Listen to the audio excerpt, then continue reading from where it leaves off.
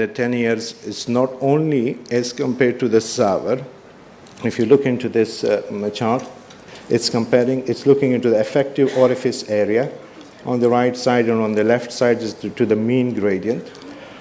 So the effective orifice area, which is both for the SAVR and the TAVR, is kind of starting from 0.7. And after the procedure, the effective orifice area has been better maintained in the TAVR cases as compared to the SAVR up to 12 months.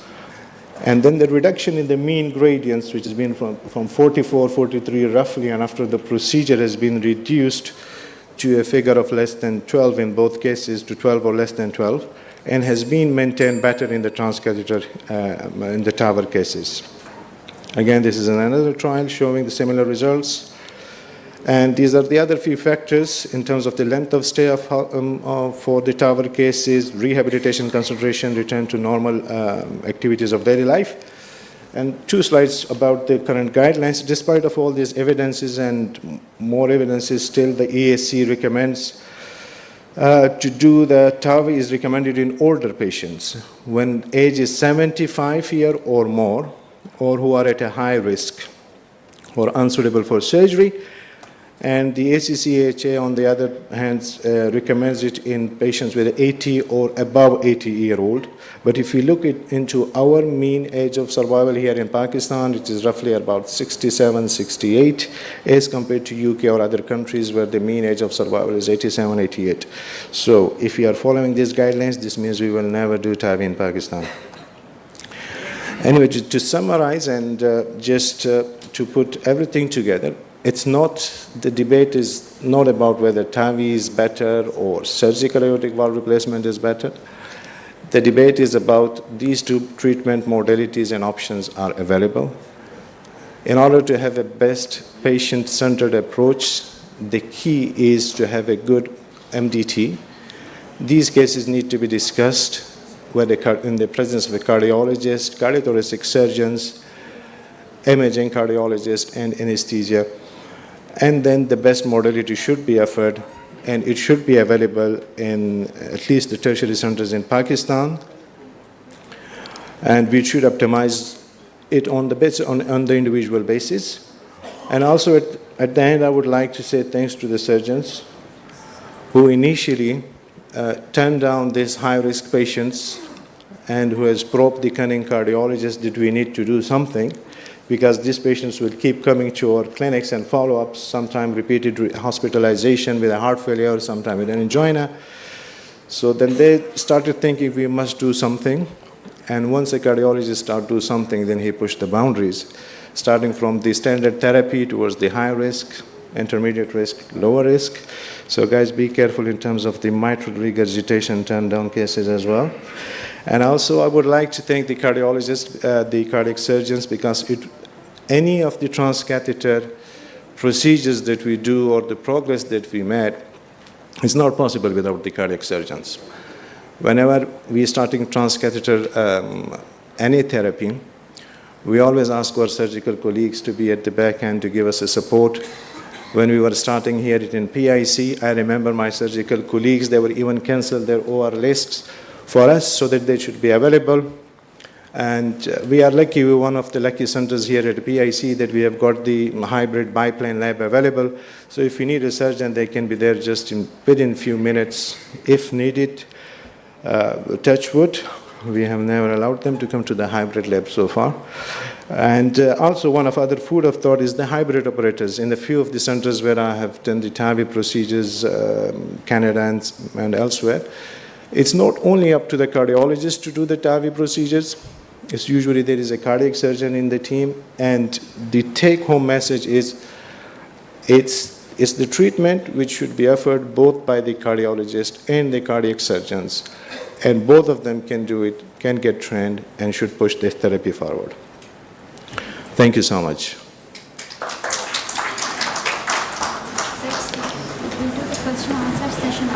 Sure. If there is any questions, we will do it at the end. Sure. Asim, I will definitely come to your questions, but we will do it at the end once my surgical colleague do the debate about the SAVR. Yeah, so we'll do the surgical part as well, and then the panelists can answer the questions. Thank you, sir. I would like to invite Associate Professor Cardiothoracic Surgery, University of Colorado, Dr. Mohammad Aftab, to present his part of the debate on surgical aortic valve replacement. Thank you, sir. And then we'll have the question-answer session after that.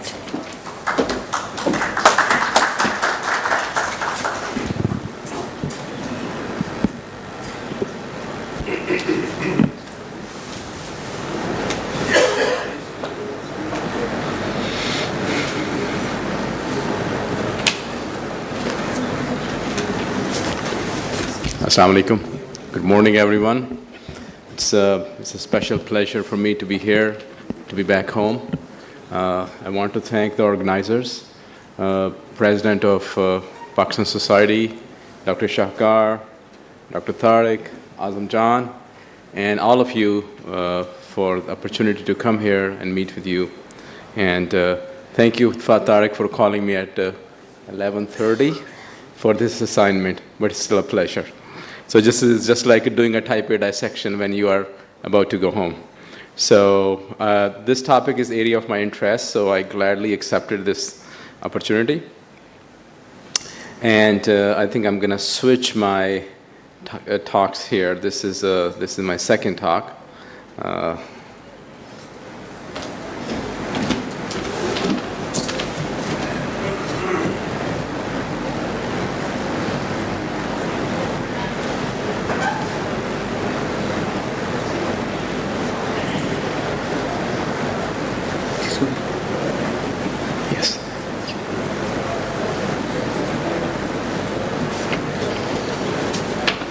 So a few things I would say. I have no relevant disclosure to this.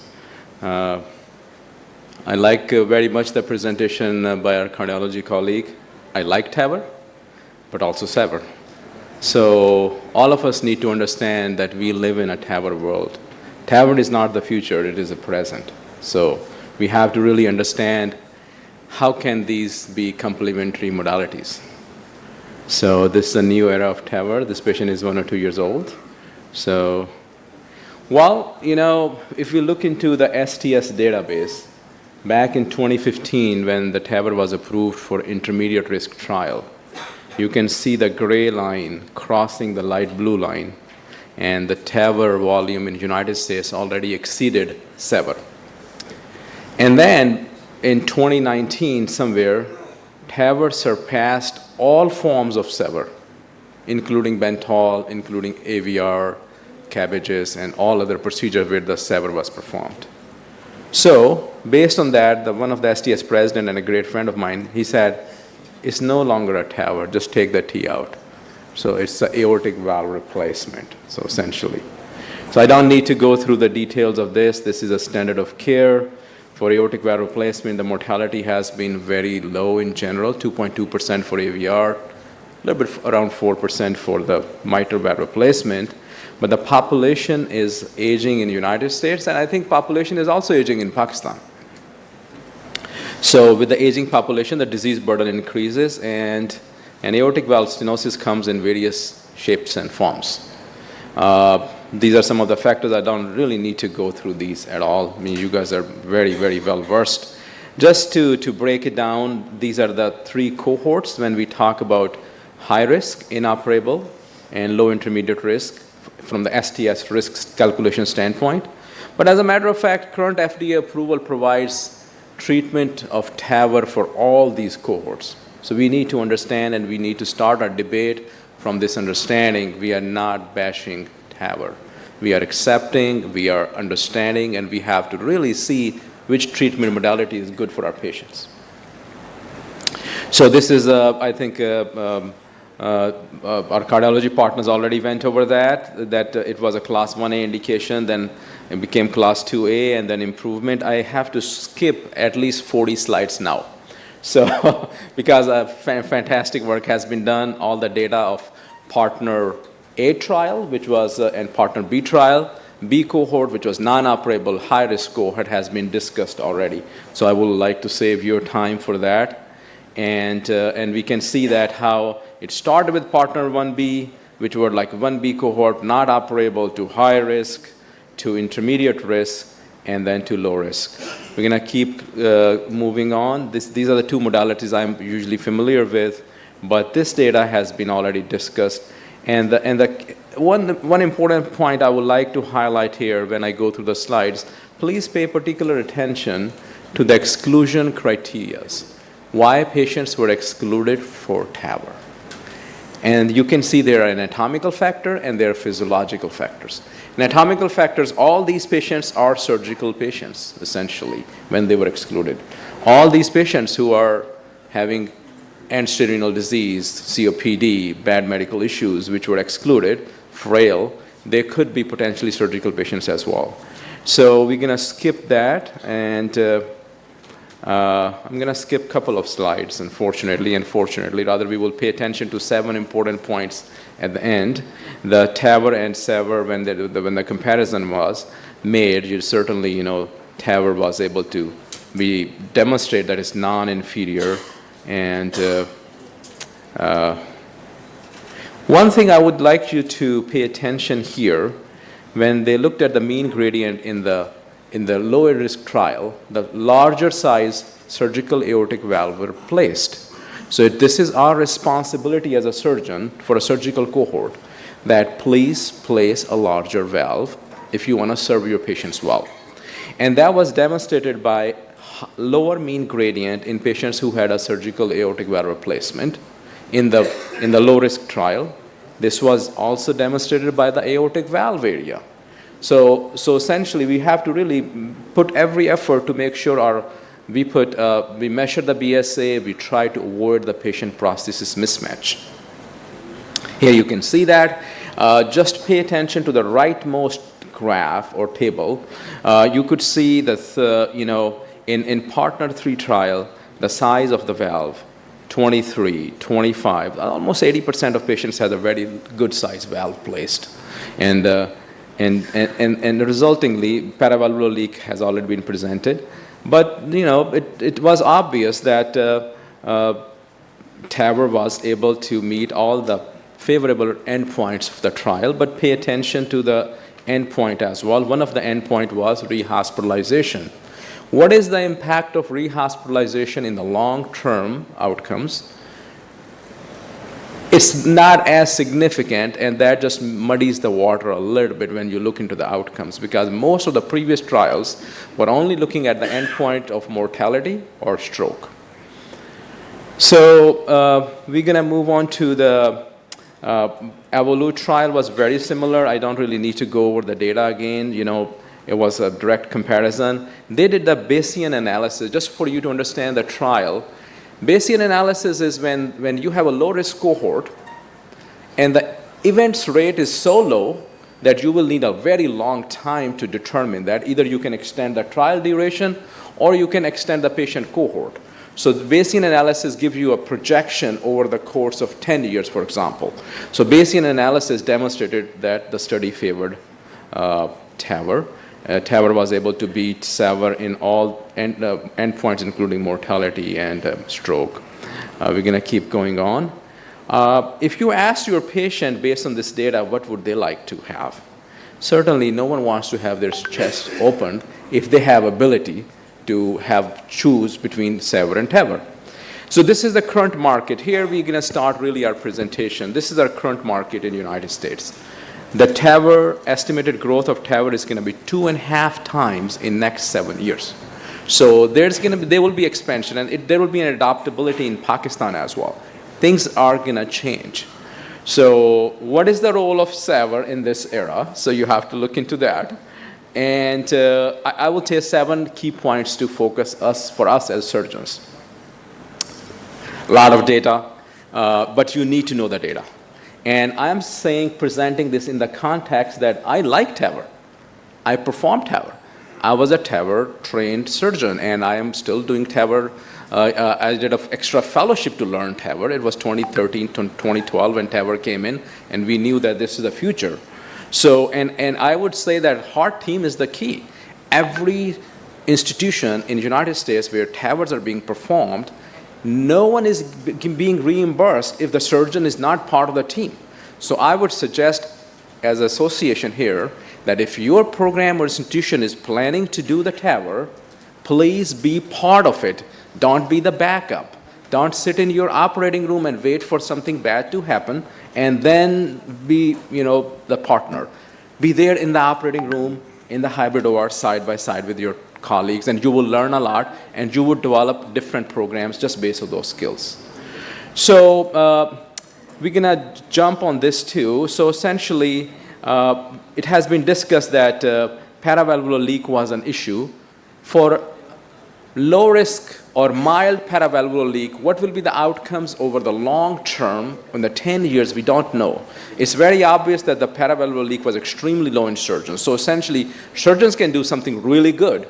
We don't accept any paravalvular leak.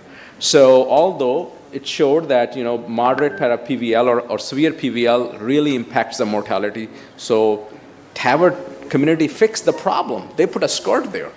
Your problem of PVL is going to be resolved by improving technology. As a surgeon, we have to study that the mild PVL will have some long-term outcomes yet to be known. Accomplish the excellent outcomes. Just pay attention to this, please.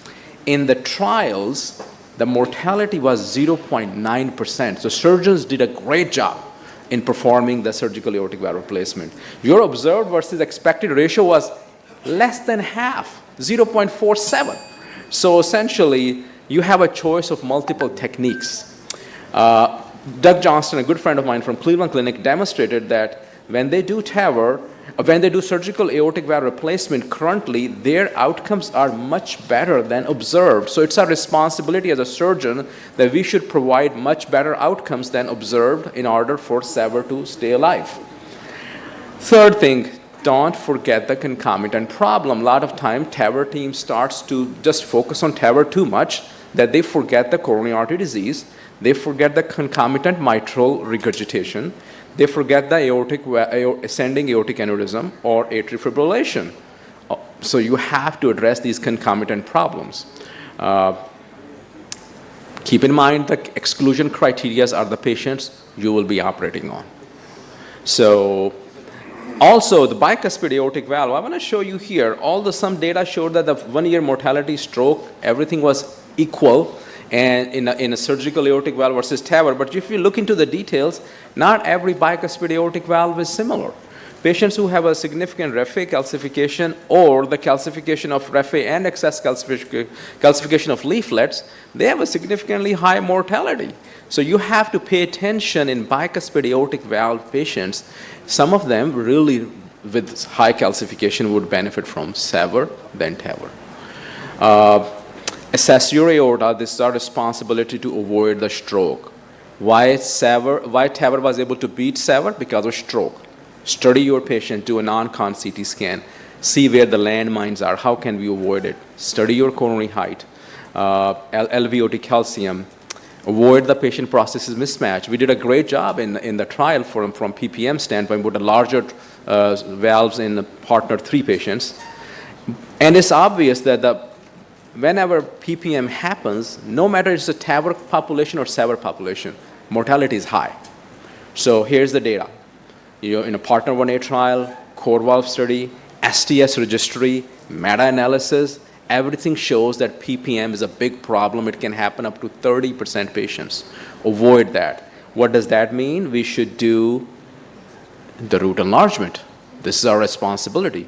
I was there in 2019. Dr. Samish was showing and teaching the residents how to do the root enlargement. This is the procedure which is an armamentarian for us. This is the root enlargement I performed on a patient who was having 19 millimeter valve. I was able to put 27 millimeter valve in that patient with this triangular patch, Y patch root enlargement. So now don't forget about the mechanical valve when we have young patients. The benefit of mechanical versus bioprosthetic valve really diverges at the age of 60. You would see less complications from bioprosthetic, thromboembolism and bleeding in patients, but higher reintervention afterward from structural valve degeneration in patients, younger patients. Choice of bioprosthesis, you need to do the reintervention younger the patient is. As you see, the age is coming down, the reintervention rate is coming down. Guidelines shows now that any patient who is less than 65, you should consider mechanical. And between 50 and 70 is a fair game. Our old VA cardiologists still favor the mechanical valve, but I would say it's a fair game. California database showed in almost 10,000 patients, mechanical aortic valve really benefit was clear in patients who were younger than 53 years old. I'm going to skip here. This is the reintervention looks like for after TAVR when you're taking out the valve. All right. And in a matched population, it showed that those patients who were reintervened, they were younger. So remember that younger patients, you should be careful into offering them TAVR. They were mostly men. They didn't have a heart failure, and they were low-risk patients. So those were the patients who will need it, and the time was within a year. So most of the patients who needed a reintervention required it within a year time. I'm going to skip a couple of slides here. And this is only slide which I really want you to know. When you do a valve explant after TAVR, the risk of reintervention or needing aortic surgery is almost 45%. Can you imagine that you are replacing their root or doing aorta replacement in 45% of patients if you have to take the valve out? So it's pretty significant. It's not trivial. So, and the postoperative outcome, just have a look at the comparison. 23% risk of mortality. When would you do a cardiac surgery with a patient with a 23% risk of mortality? So these are high-risk patients when they get TAVR and you operate on them afterwards. So be careful in making a decision. And the lifetime management of aortic valve should be in consideration. What does that mean? In a 65 years old, are you going to offer him a SAVR? In U.S., the population lifetime is 80, 85, survival. Then TAVR and SAVR, and then what?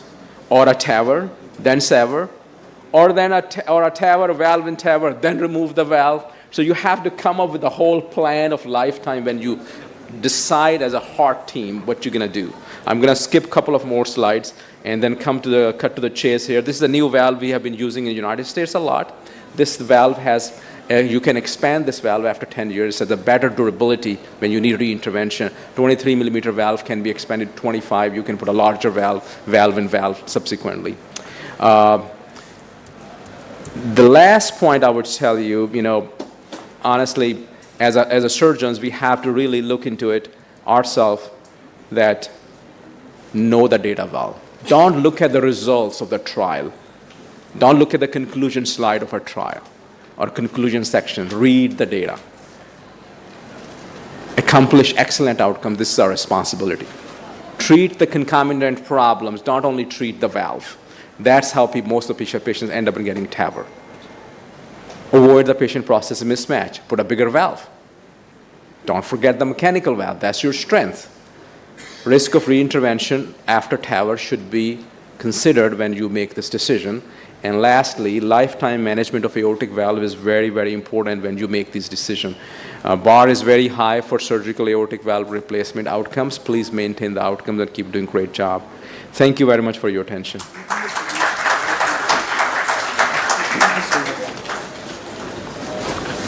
So just to save time, I would request Dr. Aftab again to just go through his next presentation as well, and then we'll have the question answer session together.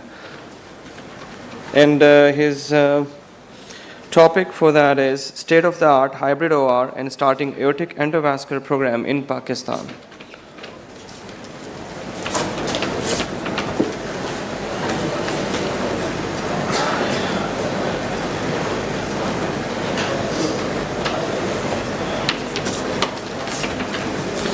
Thank you very much again. I don't want to bore you. If you want to take 30 seconds, a 1 minute break, I'm totally fine with that. We can switch gears here. This is a very, very different topic. This topic is near and dear to my heart. We don't use the word in the United States, the hybrid surgeon. Nowadays, the aortic surgeons are considered to be endovascular surgeons. They are expected to be endovascular surgeons. No aortic surgeon can claim themselves as an aortic surgeon if they don't perform the endovascular procedure. So this is the primary expectations for this. There's not a lot of data in this presentation. I have to give a disclaimer first. It's based on personal experience and based on some of the thoughts about situation in Pakistan and how can we develop a hybrid team for thoracic endovascular aortic repair. It's completely different but complementary to TAVR. These are my disclosures. None of those are relevant to this talk, but I work with industry a lot, and not for financial benefit, but for innovation, advancing the technology, developing the stent grafts, and this is important for surgeons to work with the industry. So if you are thinking that this talk is going to focus on the endovascular case planning, this will be a disappointment for you, because this is beyond the scope of this talk. In this talk, we will only concentrate how to develop a program from a programmatic standpoint. There could be a separate discussion. I had opportunity to talk to Dr. Azam Jan and Dr. Tariq. I have prepared 3 cases for you, and I have brought 3 stent grafts undeployed, and we can do a separate, surprise session, a bonus session sometime in today or tomorrow to see how the stents are deployed and how can we plan the cases. So, building a complex endovascular program. First of all, this is the outline for our discussion. You need to know your why. Why do you want to develop an endovascular program at your institution? And then we'll talk about what is the structure of multidisciplinary team, what are the essential resources needed to develop an endovascular program, and what is the future of complex aortic care looks like. And I'm going to skip the snapshot for the interest of time, and then we'll go over the conclusion. Know your why. There's an unmet need of aortic pathology which needs to be repaired. Every patient is not a candidate for open surgical replacement. We all know that the thoracic and thoracic endovascular or thoracoabdominal pathology needs very focused expertise, and both open and endovascular skills are necessary for the aortic surgeon in 21st century. And there is a wide variation of the care. A patient may get care at a different institution based on different criteria, so we should be consistent in offering world-class care to our patients. The UK study showed that thoracic aortic pathologies are treated at such a variable rate from 7.6 to 31%. So in some institutions, only very few are treated. In some institutions, up to 1/3 are being treated. Why is such a variation? This is not UK only. This is the same thing in the United States and everywhere in the world. Why is such a variation? Because patients who are going to at a high volume center, expert centers, they get the treatment. Patients who are going to low volume center where there is no expertise, people are risk averse. They will not offer them the treatment which patient needs. And then if you don't treat them, their mortality is up to 1/3 of them die.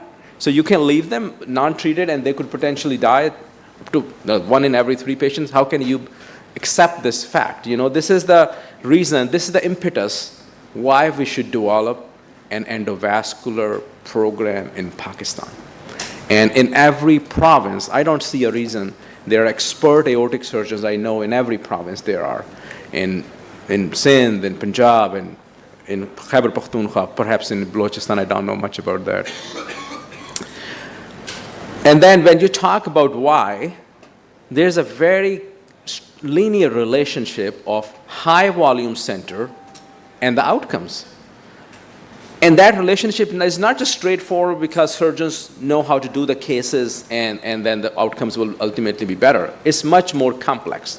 Those institutions, those teams particularly, importantly pay attention to the word teams. Team constitutes surgeon, but surgeon is only part of the team.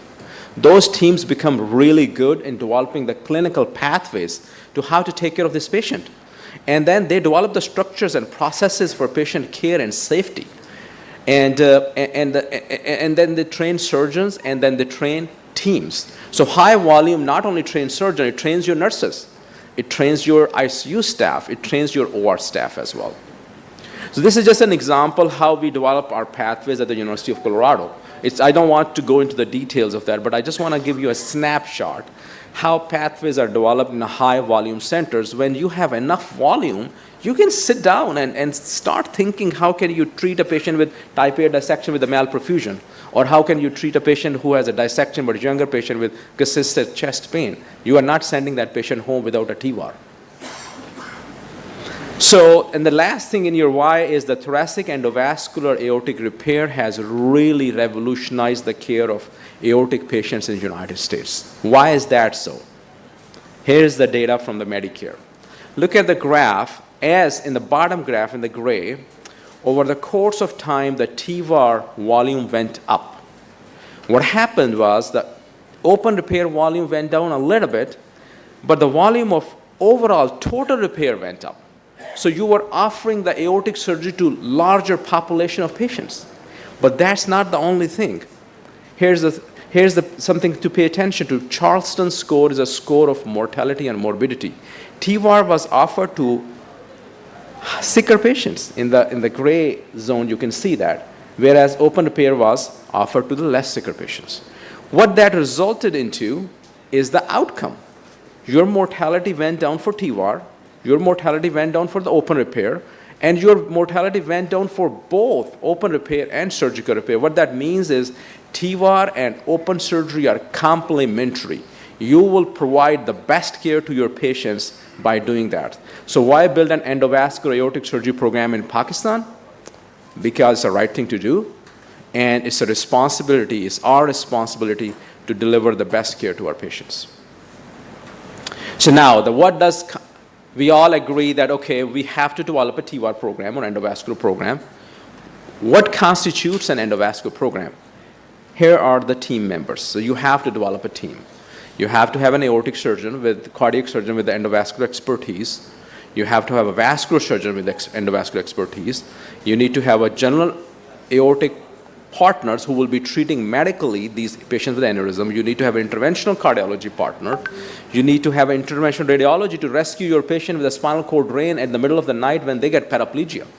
Who's going to put that spinal drain? And then you need cardiac anesthesiologists. You need complex imaging. And we all know perfusionists are part and parcel. Excellent ICU care can only be delivered needing trained intensivists. And then the geneticists are very important. Don't ignore that. Either you become a geneticist, you cannot. So hire a geneticist or try to reach out to find people with expertise. And dedicated nursing care, never underestimate the power of nursing. That's what saves your patient. Whenever we develop a new program and adopt a new knowledge, we should make a really genuine place and room for the curiosity. Assess your dogmatic belief. Dogmatic belief is what? Open repair is better than endovascular. We have to reassess that dogmatic belief. And clarify new findings, accept the new findings that, okay, well, there is a role for thoracic endovascular repair. Everyone will say, yes, it's very expensive, it's impossible, we need to learn these things, but we have to go beyond that dogmatic belief. And then use a scientific approach and learn new procedures. What are the essentials to develop a program? We all know that hybrid operating room is necessary. We all know that state-of-the-art imaging facility is necessary. If you are thinking about it, I think, for example, like Rahman Medical Complex, Aga Khan Hospital, or I know limited about other institutions, but Peshawar Institute of Cardiology or Peshawar Institute of Cardiology in Lahore or Peshawar. These institutions already have state-of-the-art imaging. You have to just put them in use. Have the softwares, Terra-Recon, learn how to use the softwares. I learned how to use the Terra-Recon software at Cleveland Clinic when I was in fellowship, and since that time I have been using it for every case, whether it's an open surgical aortic replacement or it's a TAVR. And then with a dedicated planning, you could actually plan your cases carefully. You can look at the complication risk. You can make a judgment. And a very important concept nowadays at Cleveland Clinic, particularly an institution in the US, is your patients will have complications. Can you rescue them? So the difference between a successful endovascular or aortic program versus a where there is a complication is failure to rescue. If you can rescue your patients after having a successful procedure in the ICU, you can change the mortality and outcomes. This was a 3D printing model back I used for a patient with a total arch replacement in 2018. 5 years passed by, things are much, much advanced now. So you can just imagine where things are going from that standpoint. Now, how to develop the endovascular expertise? This is the nitty-gritty details. Someone will ask, well, good, we have to develop an endovascular program. How do we learn it? Let's talk about it. Hybrid OR is essential. Cardiac surgeons should go into the hybrid OR, be comfortable, start using the hybrid OR. If you don't know how to use it, learn from the Siemens, Philips, whatever is your manufacturer or providing your hybrid OR, learn from them. Go for a course. Spend time with your cardiology colleague in the OR. I know everyone is busy, but you have to spend some time in learning these procedures, and these are the listed procedures which are routinely performed using the hybrid OR by cardiac surgeons in the United States. So all these procedures are done by surgeons in the hybrid operating room. There is no cardiologist performing this procedure most of the time, except the TAVR and mitral clip. So, and then these are the procedures you could do. I'm not going to read the list of that, but you can just see it's an exhaustive list. So these are the procedures which need a thoracic endovascular aortic repair. We should develop a program, and we should learn the skills. So when you're a cardiac surgeon, you have to keep learning. There are two kinds of surgeons right now in the room. There are established, experienced cardiac surgeons, and there are trainees. So essentially, as a cardiac surgeon in practice, you should seek opportunity to work with your partners, learn endovascular skills through mini fellowships. Go to US for 3 months, go to Europe, go to Germany, or spend more time if you're really interested. For residents and fellows, I would say learn your wide skills, not the top one, the lower one. So, and get comfortable with the hybrid operating room. So there are so many pathways to learn endovascular skills. When I finished my fellowship in aortic surgery with Joe Caselli, and I wanted to do a year of endovascular aortic TAVR fellowship at Cleveland Clinic, my colleagues, 3 or 4 of us, came to me. They told me that I'm foolish. I'm wasting my time. I'm going to waste an entire year worth of salary in the United States to learn those skills, and you're going to just go back again as a cardiac surgeon. That training completely changed my career. I do completely different things than my 3 of other partners. I do branch devices in our program. We are part of every clinical trial, endospan trial. We are part of a dual branch trial with a total arch replacement. We are part of that clinical trial with AMDS device with an uncovered stent. So why we have access to that? Just because I spent an extra time after a year of lifetime investment in learning endovascular skills. So these are the few pathways for trainees. If you want to learn these endovascular skills, you can go to vascular fellowship. You can go into the operating room and become a participant and operator in a graded fashion as I listed here. How does the complex aortic program function? Now you came back with a training, you are a well-trained surgeon, you got a partner with vascular surgery, you got a partner from interventional cardiology, you have a program. How are you going to function? How are you going to run the program? That's the next part of discussion here. Collaboration, collaboration, collaboration. Work together, work together, work together. Day-to-day business goes this way in our institution. Every Monday morning, we have a aortic conference where all the patients are discussed whether they will be candidate for TAVR or TEVAR versus open surgical repair. We have endovascular surgeries performed together. In our institution, culture is such that vascular surgeon and cardiac surgeon do the procedures together.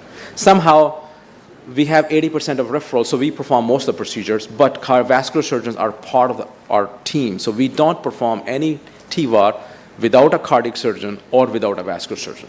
So, and then we have a dedicated hotline. As soon as a patient with the dissection is coming, everyone is called. A cardiac surgeon is aware, a vascular surgeon is aware, interventional cardiology is aware, what can we do for this patient? And then reach out and develop your referral base. Tell people what you're doing. Do teaching conferences. Teach your residents, your nurses, your staff routinely, every quarter, every 2 months, every 3 months, whatever is necessary. Do the courses, regional and national conferences, teach more people. That will bring you the volume. And patient awareness. This way you can offer the complex care to most difficult patients, and And I have to say something very important about this. Take your complications seriously. When you will have a program in endovascular and aortic surgery, you will have complications. Those complications will happen, but are you going to change your practice? What are you going to do better by learning from these complications? Study your outcomes. All of us as surgeons, and I am equally blamed, we only remember great outcomes. We tend to forget the bad outcomes. What will tell you your bad outcomes or good outcomes? Systematic review of your own data. Develop a database. Hire a database manager. It's extremely crucial. That person doesn't have to be a physician or a nurse. It could be just a manager or an APP, nurse practitioner, or physician assistant. And give a little bit room of learning curve. People start bashing about, oh, well, look at that program. They started doing TWAR. They had a patient with a paraplegia. And so essentially, there will be room for learning curve for that. Give that room because people will learn. They will get better. The program at the day one will not be the same program at the 6 years. At a 6 years' time, that will be a state-of-the-art program, but you have to start somewhere. And you can see the learning curves are very complex. And have a healthy relationship with industry. So a few things. A relationship with industry should be based on goals. Try every stent grafts. Try Gore, try Trumo, try Cook, everyone. You should know the benefit of each stent instead of using one stent exclusively that you are just invested in that company. So use all the stents and use them for your knowledge. Their clinicals are very expert. They know how to case plan with you. And you can be part of the clinical trials, and you can be consultant to develop new devices. They don't know. They have engineers. They have biomedical engineers. They have scientists, but they don't know that your needs. You will tell them your need, then you can work together.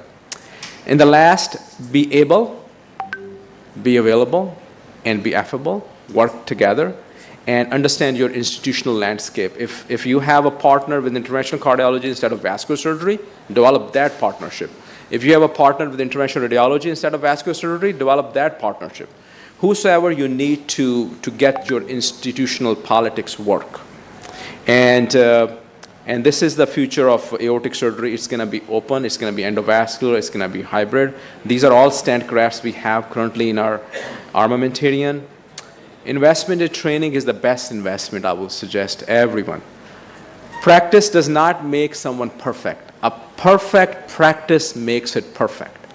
So when you are teaching fellows or fellows you are learning, do the perfect practice.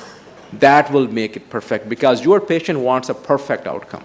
They don't want to have a less than perfect outcomes. So, and in the end, it's a challenging task to develop an endovascular program in Pakistan, but it's a mission critical. It's very important. It should be methodical. It should be multidisciplinary. And these are some of the components necessary for that. I would say we owe not only to our mentors, but also the abiding legacy and our patients of present, past, and future. We are responsible to provide them the best outcomes for many years of services. I am so grateful for all of my mentors, Lars Svensson, Eric Roselli, Joe Caselli, and many of them listed here, including Jibreen Al-Khoury, who's going to be giving a talk. Although I directly was not trained by him, but I learned a lot from him.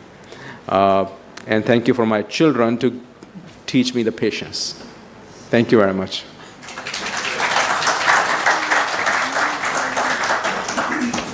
So we can direct the questions to you. So, 2 questions only, because we're running behind. And no comments, just questions.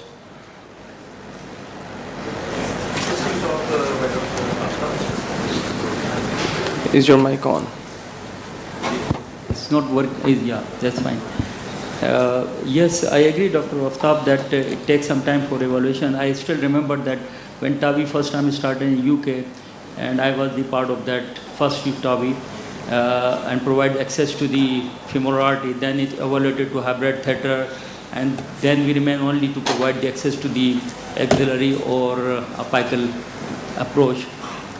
Now, my question that last year, I just want to tell you about last year experience. Last year, one of our NICUD cardiologists called me. He said that, can you provide access to the femoral artery?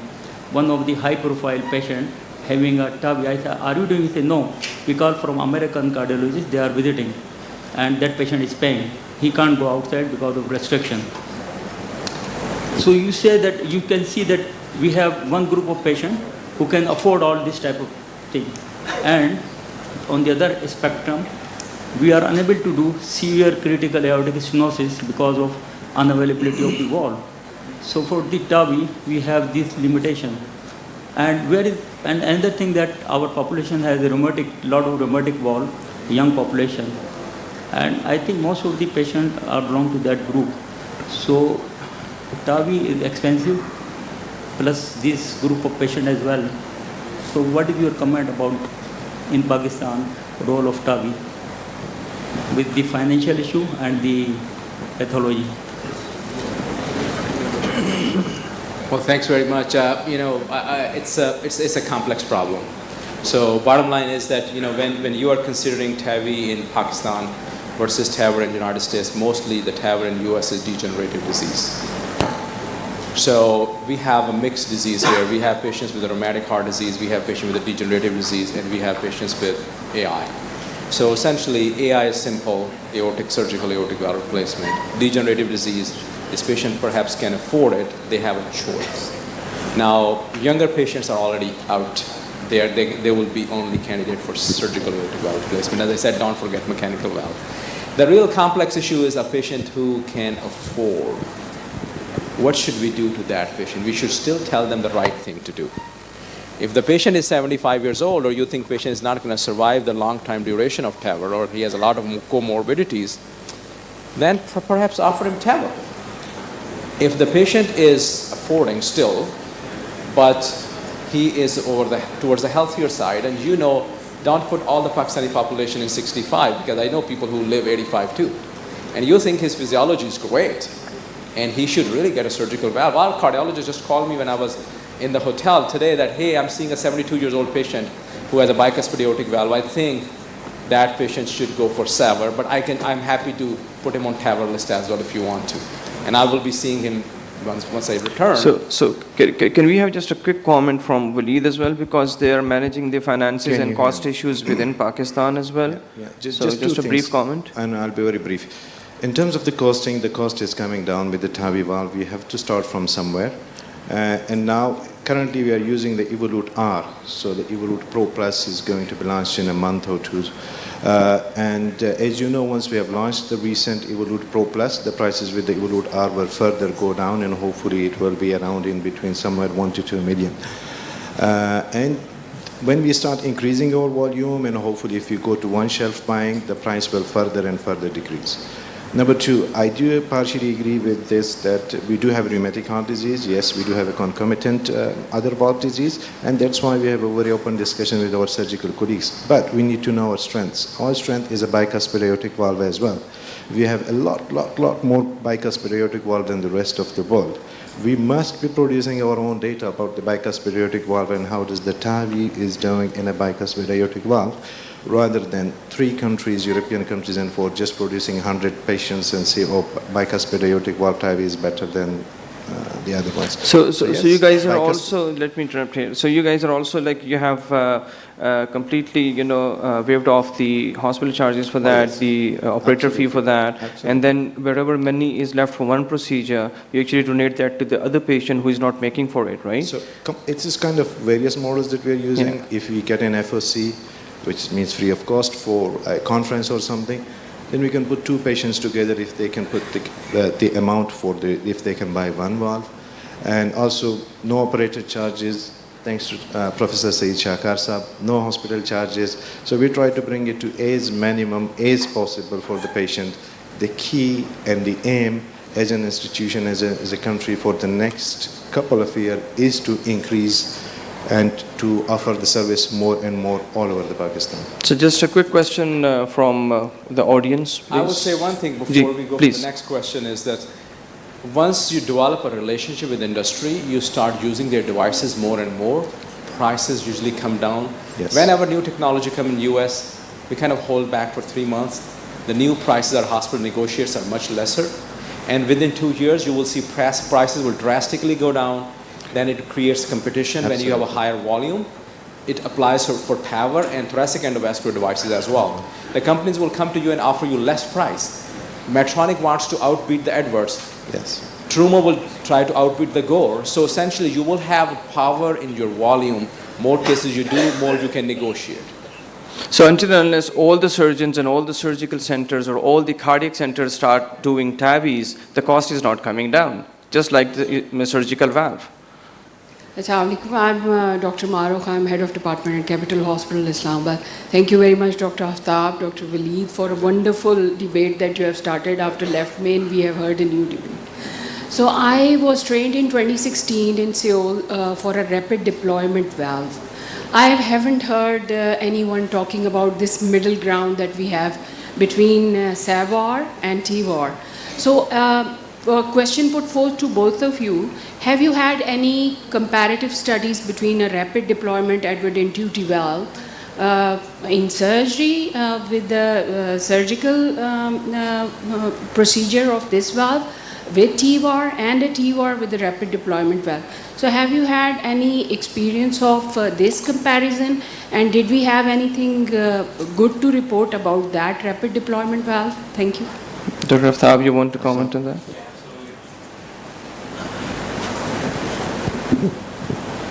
This is a great question. Mini sternotomy, right anterior thoracotomy, rapid deployment valve, intuitive valve. All these options makes your SAVR much, much safer.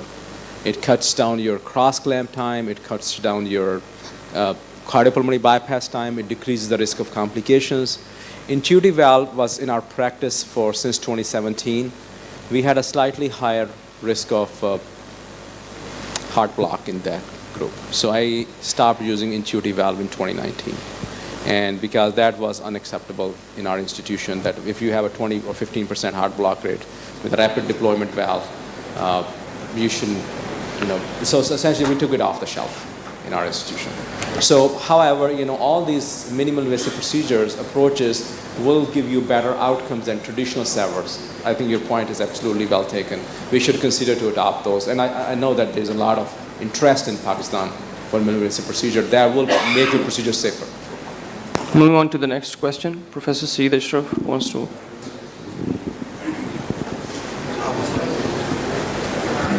Sorry, first of all, this is such a good topic. We should have given it for at least 1.5 or 2 hours. But because we run over time, we can't discuss. It's a shame. Anyway, and Bugs stop at moderator. Anyway. Now look, in Pakistan, TAVI, I do both, TAVR and SAVR, okay? And at present, I'm running 3 prospective international randomized trials, okay, with the low-risk group of TAVI. In TAVI, if you can do something, it doesn't mean that is good practice. Anyone can do anything, okay? But nowadays, because in my center, we started 15 years ago, TAVI, okay? So because you know that TAVI started from Germany and from Europe first, and then Canada, and then USA. And now we are seeing removal of TAVI patient. And like Dr. Aftab just mentioned, 40% of root replacement, and those group 33% mortality. In this days and age, it is unacceptable or it is crime. So in your group, Pakistan population, where the average age is 55, I mean, I was really appalled to see 10 years ago, one of the Karachi center, one cardiologist was telling me that he has done so many in 51 years old. I said, had you been in Europe, you will be arrested. Why you have done in 51 years of age? What you're going to do 10 years' time?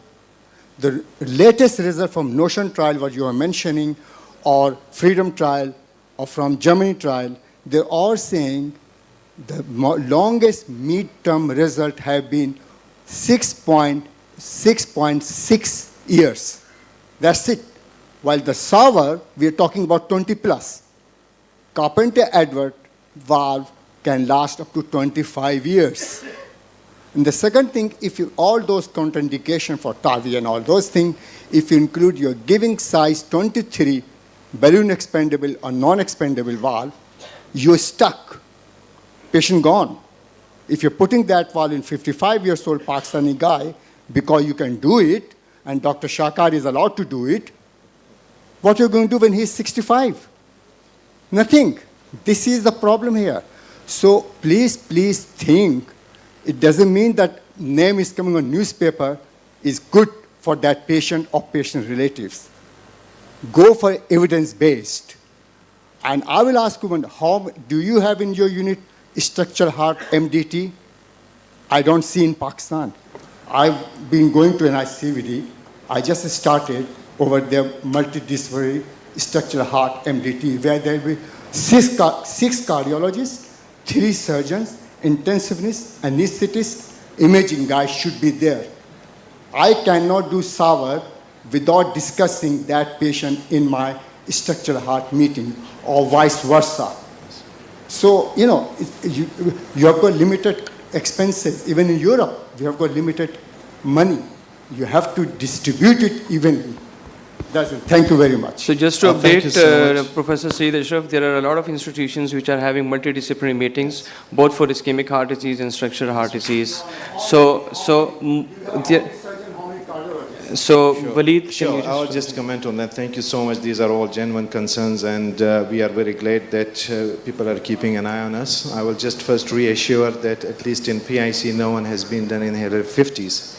So, and the second thing is, alhamdulillah, we have got a very thorough once weekly MDT, where both the cardiologists, cardiac surgeons, and the anesthesiologists sit together and discuss the structural and the non-structural coronary artery disease case.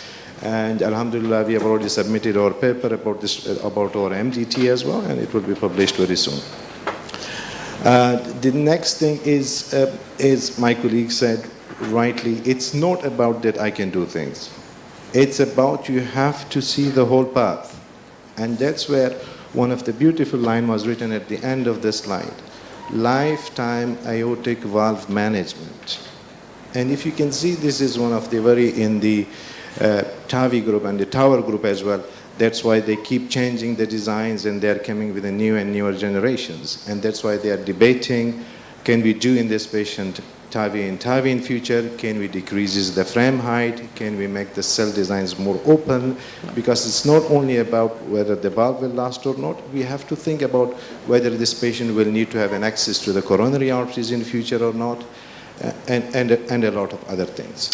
Thank you, definitely, Dr. Waleed. yes, but it's progressing, alhamdulillah. Thank you for the very intrusive session.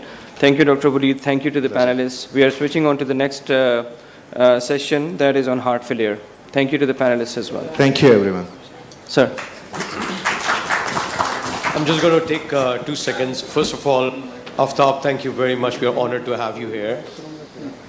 If I have to have an aortic valve replacement, and if I need a bioprosthetic valve, I'm sold out on TAVR. If I need a bioprosthetic valve, provided I get longevity. So right now, the problem with the TAVR is not about whether you can do it or not. It's about the longevity of the valve. So if your life expectancy is more than 20 years, you can't put in a TAVR in somebody and then get on with this. So that is the issue about TAVR versus TAVR. So is a valve-in-valve a future after 10 years? A valve-in-valve is a future. So that gives you obviously. 20 years from now then? Yes, it is a future. But the question mark is whether somebody would be able to do it at that point in time in a very calcified, sclerotic, aortic route, So, a valve-in-valve. those 10 years are going to start from now? Inshallah. Dr. Sami, final comment, please. I think that My goodness. I think that there is a place for every technology and every technique which we have. If somebody is 52, the new generation valve, where you can maintain them on low INR, are very helpful. The same way, there was a pool of very old patients who were refused and declined by surgeons because of their age. So they were tapped into, and you saw a surge in the number of TAVR. I think it's going to plateau out. If you look at the surgical AVRs, SAVR, they are there and will stay. Thank you. End of the session. Thank you to the panelists. Thank you, Dr. Waleed. Thank you again, Dr. Aftab, for your presentations and excellent talks. I'll now hand the session over to Dr. Asim, our fellow surgeon from Peshawar, and Dr. Amir, resident surgery PIC, will accompany him. Take over. We don't have any break. We are just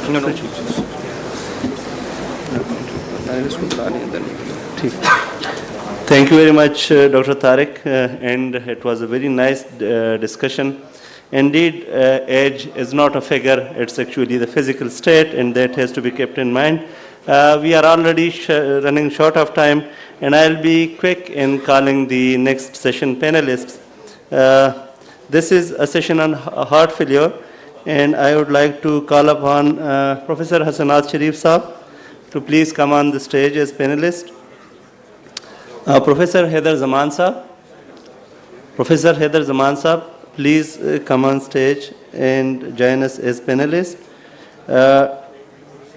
Asif Shah Saab, Dr. Asif Shah Saab, please come on the stage and join us as panelist. Dr. Mukhtar Ahmed Saab. Dr. Mukhtar Ahmed Saab. And Brigadier Muhammad Amir Saab, please.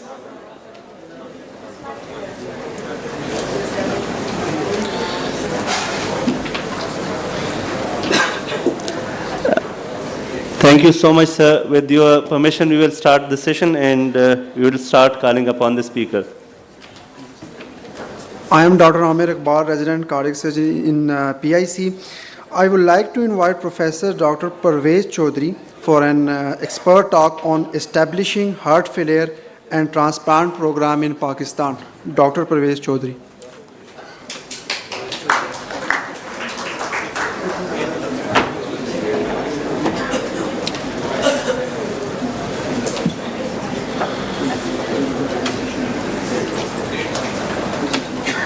Does this work?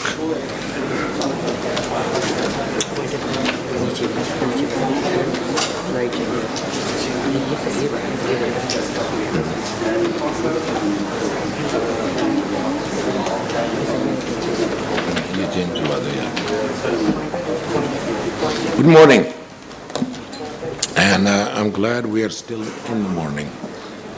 How did I get kicked out?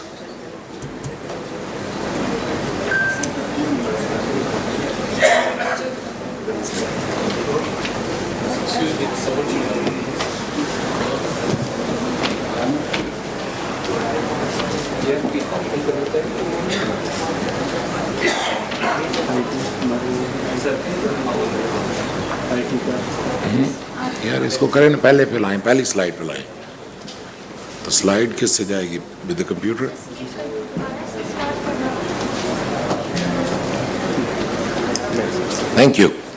Thank you much. I apologize for all the mess up. I'm not a computer whiz. First of all, you guys saw a lot of data in the morning.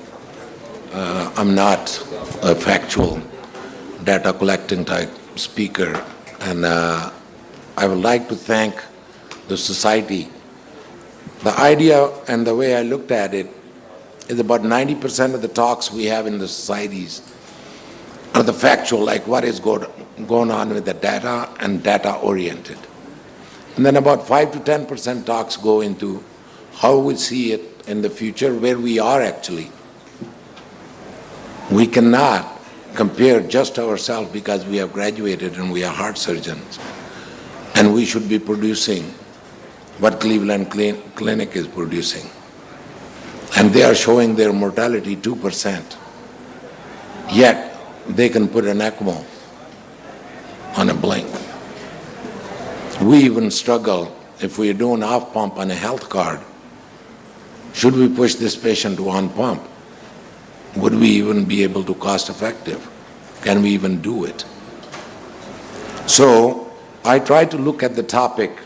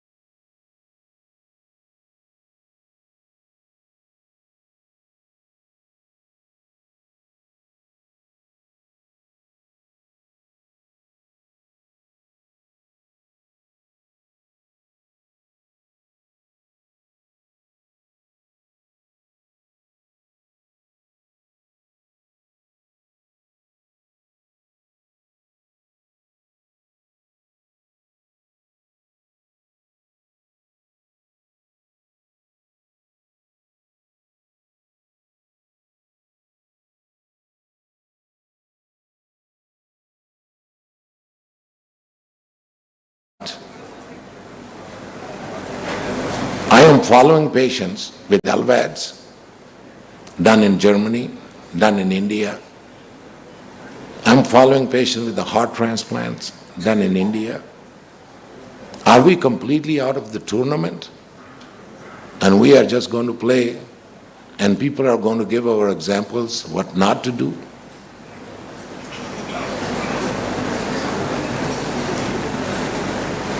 It all, especially when you go to heart failure, and I'll prove that in the next few slides.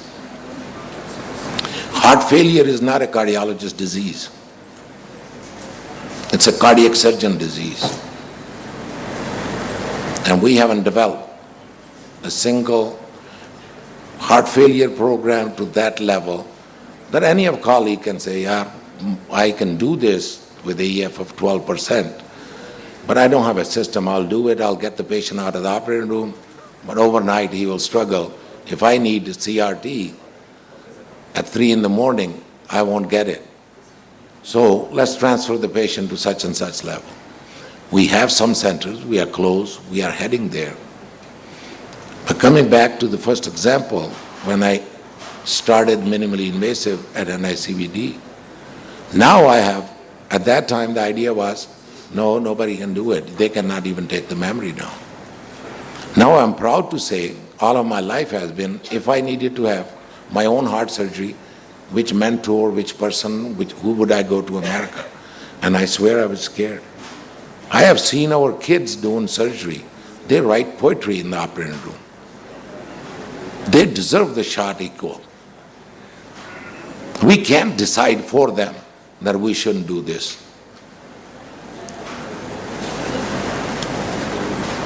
All it needs is a team, and team starts with one. It doesn't start with 2 people. Nobody will agree with you. And a lot of stuff you will say, even at home. But you have to bring those people on your side. You can't force them that you admit or you succumb to what I'm saying. You bring them with you. Basic team, and I'll get on other side. It needs 2 surgeons. It needs 2 cardiologists either having knowledge, which I have rarely seen in Pakistan. I'm at Umar Hospital, Lahore now, and we just got a cardiologist from Saudi Arabia. And the kid has interest in reading echoes, going into details and managing heart failure patients. We can't find cardiologists. But why should it be? Then I mentioned the coordinators, because having the experience previously in transplant, it's an implant, any other program, even if you are building a heart surgery program, the programs run on the coordinators. Surgeons don't carry the shoulder. They do 1%, 2%, 3% of the job. 80, 90% is done by nursing. Nurses take you down, nurses carry you. And they get alternating. And why did I put specifically administrative chief? Because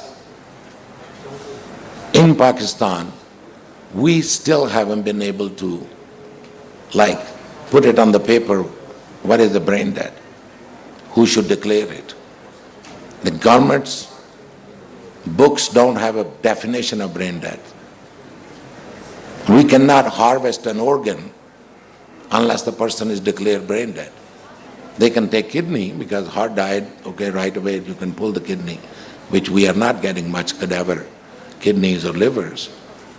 But we have to get to that level, and society will have to take the initiative. The coordinators follow on those things and keep it going.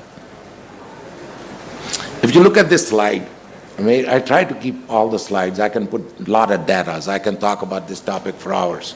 Heart failure is my passion. I didn't get married again because I couldn't find a woman with heart failure. So medical management, cardiologist does it. But can a cardiac surgeon do it? Absolutely. I've been managing it for past 30 years. Interventional management, that's where the cardiologist comes in. If you can stent them, if you can deal with their valves, what put them into failure? Surgical management is only done by surgeons. TAVI, Where it started with the surgeons. I'm a proctor of all the valves placed by catheter. It's a surgeon's job. We just didn't get involved because we are chasing the cardiologist to send me a private case or be nice to me. We have to have the technology to live up to it. In NICVD, even having the old centers and everything, we were getting patients from Iraq, Iran. The day we closed the patient on transplant, I had a patient from Iran sitting here. And do you know how bad she wanted and her family? I said, how would I follow you in Iran? And she said, I'll even change my ID. I'll get citizenship in Pakistan. I'll live in Karachi. I have relatives. Entire Middle East, we get patients. All of you guys have done it. Why do we have to keep looking? The government is not putting in. We can do medical tourism on it. 2005, one of my seniors, I graduated from UCLA. One of my seniors was an Indian guy. He left UCLA after training. He went to Pakistan. He set up a system, $10,000 heart surgery, bring your spouse with you, and we'll take you Agra to show you Taj Mahal. So you come for 2 weeks, 1 week you see India, next week we operate, then you sit on the plane and fly. Minimally invasive surgery is that. You operate, their pain is controlled, they can drive car, they can go back to work. So we have to come in the streamline where the world is before we start looking at their data and comparing what they are doing and what we need. We need to get to that level. For residents, I put these slides. If somebody asks you in your questions more than this, then they are going beyond. That is for the transplant guys' questions. But what is the causes? Cardiomyopathy, coronary artery disease, congenital, dangerous recurrent arrhythmia has come into it, and failure of transplants. Those are the questions you get in the risk. What are the risks of heart transplant? Rejection of donor hearts, primary graft failure, coronary artery disease, medication side effects, cancer, infection. We can deal all that in Pakistan. And those are the questions can be asked the residents. These are the numbers I put for senior, such as Dr. Adizaman, Dr. Asnad. When you guys talking to the politicians and big guns who have to make the decisions, these are the numbers for the USA. They have almost 7 million people. Highest number of readmission in United States is heart failure. Every ER sees more patients of heart failure than heart attack. What is a heart attack for the residents and fellows? Remember this. Cardiologist and cardiac surgeon either is treating heart failure or preventing heart failure. Either it will be acute heart failure or it will be chronic heart failure. But you are treating heart failure or you are preventing heart failure. Patient dies of heart failure. We don't need to be afraid of it. And we have in millions.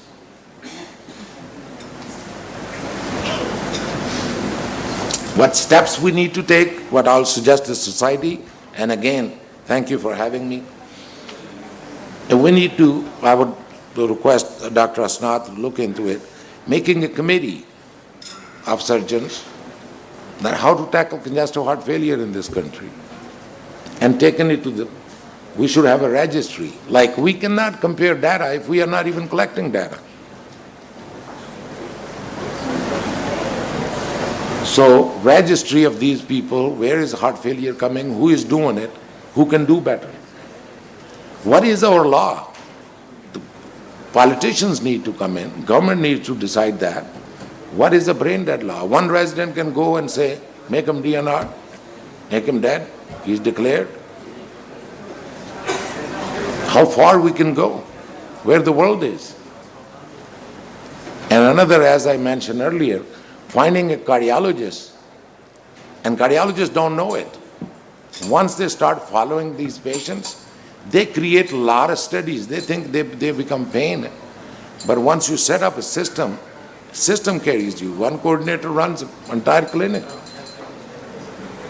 And which program, the cost, thinking that heart failure cost is as much as a kidney transplant, a heart transplant. Cost is what? Somebody is donating. We just have to fly. We have to go get it. All of our politicians every day fly in the helicopters, but one of our doctors cannot go. We can do it. We have to have the political will.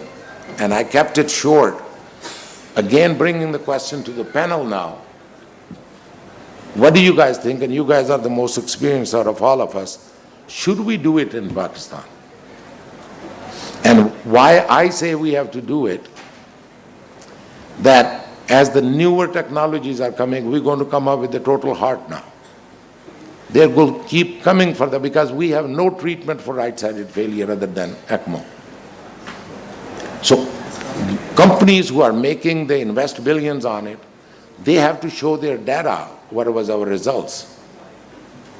And they don't send it where you're going to put a patient on ECMO or LVAD and there is no transplant.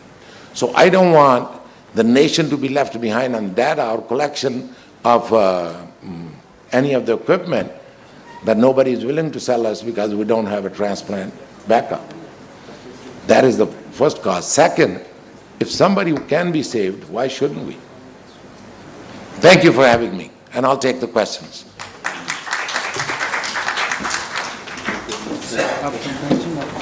Okay, no, I can talk from here. So there is a slight change in the thing. We have Jibreen Al-Khori, he's virtual, right? And we have already, at his time, that's 11:30. So we are going to take him virtually just online, and then we'll continue our own session. So,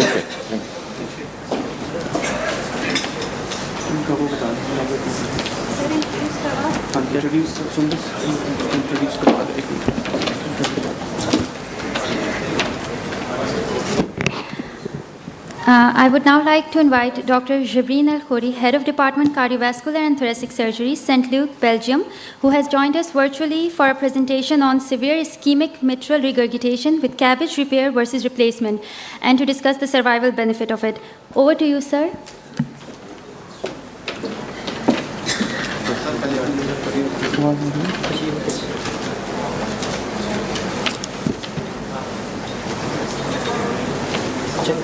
Professor Al-Khori, can you hear us?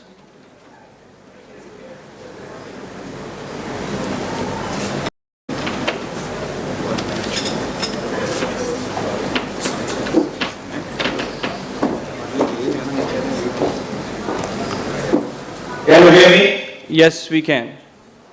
Okay. So good morning from Brussels. I am so happy. I mean, I'm not happy. I would love to be with you in Pakistan, but anyway, I was asked to talk about this ischemic mitral regurgitations, and I think before I start, I need to do some comments. First, I don't know what is the situation in Pakistan with the ischemic mitral regurgitations, but in my department, we have less and less ischemic mitral regurgitations. I can give you an idea that on about 200 mitral repair I do a year, I think I have 2 or 3 ischemic mitral regurgitations. So I think the effort done by the cardiologists, the new drugs, all of things, the LVAD, the transplant method is where, at least in our institution, we have less and less ischemic mitral regurgitations. For why honestly, I'm not so fun for this ischemic because we have less now. Anyway, I will mainly focus on surgical aspect when we are facing the ischemic mitral regurgitations, because that's we don't have a lot of things to do for ischemic, but when we do something, we have to do very well. And so for why I will insist mainly on the surgical aspect of management of the ischemic mitral regurgitations. The data, the result, the replacement repair, you can find it everywhere. So I think I saw that it may be better for us to discuss about the surgery, how we see the valve, how we do the valve, how we do the repair, than talking about many discussions on the theoretical things. So that's this image. You can see the typical aspect of the ischemic mitral regurgitation, huge dilation of the annulus, and eccentric, let's say, dilation, mainly towards P2, P3, towards P3 and the posterior conscious. We have a normal valve, but dilated. We will go back to the definition. Now, what is really very important is when we are, if you want to repair or if you want to see, if you want to do a good surgery on the mitral side, I always like to start by this video, how we have to expose the mitral valve. And you can see here that we have the image by stenotomy in this situation, that I have a right angle cannulation of the vena cava, I have a distal cannulation of the aorta, I have a suspension of the right pericardium at the edge of the sternum, and you can see that if you want to repair the mitral valve, you have to see it, you see it very well, and to expose the mitral. So any times I'm talking about the mitral valve, I think I start by this short video, how we expose the mitral valve, because it is possible to repair or do good job on the mitral if you can see it. So really, and I always go, you can see here I'm opening behind the vena cava, and the aortic clamp. You can see here I'm opening the left atrium here. You can see this really dissecting views, and we'll open now. You can see here that I'm pushing the superior vena cava towards 11 o'clock and the inferior vena cava towards 2 o'clock. So it's really exposed. I don't have nothing in my view between my ace and the mitral valve. You can see nothing there. The field is empty. We open.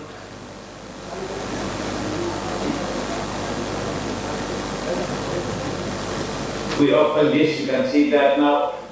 We will turn the table, and we have such a good view of the mitral. We can see it. We have a map here, but the idea is that how we expose this valve. And now start the analysis. You can see very well the analysis of the mitral valve.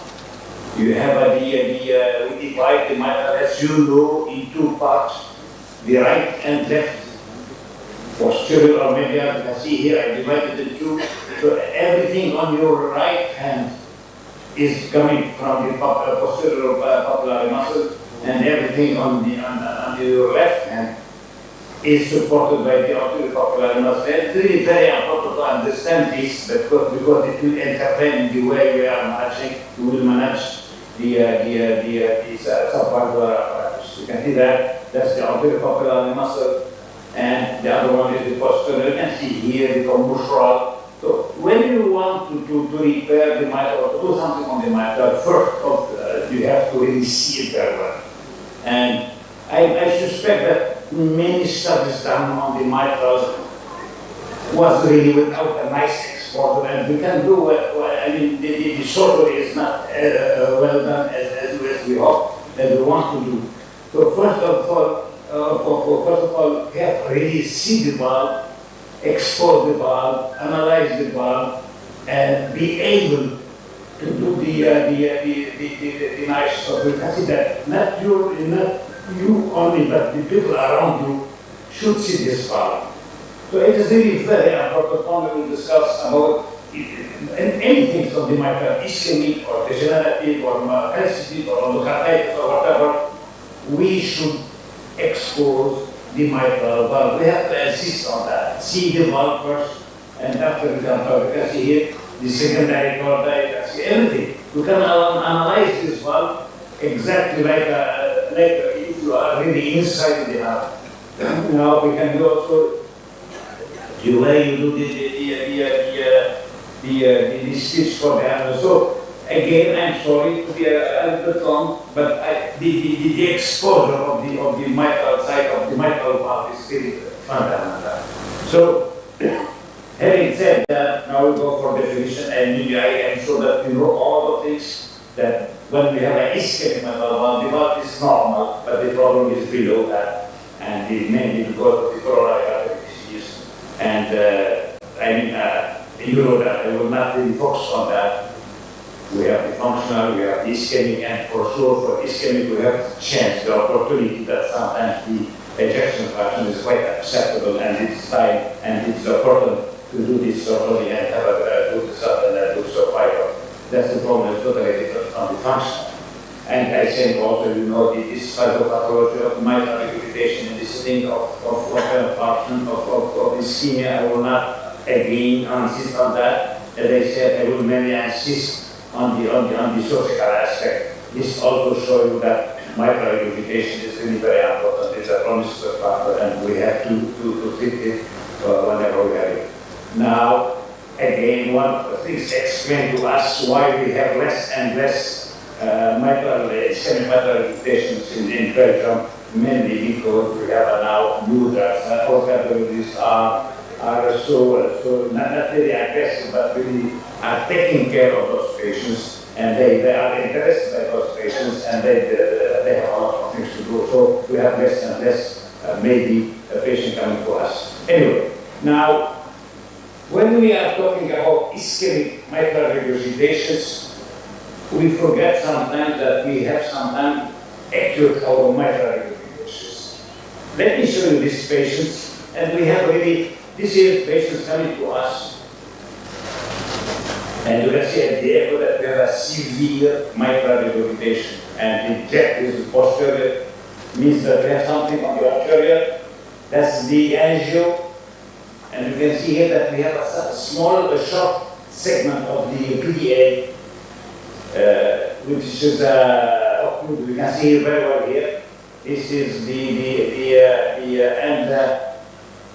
what we've done first in this patient, the blue things is the vein. I really grafted, distal grafting from coronary grafting by a short segment of vein.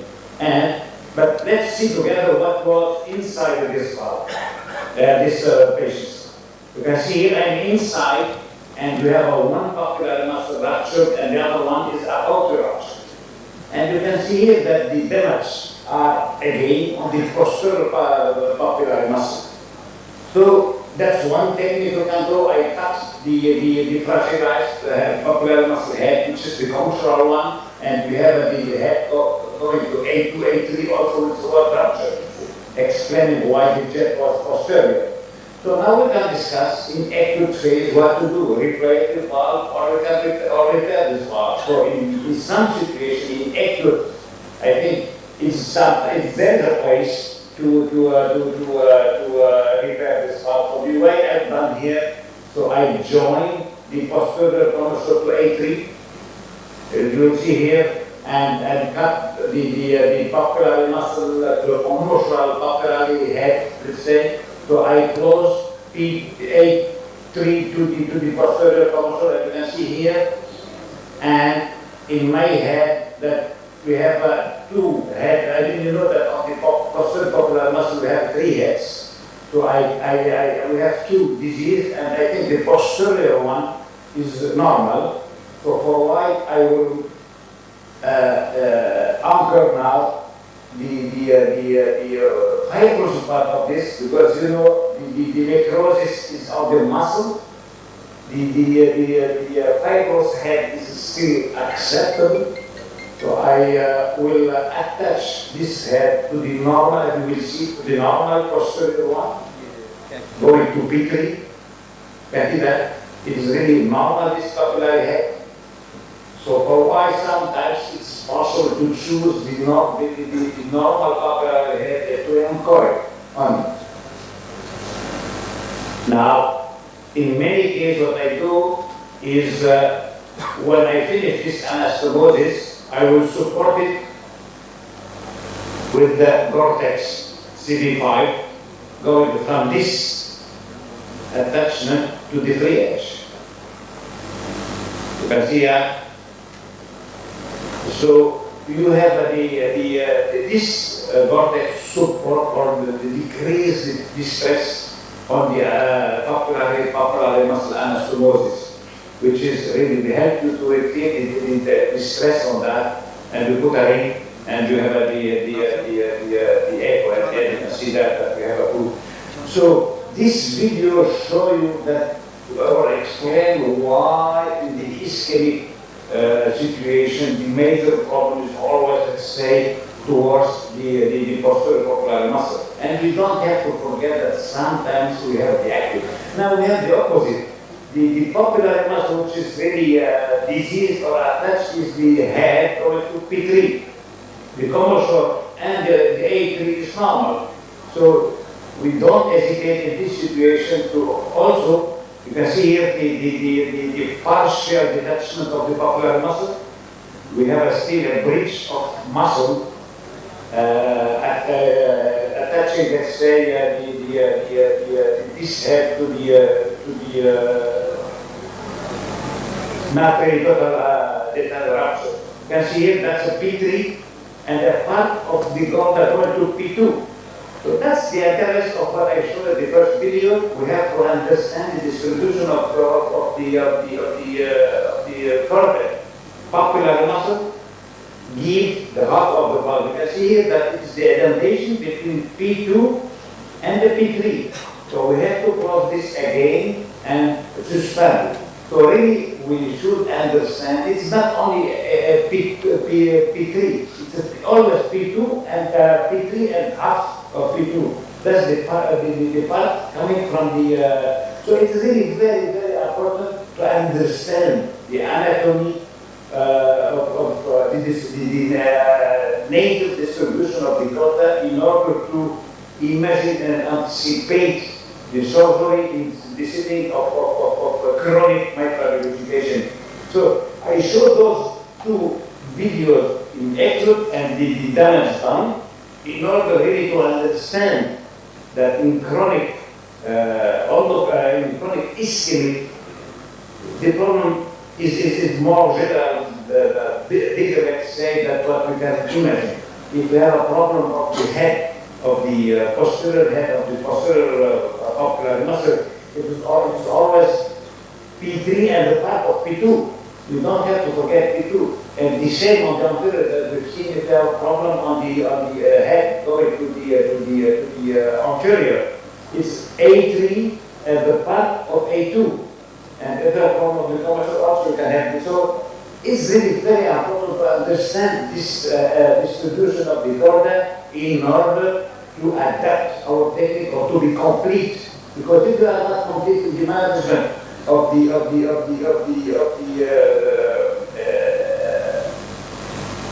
mitral part of the management of the surgery of the repair of the ischemic, we may have recurrence.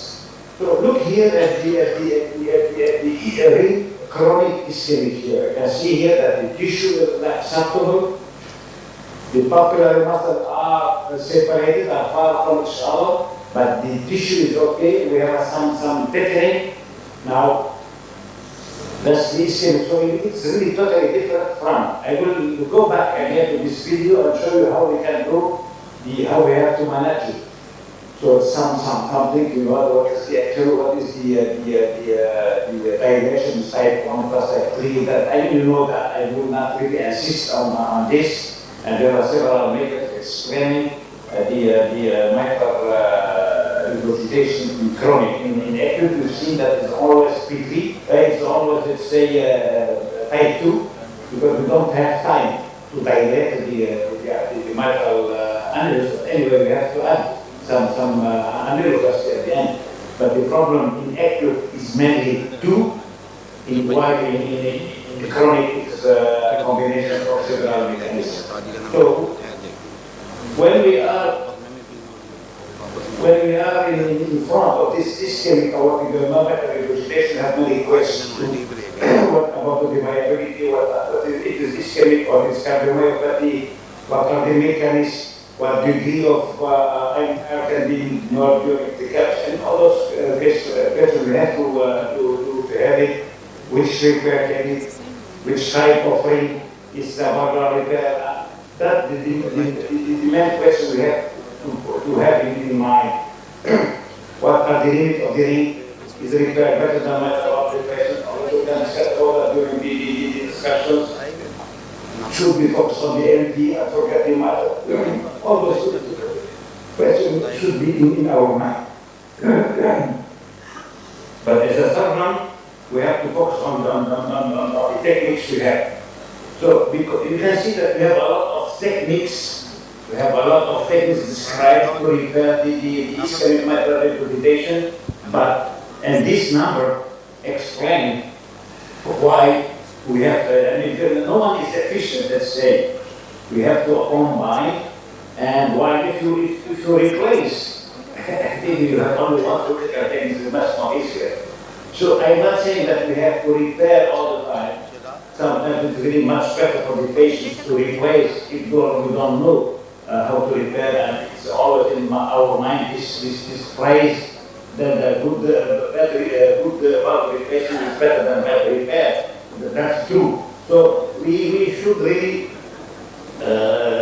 find the best thing we can do, or do what the best thing we can do. We have to choose the best technique for the patients, the best technique also we can perform ourselves. So the general idea when we are doing the ischemic mitral regurgitation, as you know, is the CAPS and the annuloplasty, the majority of cases, the restrictive annuloplasty. So, and that's the problem when we are not the things we are asking for when we are doing the annuloplasty is to have at least at the end the 8 mm of addition. Now, I will some schemes. I will not really insist on these schemes, but I will show you the video. Many surgical techniques, cutting. We have the crown when we are approaching the relocating the poplar muscle with regard to the annulus. We have the approximation of the poplar muscle. We have the split of the popular muscle. We have the extension of P3, and I will show you this video this way. This back to the first patient to show you the difficulty we have, the hesitation we might have when we are facing huge dilation, huge ischemic dilation of the mitral. So you can see I'm really in front of these patients, trying to see the best way. I'm exploring the papillary muscle, the subvalvular apparatus. So the first thing I said, well, what I can do for this patient, we have a huge dilation, but we have a normal. So you can see that the posterior papillary muscle, I said, well, I may relocate. And you can see the things I'm doing here. You can attach the head of the papillary muscle towards the anterior or towards the posterior, A3 or P3 with Gore-Tex. You can do the same on the anterior papillary muscle, and you can approach it to P1 or to A1. That's what we call the crown. Now, one thing I've done here, you can see here that my ring stitch should be very solid. And you can see here that every time I put a stitch on the papillary on the ring, I pull on it in order to see if it is fixed or not. Now, again, you can see here the way the things I'm doing here. I'm trying to displace, to relocate the papillary muscle, and I was not happy with that. But I mean, it is for the interest of the discussions. I'm showing this video. So now the other one you can relocate, and by relocating the papillary muscle, you make less. You can decrease the tethering of the posterior leaflet. That's the effect of this. Now you can also do what touch to the, as I said, to the right trigon. That's the way we do. You can also, I'm showing here how we can extend the P3 with with the pericardial patch. But as you can see here, this tissue is so thin that is really very difficult sometimes it's very dangerous, let's say, to extend because we have the tissue is very thin. Now I will try also to approximate the papillary muscle here. So you have to detach the mural adhesions. As you can see here, we have detached it. I'm showing also again once more if you want to put a cortex between the head of the papillary muscle, the anterior one, not the posterior, and the trigon. So the anterior head of the posterior papillary muscle. The same here. You can also do the Homburg technique. You can explore the secondary cortex, as you can see here. So I'm really in front of these patients trying to find what's the best technique to be applied in order to repair this ischemic mitral regurgitation. And for sure, you might say that if we replace this valve, that's the easiest way. But we have to see again and again and again. So at the end, after more hesitation, you can see here I'm approaching the two papillary muscle now.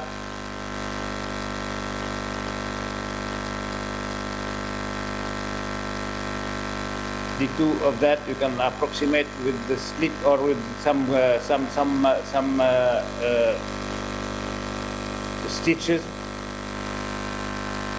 So by this video, I show you a lot of surgical techniques in my mind when I'm facing the mitral regurgitation, the ischemic mitral regurgitation. And at the end, what I've done is restrictive annuloplasty, only put a ring and doing nothing else. So in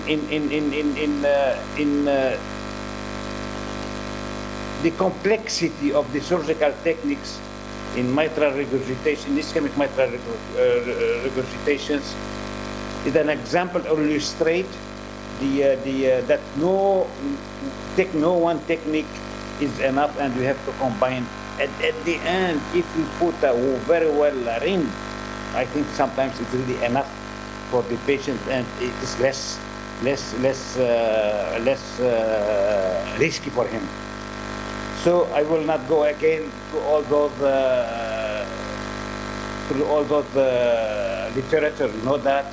I wanted only to share with you some comment, some idea about the surgical approach of ischemic mitral regurgitations, and I hope that I got, let's say, or I initiate some thinking about that. Thank you for your attention, and I'm really thankful for the association, and that I hope that the next time I will be in person with you. Thank you for your attention. Any questions? Does anyone have any questions? If you can take a few quickly.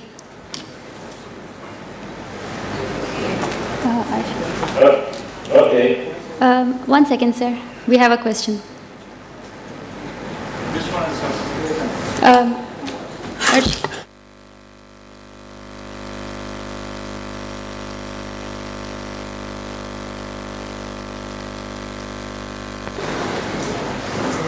Hello. Hello. Dr. Jibreen, just one second.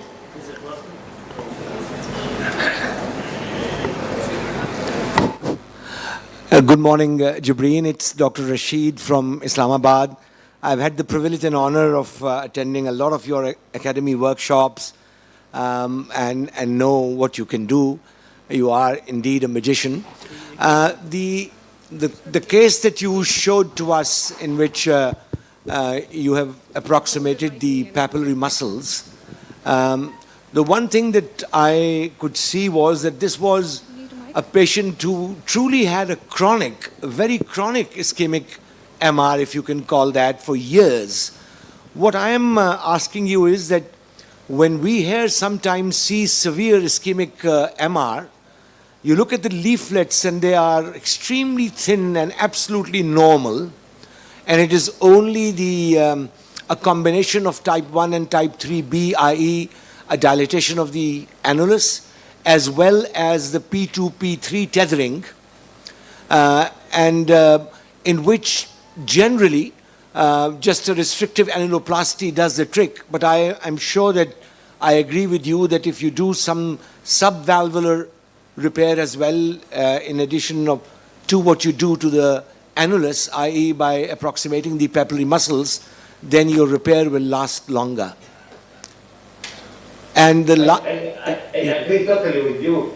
I mean, in these patients, at the end, I've done only the restrictive annuloplasty. But you're right. I mean, I want to show you how we think in the OR. I mean, thinking about many surgical techniques. But at the end, I think the most effective and reproducible one is this restrictive annuloplasty. And the videos I show that's exact, but the condition is that we should know how to do the annuloplasty. And for why I insist always on this comment that, I mean, expert surgeon or experienced surgeon can perform a good annuloplasty. But for the new cardiac surgeon, the young cardiac surgeon, we should understand, we should teach them how to do a good annuloplasty. But you're right that if you are not really, let's say, if you have some doubt about the efficiency of the annuloplasty, you may add some subvalvular things as I showed. Thank you, thank you, Jibreen. Any help in guiding as to how much do you restrict when you do mention a restricting annuloplasty? So if you have sized the mitral valve as a 32 millimeter, would you... What I do usually, I didn't have many time maybe to show that. What I do is, I do the water test, and I put a lot of liquid inside. At the end, you may see only the anterior, because all the posterior is into the left ventricle. And you size the anterior leaflet, the area you see, the anterior leaflet only. So that's the orifice, let's say, because the orifice is done only by the anterior leaflet, and you downsize one side after that. So you have really to do a lot of you fill very much the left ventricle, and when you show only the anterior leaflet, size it and take one less. Last question, with the permission of the chair, Jibreen, is that if you do look at the ventricle and you see the infralateral wall either on echo or on direct assessment as to have really dilated and thinned out and white in color, in those patients it is clearly said that it is better than to replace the valve because the recurrence rate is extremely high. Thank you. Okay. Yeah, you're right. I mean, like I said, I mean, a good replacement better than bad repair. And for sure, in this situation, you can replace this valve by pressure and the subvalvular apparatus. Yeah, I agree. Now, the next one we can add sometimes that if the posterior wall is aneurysmal, sometimes also we can resect it from outside. That's what we like a door, but on the lateral wall. Thank you so much, Dr. Jibreen. Thank you for your time. Thank you. Okay, thanks to everybody, friends. See you. See you, sir. Okay, bye-bye. Proceeding now, I would like to invite Dr. Asif Shah, consultant cardiothoracic and heart-lung transplant surgeon, clinical lead for NHSBT Organ Utilization Cardiothoracic Center, Freeman Hospital, Newcastle upon Tyne, for an expert lecture on heart failure and mechanical circulatory support. Over to you, sir. Thank you.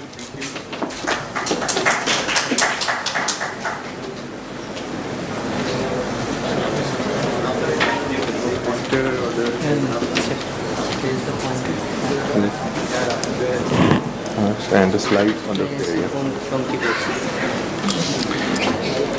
Hello, assalamu alaikum to everyone. As my introduction, my name is Asif Shah. I'm the consultant cardiac surgeon in the Freeman, Newcastle, UK. And it's a privilege and honor to be here. This is my first time giving a talk to Pakistan, and special thanks to Professor Shakar Shah for his kind invitation.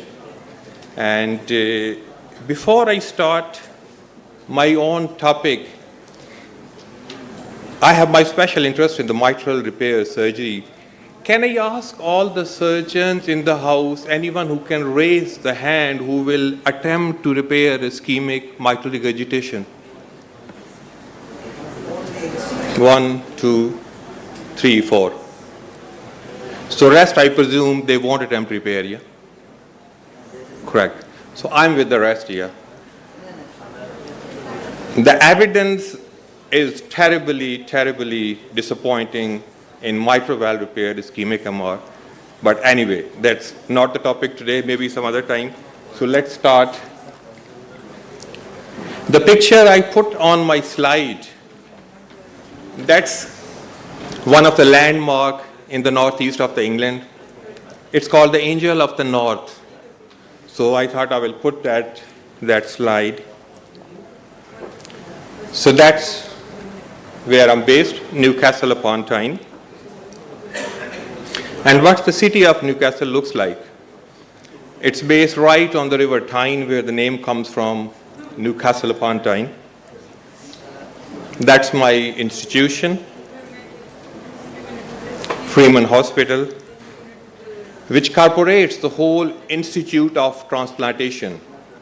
So in the whole UK, that's the only institution where all the transplants are done under one roof. Heart, liver, kidney, pancreas. We have a luxury of all the transplants done under one roof. And of course, not to forget the home of Newcastle United. Right. So let's start with the topic. So what's heart failure, basically? I actually appreciate the talks by Dr. Chaudhary earlier.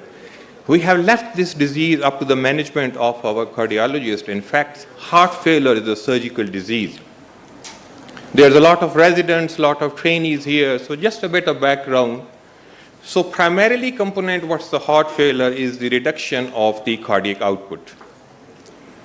Generally, broadly, which can divide into reduced ejection fraction due to rejection in the ejection fraction, or the heart failure with the preserved ejection fraction, which the modern term we call it HFpEF heart failure. Approximately 900,000 people are with the heart failure in the UK. It is the most underrated disease, and out of 170 billion pounds of NHS budget, the 2% is consumed purely on the heart failure.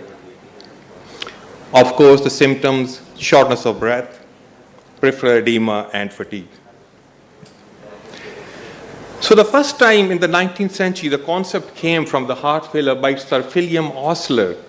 So very classical slide with the initial insult of the MI. There's a long latent period of so-called stabilization, but basically that's where the compensation phase going on.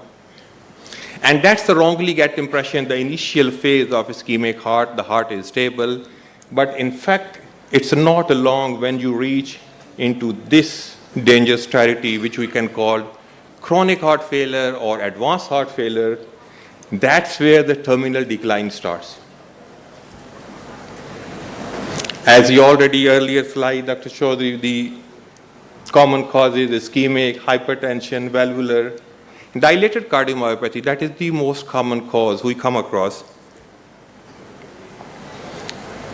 Symptoms for the left-sided, shortness of breath, orthopnea, paroxysmal dyspnea, cough, added crackles and hard sounds, and on the right side, all volume overloaded signs, the peripheral edema, hepatomegaly, raised filling pressures. So what happens when the cardiac output goes down? It ends up with increased neurohumoral response. In the acute phase, your just blood pressure increases to keep the perfusion of all the vital organs. While as more it goes into the chronic stage, that's your consistently increase in the afterload, reduces stroke volume. And that's where starting in the resulting of the necrosis and octasis of the myocytes.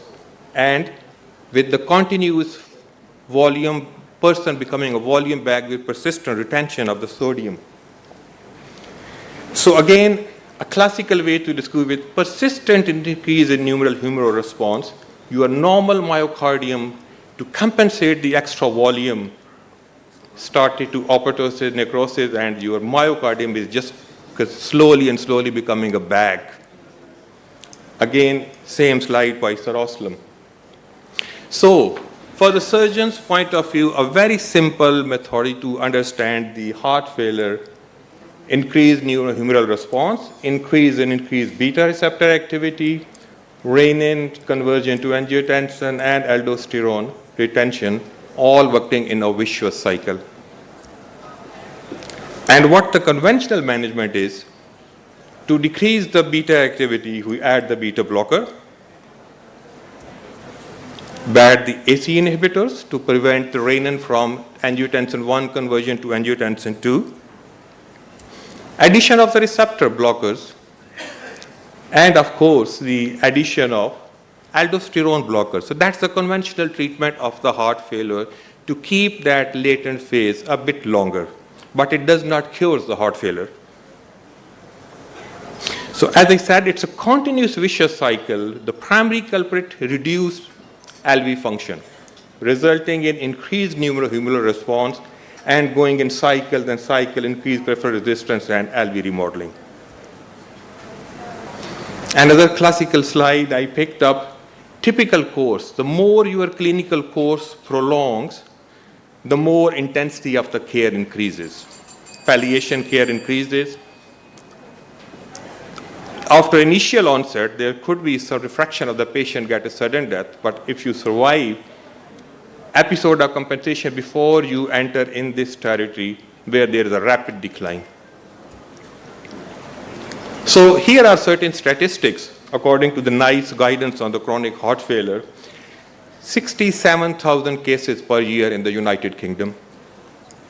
900,000 have a definitive or a probable heart failure in the UK at the moment. 46% with the ischemic heart disease, 70% LV systolic dysfunction, approaching 9%, 9.5, 10% mortality in the advanced heart failure. Similar statistic from a different study from the UK National Failure Audit, pretty much same, 75,000, 21% increase since the previous years. So every year there is increasing, the age population increasing, the heart failure, which is a silent disease, is increasing the incidence. And 1 year mortality, more advanced going, it's increasing in the much more side. The most recent statistics, I borrowed this slide from my heart failure colleague. If you can see that, 8,200 admissions per year or less than 65 years old. It's not an elderly disease for the heart failure. And very interesting, the risk of mortality, your survival is within 2.5 years if you are admitted with the first episode of the heart failure. With the second admission to the hospital, your expected survival is not more than 1.5 years. And with the third, and with the fourth admission, patient is not going to survive more than 6 months. So what to do when the medicine fails? That's where the surgical input starts. This is the man, Christian Bernard, 1964, Cape Town, performed the first heart transplant. Survival, half-life 9.4, conditional half-life 12 years. Slide from the ISHLT, which is the biggest society of international heart-lung transplant. Slightly older slide, but if you can see, 82 onward, rapid increase static heart transplants all over the world, with the green maximum number done being the North America, yellow European, and the red rest of the world slightly picking up. The heart transplant first was done in 64. Why did not picked up until 22 and late 80s? There were horrible outcome first 2 decades of the heart transplant. Why? Until cyclosporin was discovered. So when the cyclosporin was discovered, you can see the increased number of the heart transplant from here onward. Around 5,000, more than 5,000 transplants per year across the globe.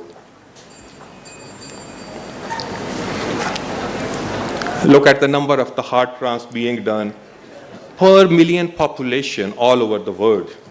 US on the top, 10.1 transplant per million population. Nice trend in the Europe going down. Unfortunately, UK, we are still on the bottom of the graph. Multiple reasons.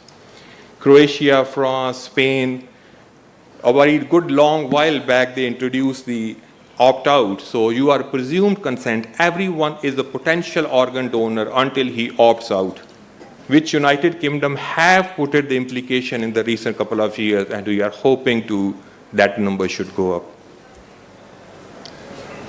So there are 6 heart-lung transplant surgeons in the United Kingdom, 1 in Scotland, Glasgow, this is Newcastle, and 4 down in the south, Papworth, Manchester, Birmingham, and Harefield.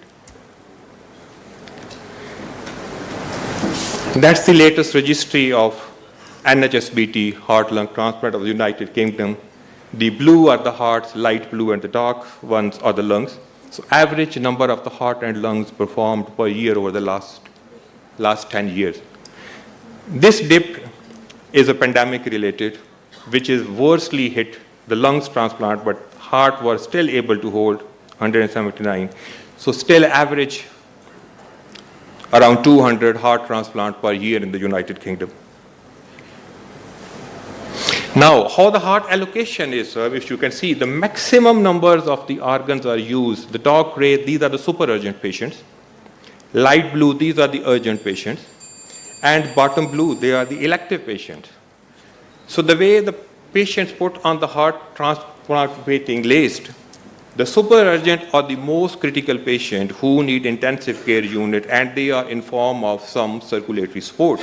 Either they are on short-term LVAD, or they are on the ECMO, or they are on the impeller.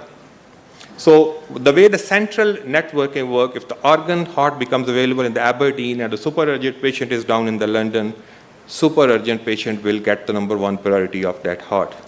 If no super urgent is available, then that comes to the urgent patients who are sicker patients, who are inpatients in the hospital on furosemide and Milinon infusion.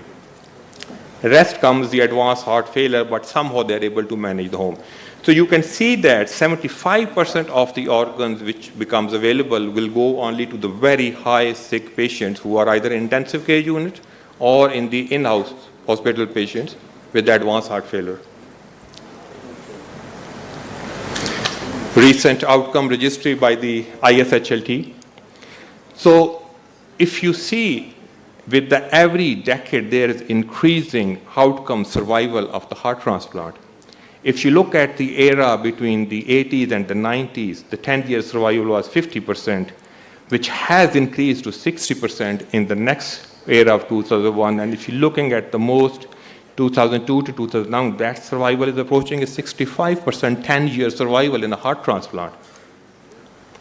And will be interesting to see the implication of this decade. But there is a persistent survival, increasing longevity of the heart transplant patient despite challenging getting the more and more higher risk patients.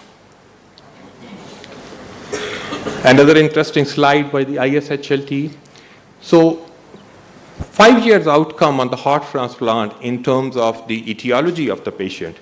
And you can see that the restrictive, ischemic. So the excellent outcomes is in the hypertrophic cardiomyopathy, followed by the congenital second. The least is the restrictive cardiomyopathy, but they are in comparison still more than 70% in the 5-year survival in the Kaplan-Meier and the survival on the basis of the donor age. No surprise, younger the donor, better the outcome. Very interesting slide over the looking at the journey of the heart transplant over the last 4 decades. There's 54% relative decrease in the survival graph over the last period. When it started the transplant early year, the mortality was between 15 to 20%, which has coming down, and the heart transplant mortality is less than 10%, 7 to 8%, despite getting the much higher risk of the patient which are getting the heart transplant. But still, these are not enough organs available to look after all your patients on the heart transplant. So that's the number of the heart transplant performed in the UK every year, and look at the waiting list. They are getting higher and higher and higher. So currently the 300 plus patient waiting list, while the average heart maximum you are doing at the minute is 200. Even more recent slide of 22 NHSBT data, 327 patients currently waiting on the heart transplant list in the United Kingdom. That's just break down individual, our 6 institution waiting list. Newcastle, the highest 82 patients waiting currently for the heart transplants. Dr. Chaudhary touched on earlier on there's no system in the Pakistan to declare the brainstem death. So the conventional, since the start of the heart transplant, how we retrieve the heart, patient is declared a brainstem death. Patient transferred to the intensive care unit, brought to the theater, chest is open, cardioplegia given, heart is taken out, which has to be used within 4 hours, conventional way stored in the ice box and transported to the next unit, fly, and has to be used within 4 hours. Up till now. Okay. Recently, the new advancement was what's called the donation after circulatory death support. You would have seen the videos on the social media, heart beating in a device. So basically, what that means, in situation where you cannot confirm the brainstem death, you let the patient under controlled setting, let the patient try, complete cardiac arrest, complete circulatory arrest, wait for the 5 minutes, respiratory, vital, everything stopped, confirmed death, circulatory death, open the chest after 5 minutes, take out the heart, and put at the organ care system. That's the most recent advance. And I did the first DCD heart transplant, Newcastle, of course, with the help of my senior colleague, Mr. Asif Hassan. I have a couple of short videos. That's what the OCS looks like. It's made by Transmedics. You retrieve the heart, patient on perfuse, blood you taken out, and you kept perfusing, and you kept that heart alive and beating for up to 8 hours. So it's a huge flexibility. Is there a volume can come on the videos? Volume can come on? Volume.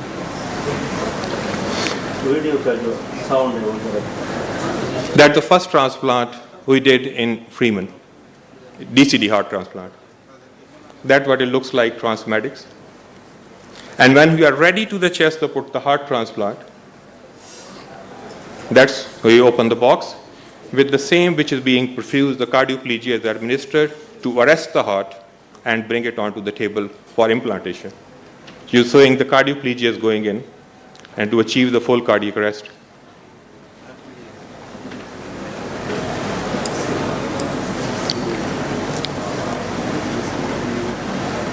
Here we go, the vent is being taken out.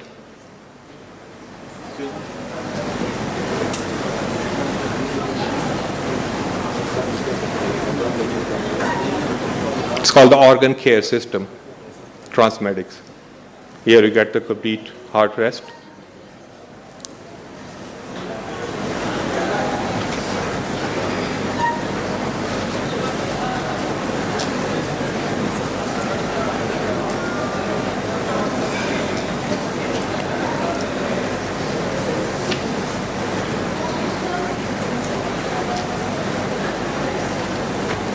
I will make it a bit quicker.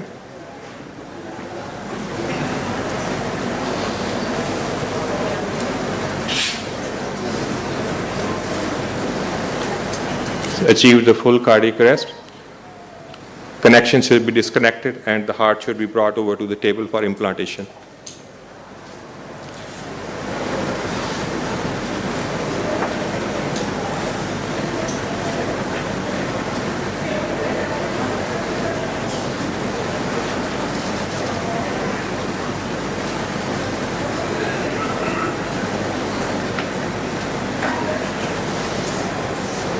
So we normally give a liter of standard cardioplegia, crystallized cardioplegia through the same connection. Here we go.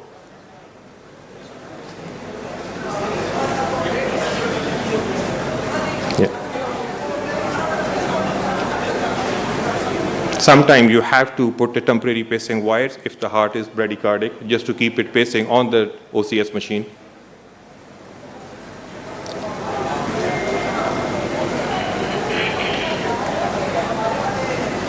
Here it comes. Okay. And I'm doing my last anastomosis of the SVC. And you will see the first spontaneous heartbeat here. That's the most beautiful moment doing a heart transplant, when you see a first spontaneous heartbeat. It's like a baby's first cry, newborn baby's first cry. Here we go. You see, the heart started to beat.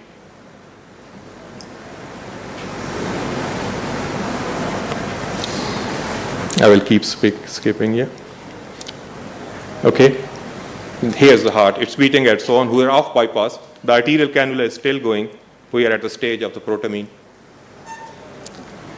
And on the next side, we are ready to close. The heart is beating at its own. Stable hemodynamics, decent filling pressures, echocardiogram, 4 chambers, excellent biventricular contractility, short transgastric view, excellent contractility, and of course that's a reward here on the local news and on the national TV. That's the patient Kenneth Morris, which I did the first DCD heart transplant here.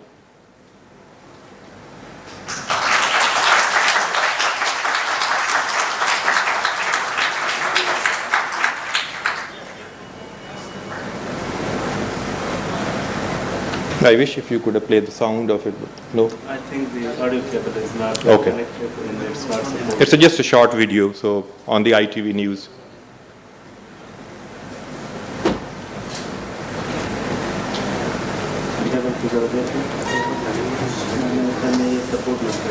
All right. There is some issue in the software. They could not play the audio of it. There was short, nice video, but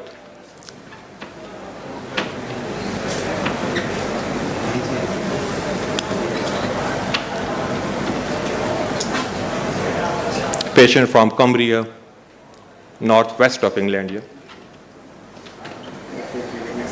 Anyway, I will move on. We're a bit short of time. So, the gold standard heart failure is the heart transplant, but despite we don't have enough organs available, so what's the alternative for that one? This is the man, Michael DeBakey, in the 1960s. He performed the first LVAD to put a patient as a bridge to transplant. And that's where the concept of the devices came, that the first generation devices which were approved in the FDA in 1994, they were paracorporeal, they have to keep outside the body, there's a big console.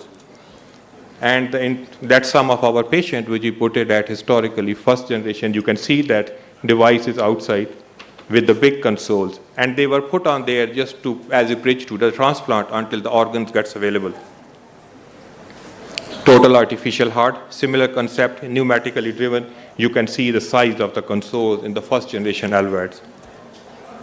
Technology improved. In 2008, the HeartMate 2 was approved, which is it's intracorporeal. That device can be implanted within the pericardial, but still a big device. You can see that you have to create a pouch outside the pericardium into the epigastrium to get the HeartMate 2 fitted in. Much lower hemodynamics, lower anticoagulation rates. And here comes the current. That's the third generation of the devices. You can see the size. It's not more than you can put it on the fist. Excellent reliability, extrical function, much lower anticoagulation requirements. And that's a gold standard. So HeartMate 3 is the current, the best device available in the market. You can see that the concept, the pump goes into the LV apex, and the outflow graft is connected to the ascending aorta, can generate up to 7.5 to 8 liters of cardiac output, no matter how big the size is. That's the way to put the LVAD, just a core ring at the LV apex. That's the way it looks like. It all done within the pericardium. Chest X-ray, you can see that the inlet inflow draining the LV and the outflow, and that the drive line looks like, which connect to the controller, and the battery can be charged up to 12 hours. So transition of the faces from the first generation paracorporeal to the implantable to the third generation and to the final generation. I will just skip some of the slides. We're at a time of pressure. So for the trainees, this is the landmark trial which changed the whole management of the heart failure. It's called the rematch trial in 2001. Before that, the only option strategy was the device was used as a bridge to transplant, but this was a controlled randomized trial which was put at the patient who were not suitable for the transplant, and they were randomized against the optimal medical therapy versus long-term ventricular assist device, and there was a proven survival benefit. So from there onward, the FDA approved as a destination therapy for those people who are not fit for the transplant, they can be offered a device. And you can see that the transition of the phase, that's the Intermax report from the first generation to the second generation, and currently the maximum number being put in is a HeartMate 3 as a third generation. It's a remarkable device. And you can see that the Kaplan-Meier, the survival, with the 5-year survival more than 50%. Technology getting more and more, the survival getting better, complications getting less. And another interesting slide, currently the heart transplant being done, the 50% are sported on the left ventricular assist device. So imagine if these patients, either they would not have been able to get a transplant, so these were all as a bridge to the transplant. They kept the device available until the organ becomes available, up to 50%. Some of our patients came with the heart failure, not suitable for transplant, stuck in the hospital, LVAD. Peter got out, got his married, sent us a picture back here.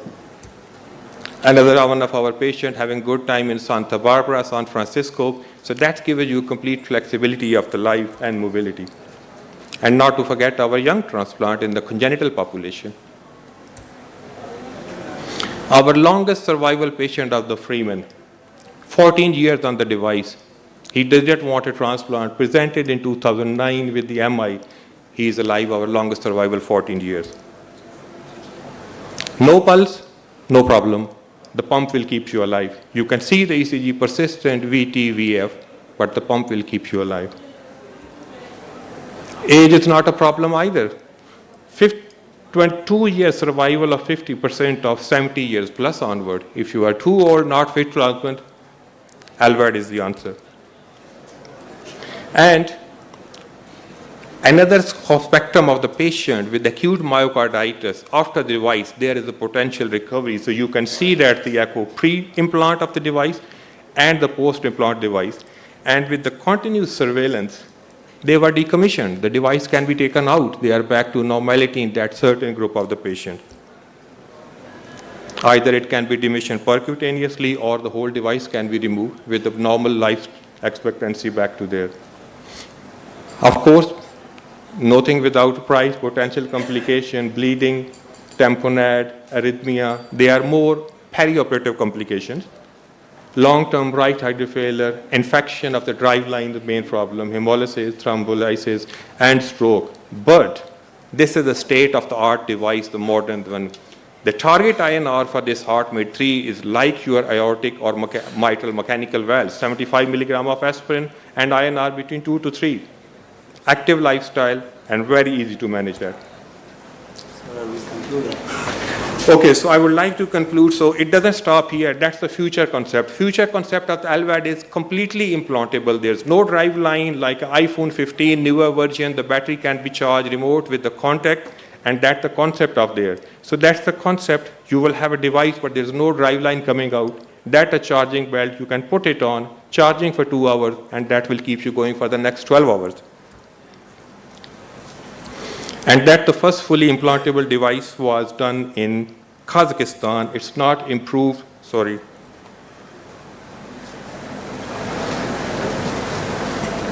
It's not approved by FDA, still in the research trial. That's the first fully implantable device. No connections, remote charging, contactless charging, and you can see that the video. He was transplanted after 2.5 months. It's still under pilot study going on. Fully implantable. Moving on, Dr. Shetty was saying the other day, all this remote controlling is possible. Wire transmitter, all the data, wireless sent to the hospital, server analyzes, and the decision can be sent to the patient home. All the remote monitoring is possible.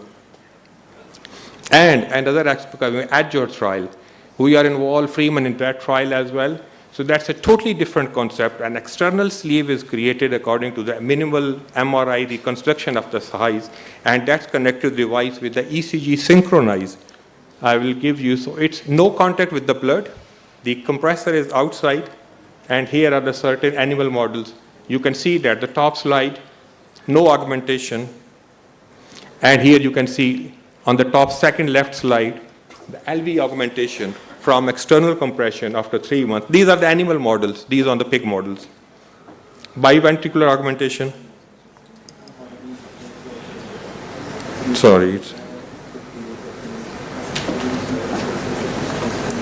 Right ventricular augmentation and the biventricular augmentation. Sorry, there's... So that's the algorithm for the heart failure management. New yak ejection fraction, 6 months, suitable heart transplant. If the heart available, if it's not available, you can think for alternative. I think I will have to conclude my slide. They are putting me under constant pressure. Advantages, better early outcomes, off the shelf. You don't have to wait for transplant. No rejection, no mention.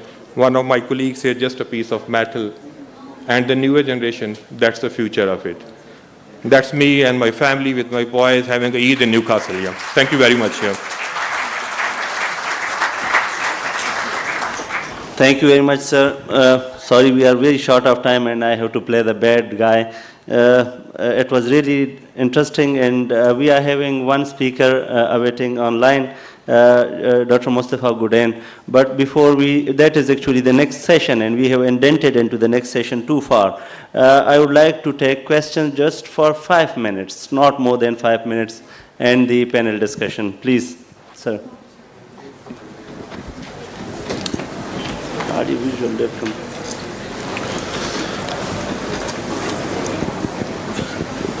It was very nice.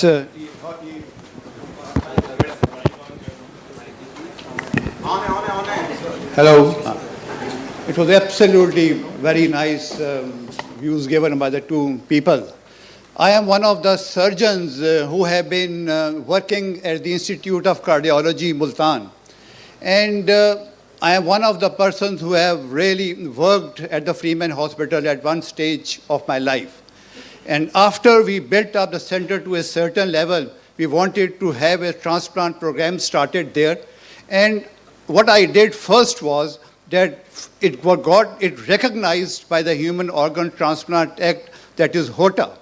But the main problem, what we faced there, is to develop 6 or 7 parameters. The actual process of doing in transplantation, doing the 5 anastomosis, was the most easiest job to do. First of all, which I have found, that what sort of facilities do we have? Do we have got these lab facilities? We contacted the Aga Khan people. What about the bacterial, the viral, and all the other protocols? Then when we have to take the right heart biopsies, do we have a person who will interpret that biopsy and who will take that biopsies from the right heart?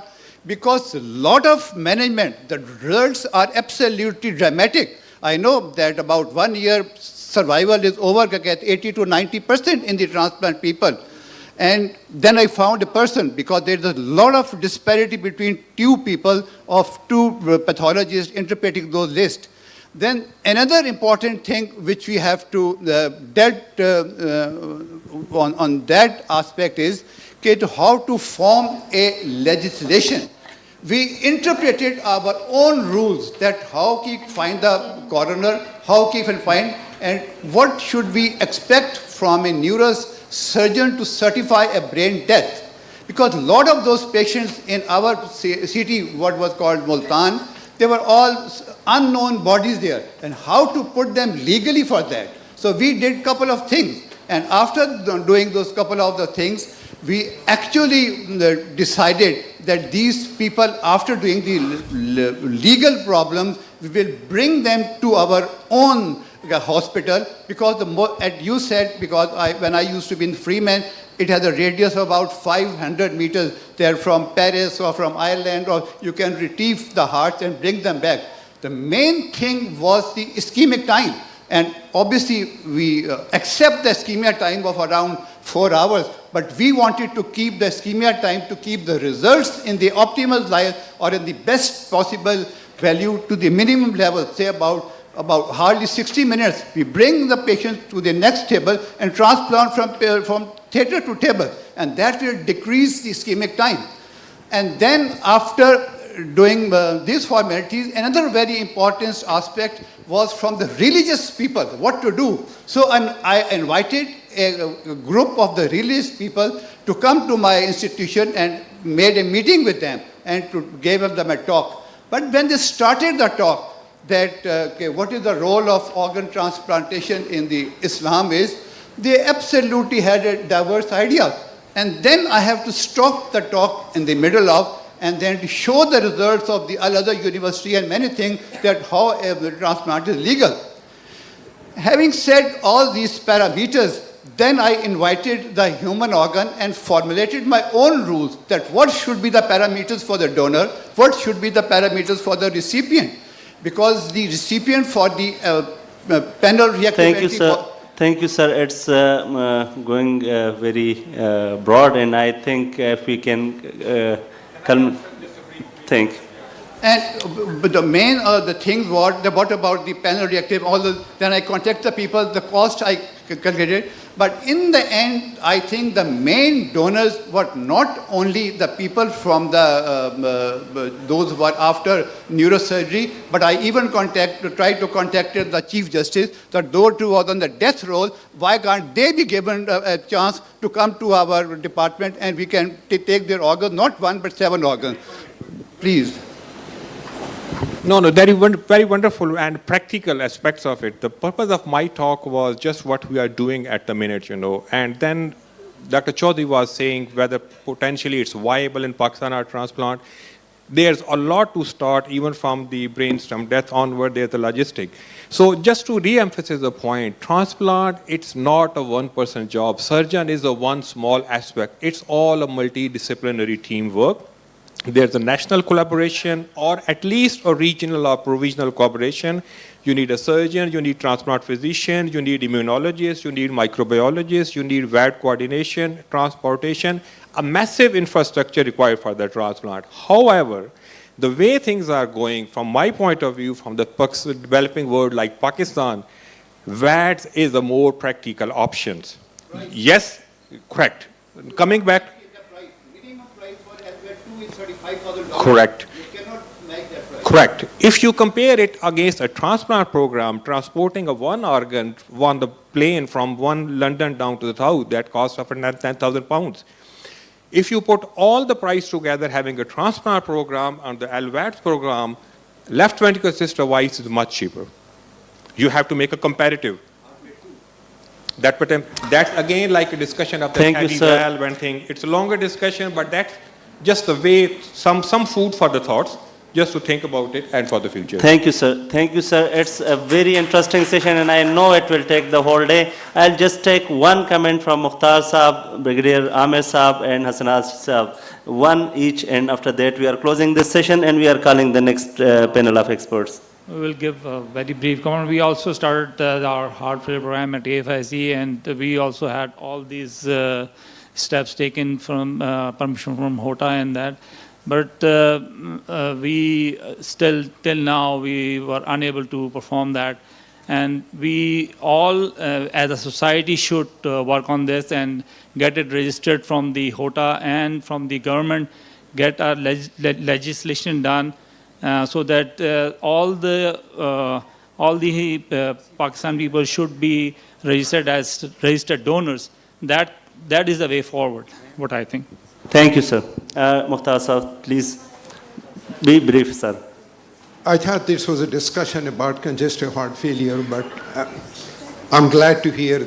Sir, we merged both the sessions because we are very short of time. The issue I see with the heart failure is that even from countries like North America, Canada, United States, all 4 drugs, which are the recommended drugs, they are used under 45% of the times. The highest number I've seen is from Indian Heart Institute, which is 46.8.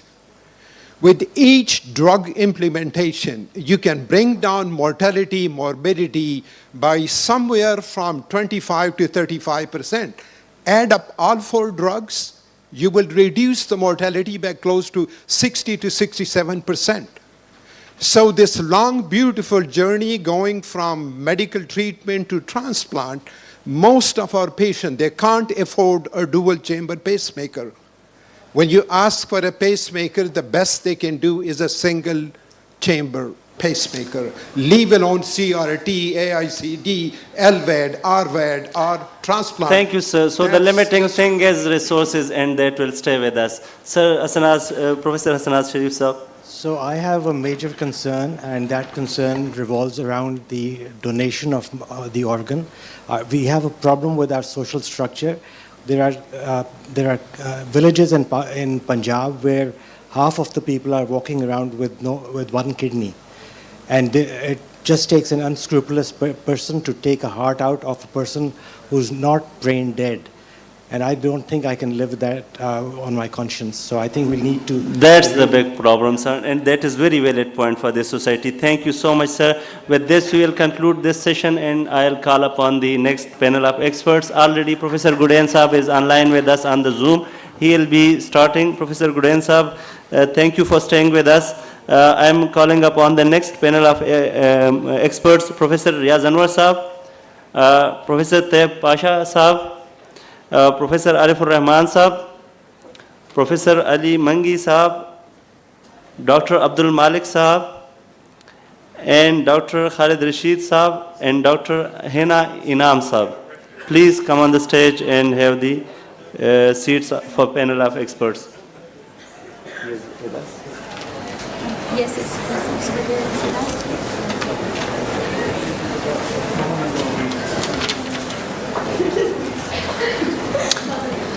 Assalamualaikum, Mustafa Gudain Saab, are you with us? Yes, please. Thank you so much, sir, for your... Do you hear me, Dr. Asim? Yes, sir. It's good. Shall we start now? Thank you for waiting, and we can hear you clearly, and the floor is yours. Please proceed. Thank you. And what was the name? Babas? पहले भी बंद रखे थे हैं?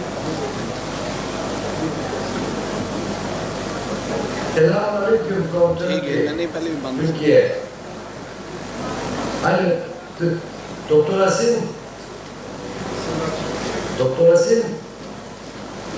Yes, sir, we can hear you clearly. Yes. Wa alaikum assalam. Yes, and it's a great pleasure for me to be invited for this meeting. It's a pity that I couldn't be there because of some reasons. That's why I'm very sorry, but we are again together. And today we will talk about the surgical ablation for atrial fibrillation, for the treatment of atrial fibrillation. And you know the prevalence of atrial fibrillation is 1%. In general population, and when it's over 65 years old, it's nearly 10%. But the most important part, according to the surgeons, for the mitral valve cases, is nearly more than 50% of the patients have atrial fibrillation. That's our aim.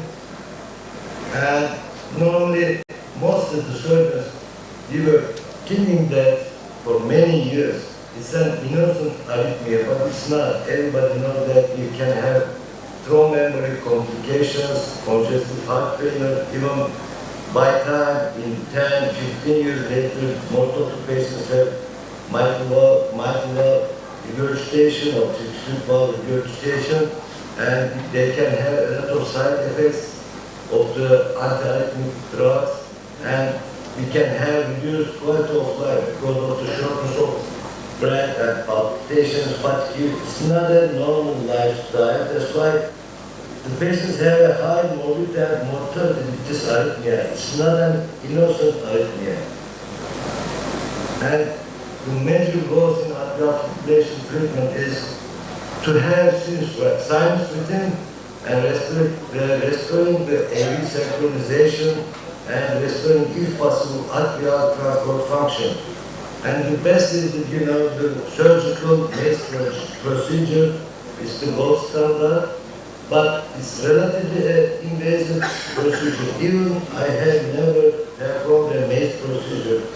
And you can have prolonged cardiopulmonary bypass time, and the problem with the bleeding, and you can need, the patients can need permanent pacemaker, and you can have an increased morbidity and mortality. And as I told you that I have never performed MACE procedure. When you are doing a mitral valve procedure, it takes time, but the MACE procedure is totally a different operation and it takes a lot of time. And we have some alternative methods, cryoablation and radiofrequency plates in market, and we can have these equipment for the treatment of atrial fibrillation. The goal of the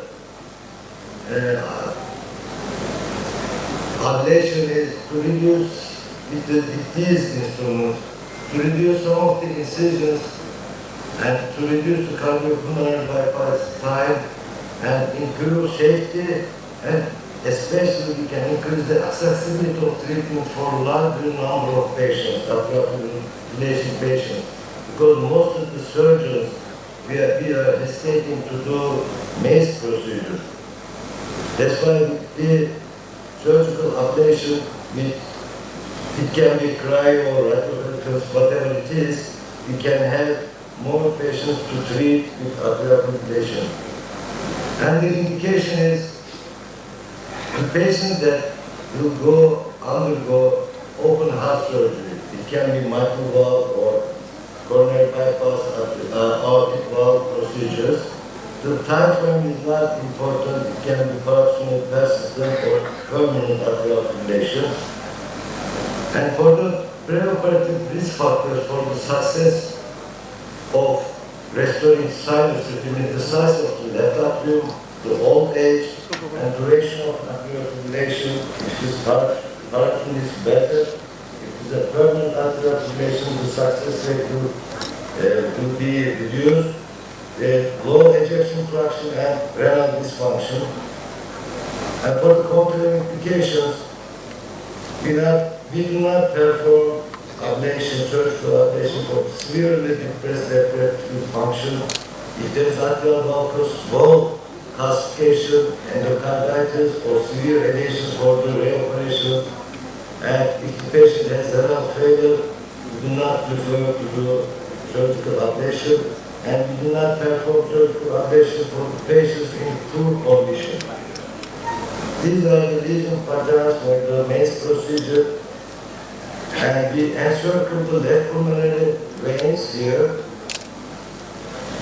and the right pulmonary veins, but it's not the whole pulmonary veins for the right, because we cut here for the left atrium incision. We connect these two islands, and we ablate the left atrium appendage and make a connection between the left pulmonary veins, and we make a connection to the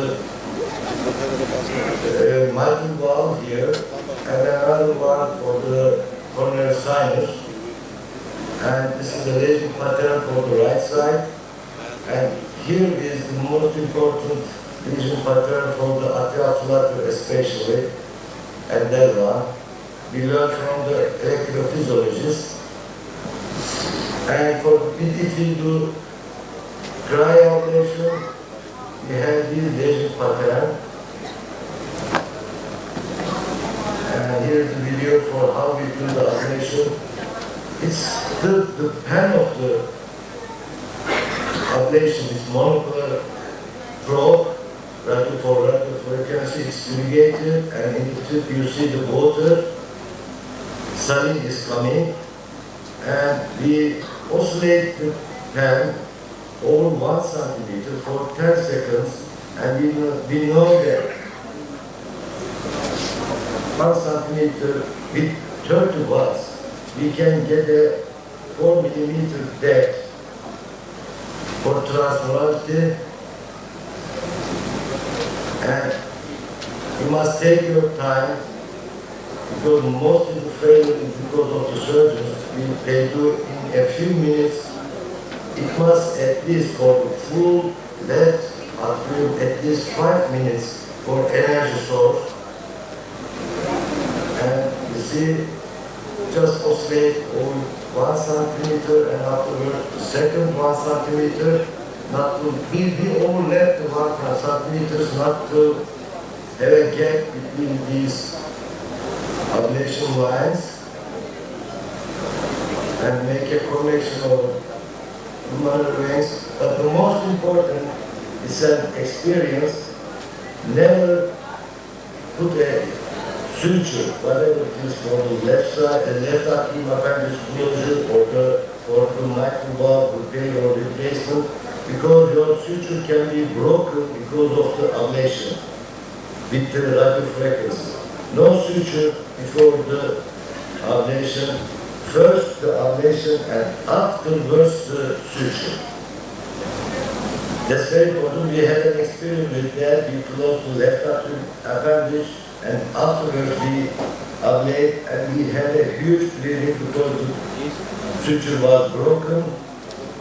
In the intensive care unit, the patient had a huge bleeding. That's why it's very, very important to do the ablation first.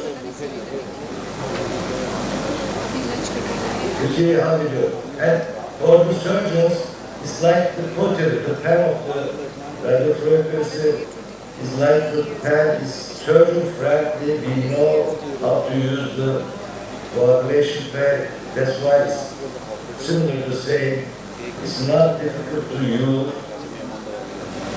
and you don't need a learning curve, just you can start. Yes.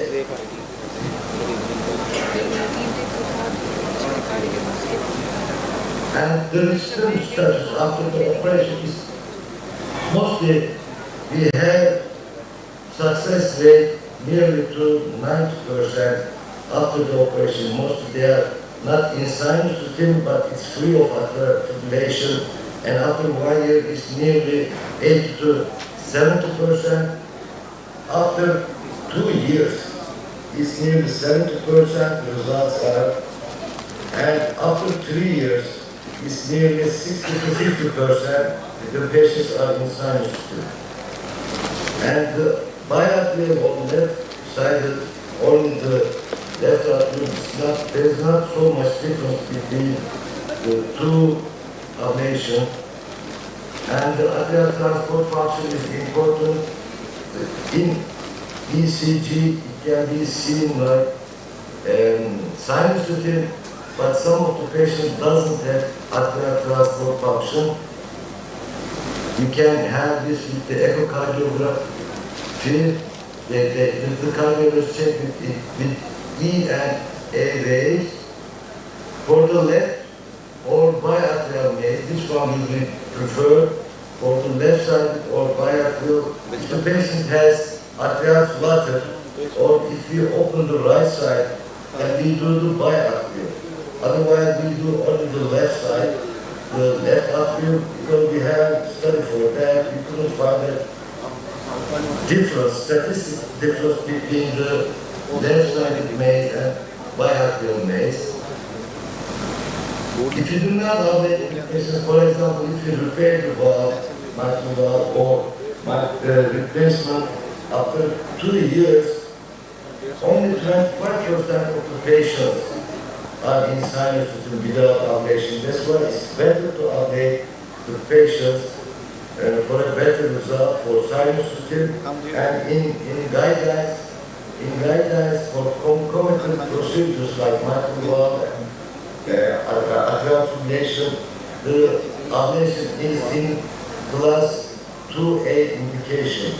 And that's why we must give the chance, if possible, for the patients for treatment of atrial fibrillation with radiofrequency or cryoablation. And here we have a slide. If this is a proximal atrial fibrillation, the trigger is the pulmonary veins. That's why we can have a better result with only pulmonary vein isolation. But if the patient is in permanent atrial fibrillation, the whole atrium, the left atrium is the supra. That's why it's better to choose the MACE procedure, the whole MACE procedure. But even if the patient is proximal atrial fibrillation or permanent atrial fibrillation, we always choose the whole MACE procedure, the whole patient. And for the minimally invasive procedure, we can use the radiofrequency ablation or cryoablation because it's very easy to use and you can have direct control with the pen of the radiofrequency ablation. And here we have a video here how we do the ablation through a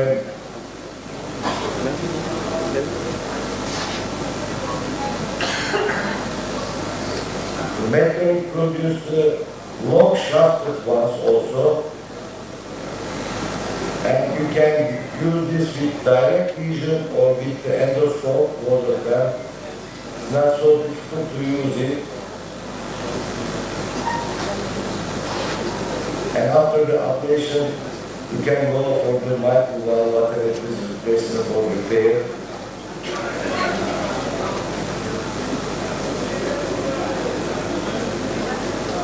For the epicardial ablation, we can use the bipolar ones, and it's possible to use for the open procedures, especially for the coronary bypass surgery. If the patient has atrial fibrillation, and if the patient has especially paroxysmal atrial fibrillation, you can use the bipolar one, and you don't need to open the chambers, and you can have a faster transmural lesion with the bipolar probes. And you see how you use the bipolar radiofrequency probe. We encircle the pulmonary veins, and afterwards we go with the bipolar one, and you can be sure about the transmural because the feedback from the device will come. You will hear a beep, and afterwards you will be sure that your lesion is transmural. And with the bipolar one, you can create every lesion, encircling the pulmonary veins from outside or inside. But only you need this lesion. But when you use the bipolar and monopolar one together, it will be very expensive. And I learned I have been in Egypt for a workshop, and the surgeon was very experienced with MACE procedure. He said that instead of the probe, because it's expensive, both of them, you can use this side, the cut and sew technique, like the MACE procedure. You can cut here and sew here. That will be cheaper. It's an option. And during the coronary bypass surgery, how we do the pulmonary vein isolation with radiofrequency, we can give the position with the octopus, and we can do the ablation with beating heart. And for the right side, left side, and for the right side, both sides, we can do the ablation. Even you can ablate the left atrium appendage, but you must check if there is any thrombus in the left atrium appendage with transesophageal echocardiography. And you can use the device during the robotic surgery also.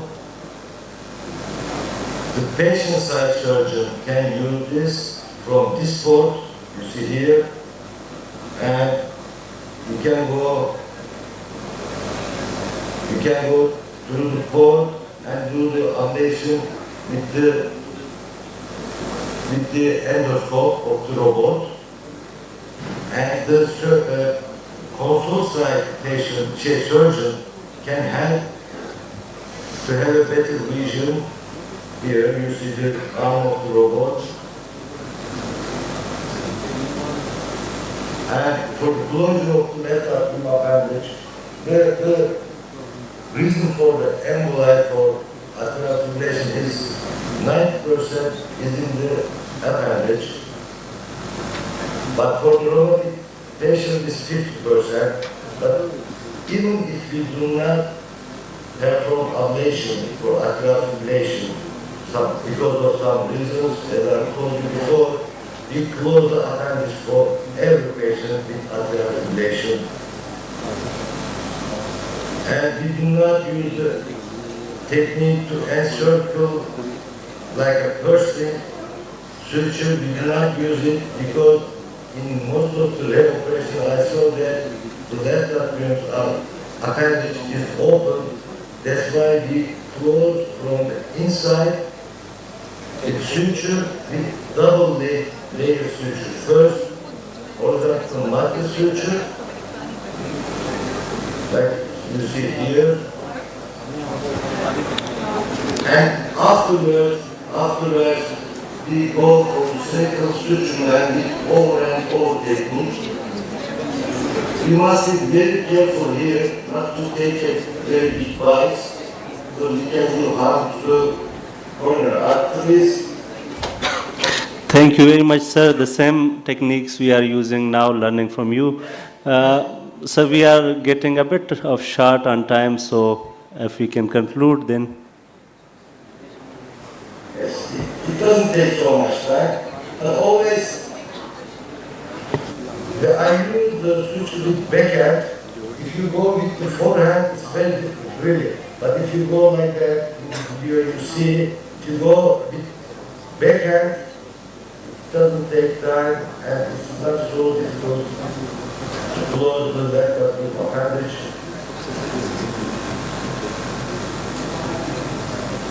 You see here, it's not so difficult. You can cut the left atrial appendage from the outside and sew it, but it's a very fragile tissue and you can have some problems with the bleeding. That's why I prefer to close in this technique. And even if in the minimally invasive procedures, you cannot see the left atrial appendage and you cannot close it from the outside. That's why even in the minimally invasive procedure, we close the left atrial appendage with this technique. And the risk concerning about the radiofrequency ablation is the esophagus injury because you can interact with the esophagus during the ablation, especially with this line between the two pulmonary veins. That's why I go through the left atrium roof a little bit, and we ask the anesthesiologist to take out the T probe. It's very important, and you can use coronary artery injury during the pulmonary mitral valve, around the mitral valve. You must be very careful, and I try to hold the probe not through the valve, just directly to the atrial valve tissue, not through the P2 or P3. You can have a bleeding problem if you do not oscillate, and if you hold the probe on the tissue, you can have small puffs. You can hear that it's like a puff, and you can make a hole in the left atrium, and you must be very careful, but you must always oscillate. And the patient can need a pacemaker, 1 to 3%. And mode of failure, the first reason for the failure is the surgeon. Thank you, sir. Professor Gooden, thank you. We can finish it in a minute.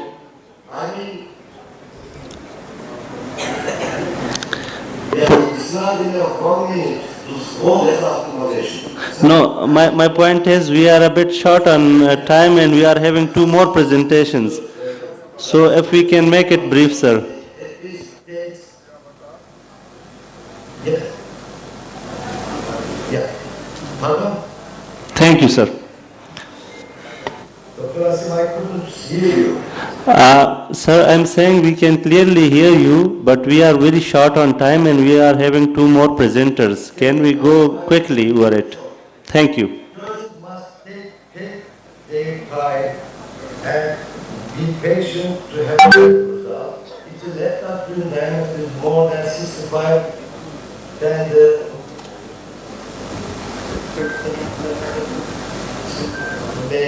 rate falls down to 65% from the high. If the left atrial size is over 60 millimeters, and in the intensive care unit, we go to our IV, and afterwards in the ward, we give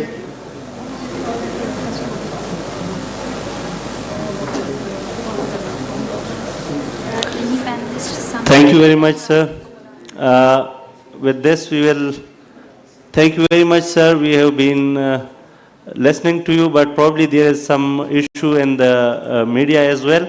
We'll get back to you, and we will be expecting you in the next meetings, inshallah. Till then, have a good luck. Thank you, sir. With this, we will call upon the next speaker, that is Dr. Mahim Malik, empowerment of. Oh, Dr. Taimur Asif. Dr. Taimur Asif from NICVD. But please be quick and be brief. Thank you.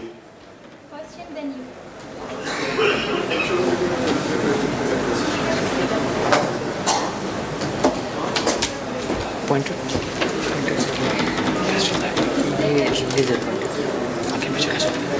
Keyboard से होगा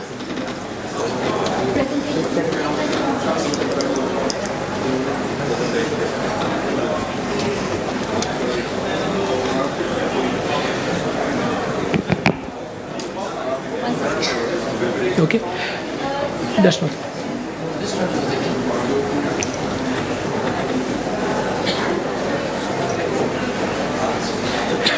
Assalamu ladies and gentlemen, I will not take much of your time. I know it's lunchtime and I need to complete it for the next presenter to come in.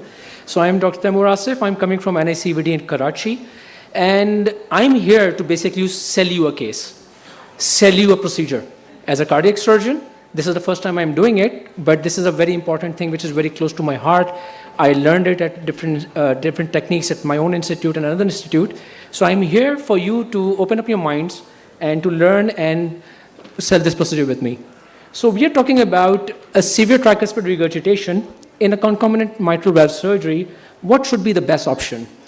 Should we replace it as a surgeon, repair it as a surgeon, or go for a percutaneous option? So I come from NICVD at Karachi. It's one of the largest centers in the world and very large in Pakistan with multiple satellite centers. So this tricuspid regurgitation is actually an underappreciated disease. In the Western world, a secondary tricuspid regurgitation has been reported to be at about 90%, with a concomitant tricuspid regurgitation with the mitral valve disease of about 50%. There have been multiple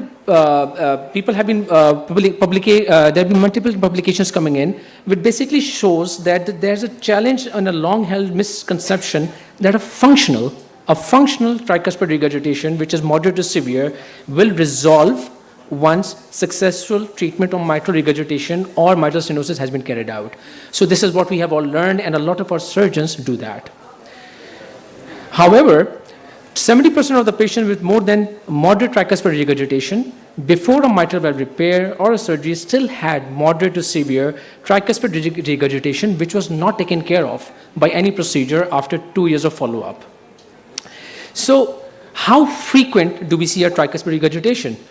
More than 1/3 of the patients mitral stenosis will have a moderate tricuspid regurgitation. A clinically severe TR has been reported to about 23 to 37% in patients with rheumatic heart disease. This is what we see mostly in Pakistan. And the incidence in an echocardiographical findings of a severe TR is even higher. That is about 68%, more than half of the rheumatic population. And in most cases, the TR is diagnosed late after an MVR has been performed. And after 10 years, it has also come out after 20 years of surgery. A moderate TR has been reported as about 74% after a repair in a ischemic mitral regurg. So just eliciting a bit of prior knowledge, I'll just go about very fast. How does it occur? Obviously, patient with a mitral disease will have pulmonary hypertension, right ventricular dilatation, and tricuspid annular dilatation. And this is a whole, if you can see, a chart which shows how it goes about. I don't need to go about with it, but for every person to just go about and look at your own anatomy, this is how it happens, that the annular dilatation starts occurring, causing the tricuspid valve to expand, and because of the annulus, the tricuspid regurg starts happening for the non-coapting of the leaflets. What is the impact if there's a tricuspid regurg? So after MVR, it predicts poor outcomes. There is a study which has come from Royal which shows that risk factors of heart failure death in about 708 patients after MVR shows that it was an independent predictor for patients with an NYHA 3 to 4 in a heart failure and a heart failure related death. A significant TR requiring a tricuspid valve surgery predicts poor survival in patients undergoing another valve surgery. TR is also a predictor of poor outcomes in patients undergoing balloon valvotomies for mitral stenosis, and a pre-procedural severe TR with a severe mitral valve disease shows a higher PVR with a small mitral valve area, obviously a combination of poor outcomes, which we have all seen with a lower overall survival, and obviously a subsequent higher heart failure. This is a Kaplan-Meier graph which basically shows in 48 months how if you leave a tricuspid regurgitation after a mitral valve surgery or after a mitral valve repair, how does the survival longevity has been reduced. And if you can see that leaving a mild will still in 48 months will have a survival of only 60%. And if you leave a severe TR after a mitral valve intervention, this survival goes down to only 40%. So this is a very important Kaplan-Meier graph. So what is the association of a TR with a mitral valve? It is a severe regurgitation associated with the impaired survival, as we've talked about, with a worsening heart failure if you leave it for a patient, and they keep on coming back to you in the clinics, putting a lot of burden on the exchequer. Appropriate timing of the intervention is crucial to avoid irreversible damage of the right ventricle and organ failure, which is connected with it, and with subsequent increased surgical risk. So I've written down multiple studies over here. This is what I've done. If you can see, there are multiple studies. So multiple studies shows that large observations data shows that tricuspid valve repair should be performed liberally, and this is what I'm trying to sell to you. All of the surgeons, this is what I'm trying to sell. So this is my crux of my presentation over here, that this many studies recently has shown that we should be doing it liberally during a left-sided procedure in patients with secondary TR. Why? It does not increase any additional preoperative risk, but it promotes reverse remodulation of the right ventricle and improves the functional status of a patient when the annular dilatation is present, even in the absence of a severe TR. Okay. If you leave a TR or somebody develops a TR, a reoperation, nobody wants to do that. So going for a reoperation on or for a tricuspid valve with a new onset or a worsening cause will have a very high procedural risk. So a patient with TR will have poor functional class, more heart failure, shorter event-free survival, less exercise tolerance, increased overall mortality, and as we all know, less chances of improvement in functional capacity even after a single valve mitral valve operation. What does the guidelines tell us? So we all know about this. The guidelines came in 2021 in the European Society, and they show that the surgery is recommended for patients. If you can see, there's a level 1 indication that surgery is recommended in patients with severe primary tricuspid regurgitation. And if you see the second part, that surgery recommended for symptomatic patient with a severe primary tricuspid regurgitation with a RV dysfunction. Surgery is recommended in patients with a secondary TR, and if you can see, there's a 2A recommendation that for an annular dilatation of more than 40, go and do a tricuspid repair. So what surgical options do we have? What can be done? We can do a repair, we can do a replacement, or we have different advanced techniques. I don't need to go beyond. Everybody knows that we can do bicuspidization, devagas, and multiple annuloplasty rings which can be put in, which can be rings, bands. I had put in this is a case procedure, a bicuspidization of an anterior to posterior suture as well as a posterior septal suture. Devega, a clover form technique in which you make the tricuspid in a clover form, and intervention of leaflets in just like advancement techniques. Valve replacement. So, just a moment. I'll just take one more minute. So if you do a replacement, what should be our choices? A mechanical or a bioprosthetic valve? So now, this has been taken from us. We are now looking forward to different hybrid procedures coming in. These are known as tri-clips, tri-cinch, Fronius, other names coming in, which are coming in. These are different procedures, or the cardio band, which is coming in, which are cinching the valve for us and taking this procedure away from us. However, it does help us out. It helps us out for a patient who has got a mitral valve repair or a surgery done. It helps us preoperative and postoperative as well. Multiple things which have come in. So I leave at this time with a discussion with everybody that what should be done at a combined concomitant procedure. That there's a lack of database. The decision is yours. It depends upon the echographic findings as what you see, what the patient will do. So these are certain cardinal points which has come into this guidelines, which shows that it's necessary to consider interaction between different valves. Indications of intervention are based on global assessment of consequences, and the decisions intervene on multiple values and should be taken into account of age, comorbidities, risk of combined procedures, and should be made through a heart team. And the choice of surgical technique and intervention should be taken into account of presence, and a staged procedure now with these new appliances coming in by the cardiologist can be taken as preferable. This is my last slide. I just wanted to talk with you guys and the panelists that what is the best recommendation for a valve in the tricuspid position. So even in any valve, you have a choice of mechanical valves and a tissue valves is in front of you. You can decide which is the most important one is the desire of an informed patient, and the rest you can see on the comorbidities of a patient can be. Thank you very much. Thank you. Thank you very much. This is the last presentation thank you, by Brigadier Nasir Saab. The 5 years experience of mitral valve repair surgery. We are already very short on time for the lunch, and with this we will conclude this session.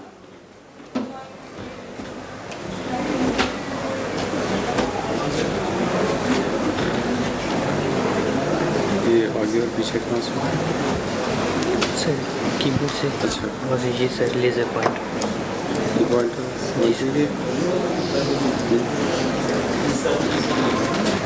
Bismillahirrahmanirrahim. My name is Dr. Nasir Ali.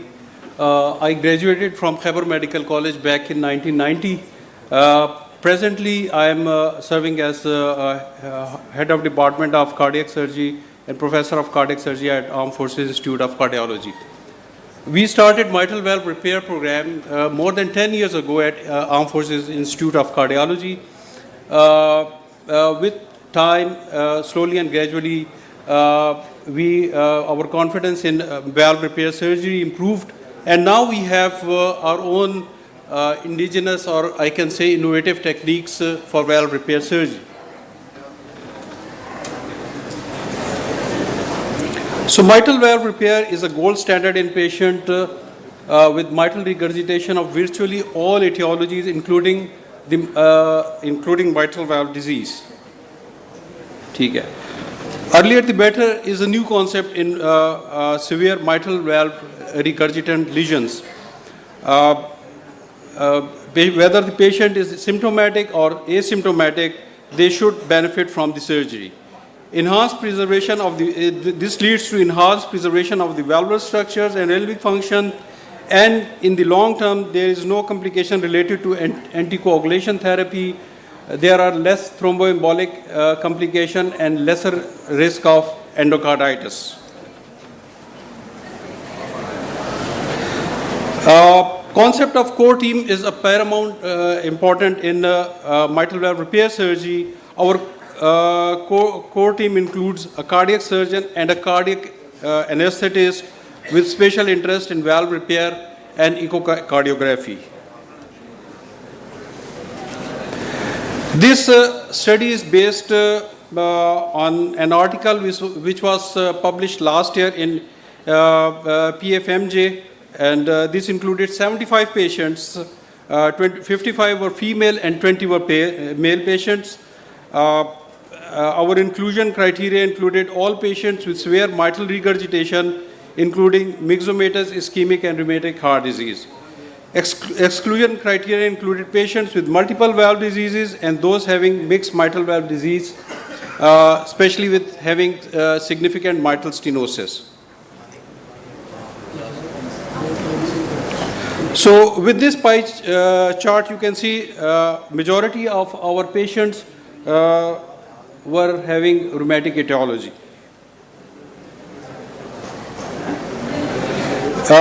Preoperative assessment is done with transthoracic and transesophageal echocardiography. Both assessment is both on the etiological basis as well as on the functional basis as per Carpentier classification.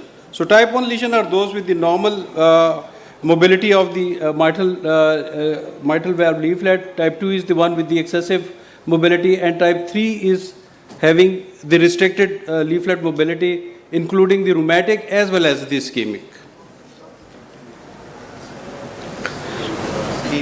Our surgical technique included the routine cardiopulmonary bypass establishment. Mitral valve was exposed through superior septal or transseptal approach because of these of the procedure. Careful examination of the mitral apparatus is then carried out. A variety of repair procedures are then done according to the etiology. Annuloplasty ring is used for stability. Intraoperative assessment is done with TOE.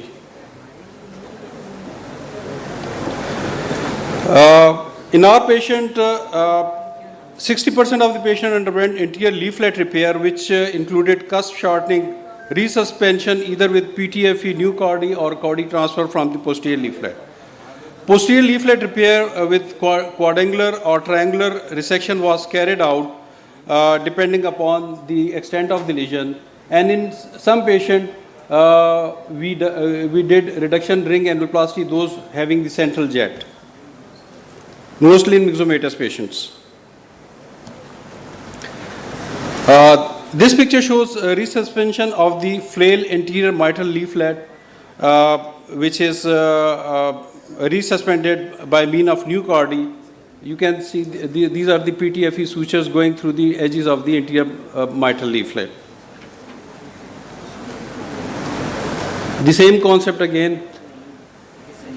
This picture shows excision of the quadrangular resection of the posterior flail segment of the mitral leaflet. So this is the technique which we developed in our institution. We call it posterior leaflet sliding plasty or trap door technique. Posterior leaflet is used as a trap door against which the anterior mobile leaflet abits at a new zone of coaptation. In this technique, a 30 proline suture is passed from commissure to commissure along the posterior annulus. We gradually tight it up by applying Liga clip so that a new zone of coaptation is achieved. So again, we always use annuloplasty rings, use of whether to use the rigid annuloplasty ring or the flexible annuloplasty ring. That depends upon the surgeon choice, their experience, and in fact both have their own pros and cons. So results, no mortality was recorded. Mean aortic time was little more than that undergoing the mitral replacement. Mean stay in the hospital was similar to that undergoing mitral valve replacement. So these are the echo clips. You can see this trapdoor technique. Anterior valve is just acting like a lid. You can see there is no regurgitation. This is another patient.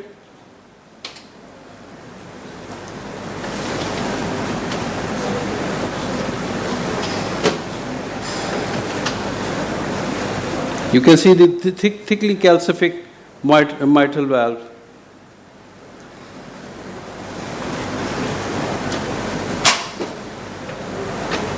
I mean, they are fibrotic actually, not the calcific. Again, the same phenomena. So, follow-up was done at interval of 6 months, and on yearly basis, one patient with ischemic MR developed moderate degree of MR. Further clinical deterioration in his clinical condition did not occur on follow-up. All patients showed excellent outcome with minimal or no regurgitant volume. Low-dose warfarin was discontinued after 6 months in patient with sinus rhythm, while 6 patients require warfarin in therapeutic doses who are having intermittent or permanent atrial fibrillation. So our study shows that mitral valve repair is an excellent procedure for mitral valve regurgitation of all etiologies. It confers numerous advantages over valve replacement routinely practiced in Pakistan. However, further long-term follow-up is needed to a certain long-term recurrence of regurgitation. So I thank you all. Thank you very much, sir. Thank you. Question? Sir, वो call लेंगे उसके लिए. Thank you, sir. Thank you very much, sir. You observed the timings, and we are very thankful for that. We are already short of time, so we have requested Dr. Mahim Malik to switch over to the next session, and she has agreed very generously. We would like to announce the lunch. Lunch break will be for 30 minutes. And for faculty, the lunch is organized at the pool side, only for faculty, strictly. With this, I would like to open the forum for panels discussion, and then we can proceed to the lunch. Thank you, sir. I think you can hear it. Hello. I think it's there. Assalamu alaikum. Excellent work shown by Dr. Nasir, General Nasir. However, what I am from NICVD, we have been doing this mitral repairs since very long, about 10-20 years. But you know what happened? When we started mitral valve repairs, soon after maybe 6 months down the stream, we got all the patients back with recurrent disease, maybe with MS or MR whatsoever. So our results with mitral repairs were not good. We have to abandon the procedure for, say, again for 2-3 months or maybe a year. Then again we started same mitral repairs, and again same phenomena happened, same phenomena occurred. That is, patient turned back with severe MR. So I surprised to see Dr. Nasir's results. He showed no MR and no residual disease, no recurrence. Number one thing. Number two is, he said even if the patients were asymptomatic, he operated upon those patients. I have some query or reservation. You know what? Sometimes what happens in doing mitral surgeries, it's at least our experience. I don't know about Dr. Nasir if they come across with such phenomena or not. They behave very badly. Soon after the surgery, their ejection fraction comes down to 25%. They develop acute renal shutdown, RV failure, and whatnot. So at that point of time, one regrets, why did I operate upon if he or she was asymptomatic? If I would have not operated upon this patient, she might have survived longer. Brigadier Nasir Saab, please, a brief answer. Sir, thank you very much. Actually, we grew with this concept that in our region, we have overwhelmingly patient having the mitral valve, this rheumatic heart disease. In them, mitral valve repair is not successful. Actually, we come across Dr. Hasnat. He came from Royal Basildon Hospital.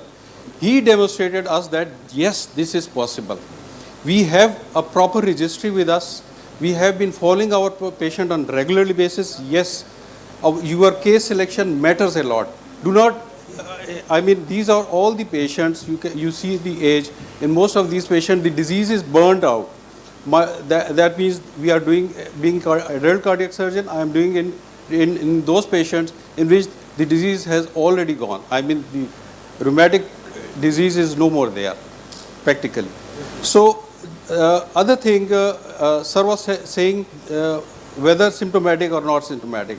These are not my words. These are now the textbook recommendation that severe mitral regurgitation, whether symptomatic or asymptomatic, should not be left as such. Symptomatic mitral regurgitation, it is said that once the patient develops symptoms, the disease is too far advanced. Don't let the patient go to that extent. Thank you, sir. We would like to turn around to experts for final comments. Dr. Asif Shah Sahab, if you want to be very brief regarding this comment, and then. No, just I think we are mixing too many things. We are comparing oranges with apple. All the guidelines we are talking, all the evidence we have for the mitral repair, that's in isolated, degenerative mitral valve disease. Rheumatic valve disease, totally different kettle of the fish. Ischemic mitral disease, totally different. Treating asymptomatic is only recommended in the myxomatous regenerative mitral valve because we have evidence for the last 20 years that symptom works, there's a long-term benefit. Comparing rheumatic in the same category, I myself have a bit of some reservations. Thank you, sir. We got that point, that the type has to be degenerative and repairable well. Please, experts, please comment. Professor Arif sir. Right, Bismillah Rahman Rahim. Well, very good discussion. First of all, I'll talk about Dr. Taimur's case. I wish this presentation could be accommodated earlier so that we could be fresh and not looking forward for the tea break or the lunch break. Anyway, just a comment on that. We have our people have smaller body surface area, we have smaller bodies, we have smaller hearts. So international guideline that anything beyond 40 millimeters should be reduced, I think it should be 35. My practice, not to just personal experience, if I'm putting a mitral valve that is size 29, I'll reduce it to 31, just upgrade by 2 millimeters. If I'm putting a mitral valve size 31, I'll reduce the tricuspid annulus to 33, and it works very well. We have presented our results from NICVD. I remember one of the students, he had this FCPS dissertation, and she performed all the research, and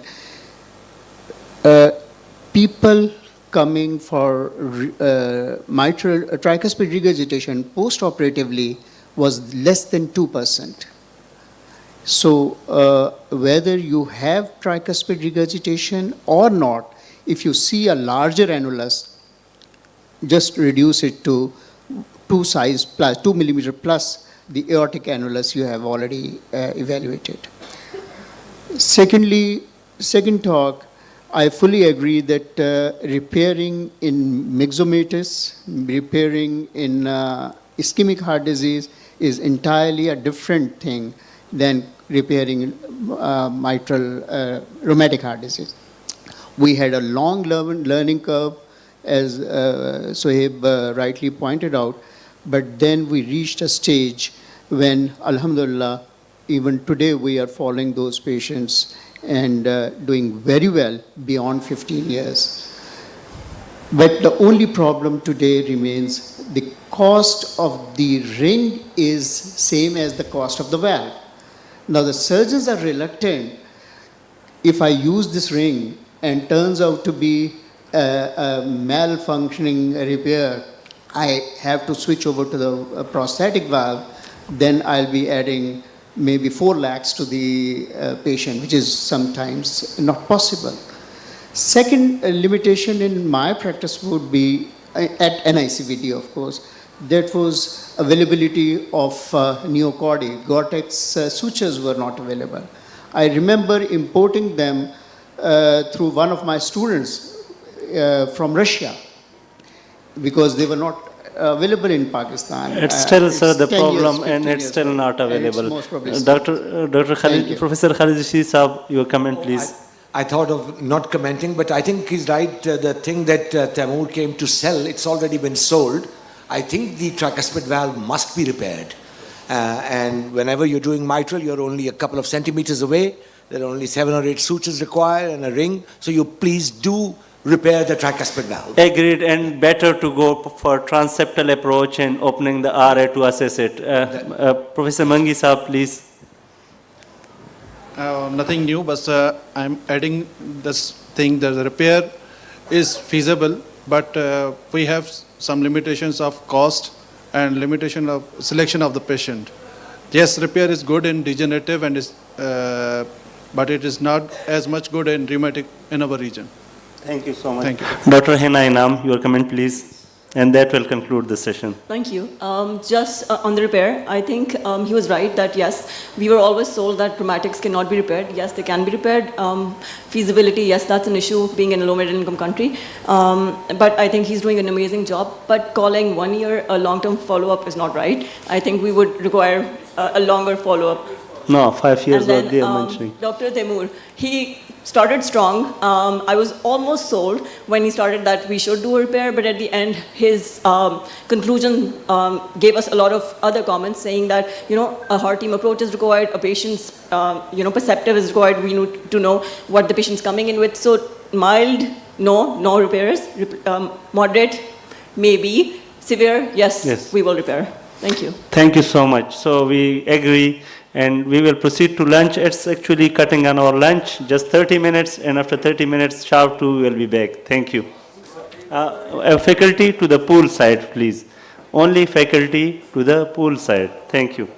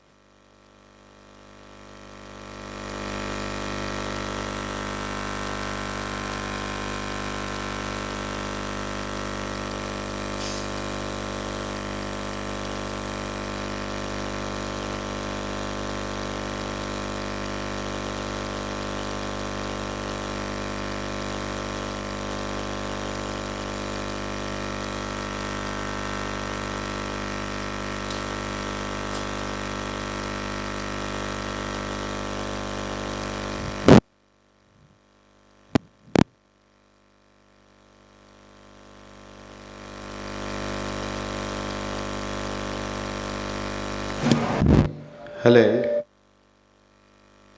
Arif.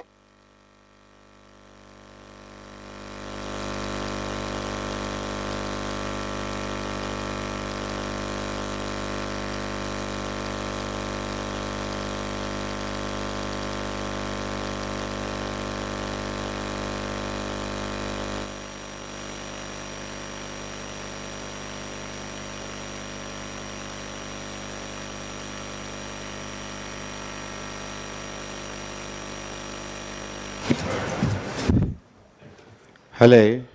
Arif. Arif.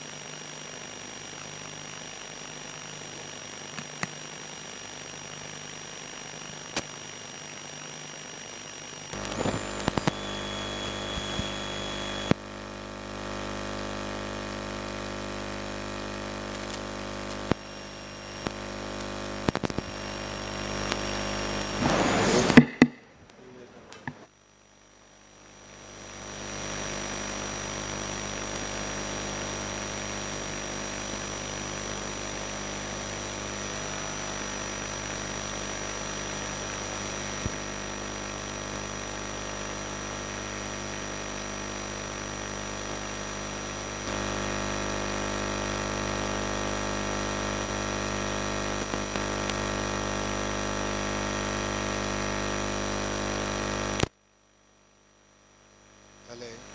Hello. Hello.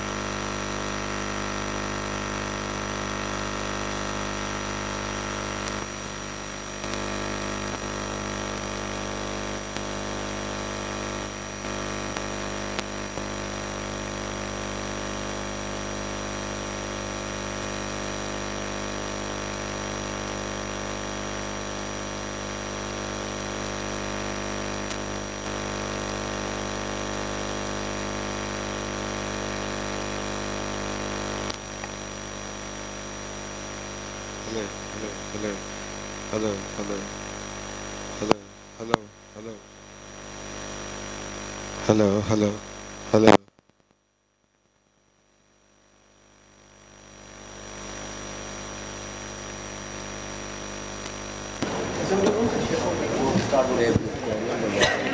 Hello. Hello. Testing. Hello. Hello.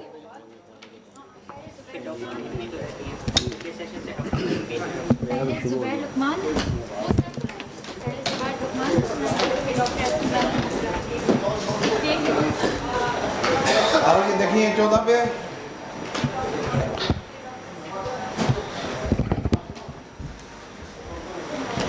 Hello. Testing. Hello. Hello. Hello. Hello. Hello. देखिए कितने number पे है ये mute कर दो हले 14 पे लगाया मैंने 16 पे हले हले कौन गेन कम कर हले हले हले हले हले हले हले ठीक है हले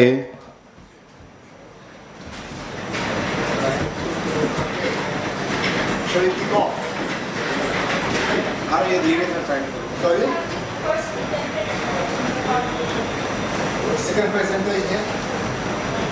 Do we have Dr. S?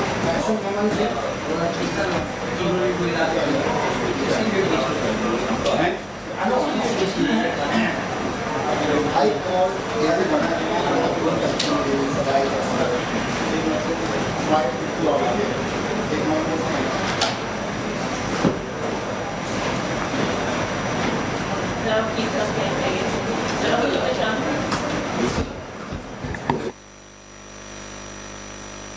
hello hello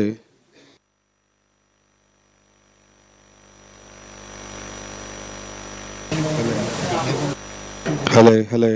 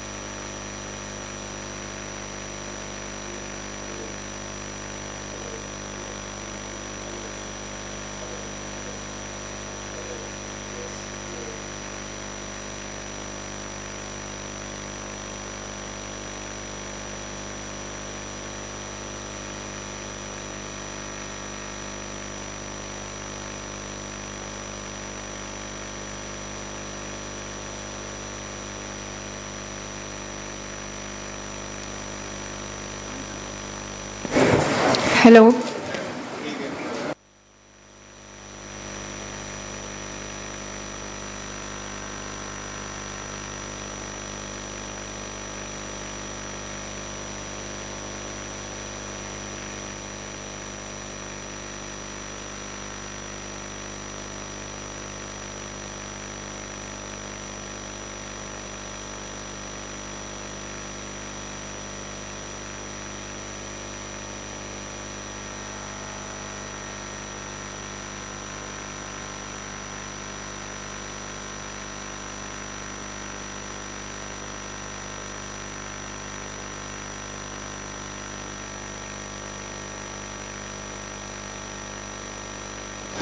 hello hello hello hello hello hello hello hello hello hello hello hello hello hello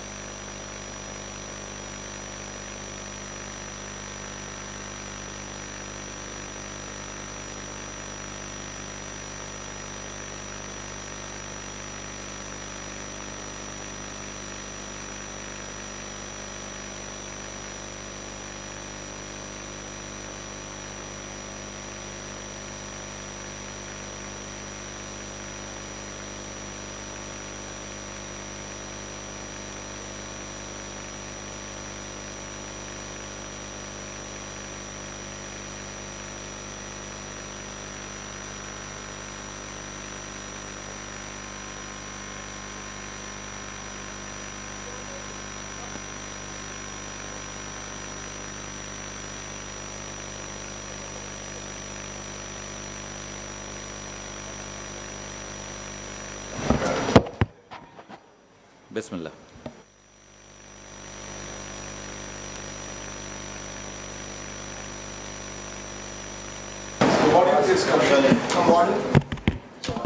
Welcome back, everyone.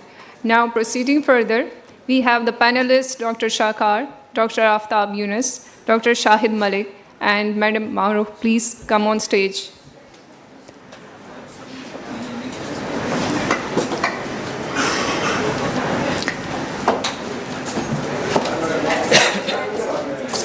Thank you for your presence. Now, I would like to invite Professor Syed Saeed Ashraf, Consultant Cardiac Thoracic Surgeon, Morriston Hospital, College of Medicine, Swansea University, to come on stage and speak on developing academic cardiac surgeon and services. Sir, thank you.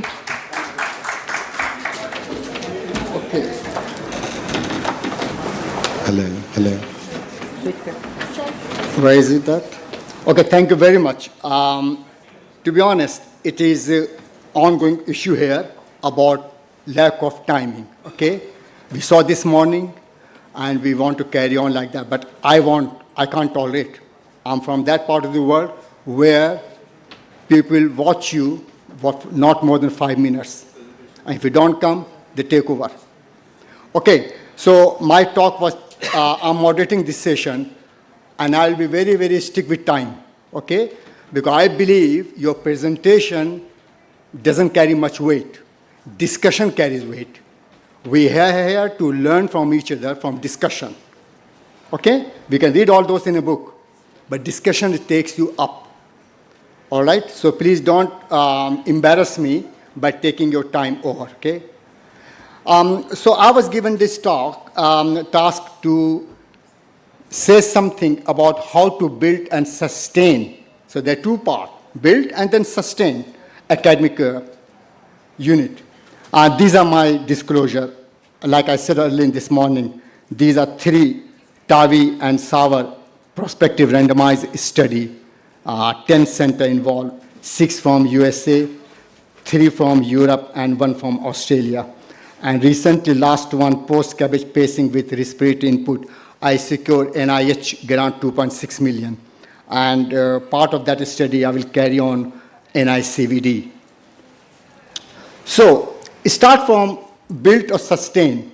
The most important framework when we talk about academic healthcare program is 6 pillars, okay? Good clinical governance, education training, research, diversity, mentorship, succession. All these 6 pillars makes you sustainable academic unit. If any one of these pillars is weak, you will not be able to sustain. You can call yourself already called, but it won't be as international, reputable academic unit, okay? So first part is the clinical governance.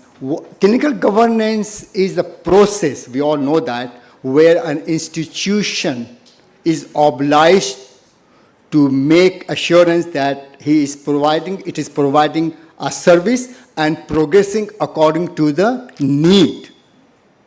In medicine, according to the evidence-based. In Apple or Meta or Facebook, according to their requirement. You got to make sure it is up to the mark. And in doing so, you got to have effectiveness of any treatment, like nice guidelines and all those things you have to manage. Risk management, whenever there is any complication or risk to harm the patient, you will be accountable unless you put an incident form, okay? You have to put the incident form to minimize the risk. Other patient and public involvement. You cannot tell someone what to do unless you get them involved. It is a part and process of democracy. When you decide something about someone, you got to ask, take their opinion. Okay? So in the West, patient and one of the representative of patient is always present in consultant's interview. And when you are making any arrangement, he will be there. Third, with the audit. Without audit, you cannot run any service. whatever you do, it will not flourish and people will not believe. Audit is systematically reviewing your practice and compare with the standard. And if there is any lack or any change, you redo it to close the loop. This is called audit. And without audit, you cannot say that unit is working 100%. You may be providing service, but unless you have done the audit and present audit, you cannot claim. Now, staff management, how, when that staff will go, how much cover you need, this is part of that pillar of clinical governance. Education training will too, informed consent is a part. Now, let's take education and training. Now, no one have reached where we are without a good training. Whether it is mediocre or excellent, we are here where we are. But remember, without training, you will not be alive forever. You got to pass it on to your successor. You got to have. And whenever we talk about teaching and training, it is not only journal club, it is also mock VAVA, it is also you do the wet lab or surgical simulation. And anyone who is from here in ICVD, we started 2 things very good I'm proud of.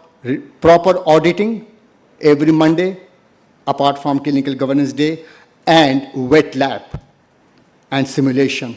Now the simulation part is more expensive, but I'm hoping we'll get at the NICVD where you will be able to put a TAVI or you will be able to put in vein harvesting on a computer with AI controlled software. Okay, you got to have commitment and teaching. When you are doing training, surgical training, it is your job. It is our job to train. We are paid for that. If you're not training, it means you are paid for extra. All right? Number 2, training is a part of both ways. Training is not like a teaching, handhold and teaching. Training is just like a playing game. It's not an event, it is a game. Like father plays cricket with son, it's a game. That's why he teaches his son. Hold the bat like that, come forward, go backward. And then during that, the child, the way he practices, then he shows his own talent. Yeah, that's the way. Whenever you're doing training, remember, no point you are compromising patient's life or care. Other pillar of any institution is diversity. The diversity is both primary and secondary. Why diversity is important? Diversity is a Latin word, came from two ways. Because unless a unit is diverse in sex, in thinking, in religion, sex orientation, gender equality, you cannot progress. Diversity, because all of us look this world in a different ways, in our ways. Those units who have got more diversity, you will see their more culture and nationality, every single person will work differently. And similarly, he will show his own view. And that's why, after all the research, we show diverse organization spark innovation. Diverse leadership expand organization. Any leadership where it's diverse, it doesn't mean if you are from Sindh, only that area should be working there. No, get it from other province. Okay, get from other part of the world as well. He will bring that idea, that view. And that's why people say, wherever possible, get new face, different view. And that will bring it different view, different project, team collaboration. Okay? Now, everything, the diverse team makes better decision. Why? Because you ask for that person, he will think the way he has been taught by his parents or by his mentor, and he will come and give you his advice. So whenever is a diverse meeting in a board, you come with a good system, a good conclusion. And that action will be acceptable to all over your organization. That part is unfortunately missing in the Eastern world. This diversity we learn from the West, and America is the biggest example. You'll see Apple or Facebook. I was Harvard University giving talk on academic and innovation, and I met financial director of Facebook. There were 5,000 people. And the one thing he said to me, if there is no diversity in our organization, Facebook wouldn't be here. At present, 86% of the American institution, 86% American technology company have Indian CEO. Think about it, 86%. You name. All Apple, Microsoft, Google, PepsiCo, Hewlett Packard, all Indian. They could have said, oh, he's not from Texas, or he's not from California. But when there is a talent, it's a diversity, and they bring the institution. Other important thing are mentorship. Look, where we are here because of our good mentorship. Okay? Asad Awan, I always praise him. He is the shining example of NICVD. He is here because of good mentorship. Okay? Furqan came from UK. He had 2 or 3 very good mentors, including one very mediocre mentor, myself. Okay? So, where there is, and the mentorship doesn't mean that it is one-to-one all the time. It can be group. Okay? Like we do in General Club, mentoring. Mentor and mentee should be comfortable with each other. Okay? And by somehow, at any point, if they are not click to each other, both should say, okay, right. I don't think he is comfortable with me, or mentee will say, mentor is not, he doesn't like me. So be it. Change. But don't spoil that trainee career. Change the mentor. Other mentor may be good for him. So that part we are missing all the time. And like if you are there in JTCVS, Krohn, president of David Krohn, he said very good, mentor is not limited to a moment in time or place. It is forever. It is forever. When I get problem clinical at my age, trust me, I still discuss with my senior. They are retired. I still discuss. And same is here. How many times I get call from Egypt and from Malaysia, oh, this is a problem, have you come across? And I tell them, yes, I will do that. Now, there's no point talking much, but it is such an important thing about research that without research, I don't think you can say that your unit is academic. I mean, research, creative, systemic work take place. This is the best, very short definition I managed to find. Okay? Now, whenever you talk about research, I'll take a bit slightly more time in that. Research, both about qualitative or quantitative, okay? The quantitative is numerical, okay, number. While the qualitative is the shape and size and the physical thinking. Both are very important, okay? Pakistan is lucky that we can have both, because we are diverse locality, diverse population, which will go with quality research. Quantitative, because we have more number of cases, number of patients. Okay? Whenever you do quality or quantitative, you have to start from basic science, from test tube, and then come to the clinical. It is very unusual, except during COVID time, where we went direct to the clinical. We did not do much on test tube because of the emergency situation. But when you basic science, they all overlap each other, okay? In this, all the research, all quantitative, qualitative, basic science, or clinical.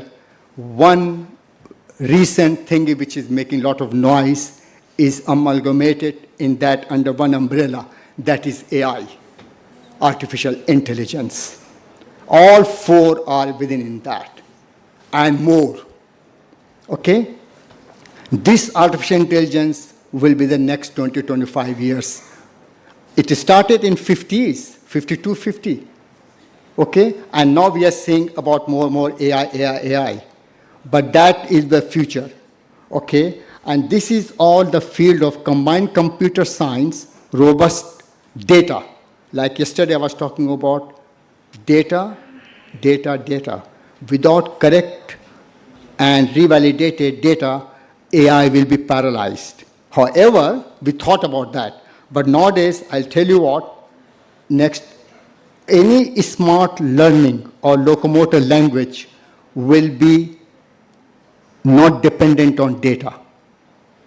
It will create its own and it will correct your wrong data. Okay? I give you example. All those information, hospital driven system, assisted chatbot, all the example of AI, and all four in this, I have been noticing and practicing in my university with the engineering department. This is the slide I borrowed from my PhD student who is doing on AI. Okay? Now, whole AI data, if you see, there is two, baseline and the percentage. Red is your disease and blue is your baseline. On this, if you see, all are equal. There's no difference. However, one is legitimate conclusion that drug is no effect on ABC cell. Two, in that, you'll see, drug has got effect, but not that much obvious. But there is some changes. If you see third one, there we can see the mode of response of a drug profoundly indifferent in each line set of the cells. This is an example of drug we just doing and implementing in our aortic valve and aortic valve diameter. Same thing if you see, so does lack of what is measurable or not measurable? Okay? So if you see in that, if ejection fraction, system vascular resistant, cardiac output, normal or disease. In A, B, C, D, E, the fourth pattern, okay, four responses. So if you see in the disease, blue is normal, red is disease. But if you see in all those three, there is much more combination and you will see normal is equal to disease. Okay? Just by looking at that. But if you add to the AI, put on that software, you'll get this. Calculating the extent of correlation between parameters A, B, C, D, E reveal profound difference. And here the AI comes. On the surface, on the physical examination, on echo, transvisual echo, it will be different. But AI will say, no, there is some problem. Okay? And I give you example. This is a slide of one of our study who is doing MD of aortic valve disease. So you can see when if this disease is progressing or how much is not progressing. 9 is there, 3 is there. Yes, it is progressing, you can predict it easily. And same area underneath of the curve. You can easily see that. So this will be the normal feature of our AI. Last pillar is a succession. Process, identify in your unit your successor, who will going to replace you. If a unit doesn't have succession planning, that unit dies when the main leader dies. So you got to have good succession planning, and succession planning should not be what is next, but who is now. Don't say, no, he is very senior, he'll be next. No.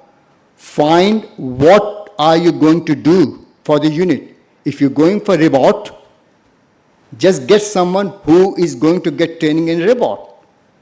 There's no point getting someone who's next to you in seniority, and then unit will be stay there. Unit won't progress. So that's very important. Building competence is not what is next, not just who is next. And if you see the succession planning proper, that unit will thrive.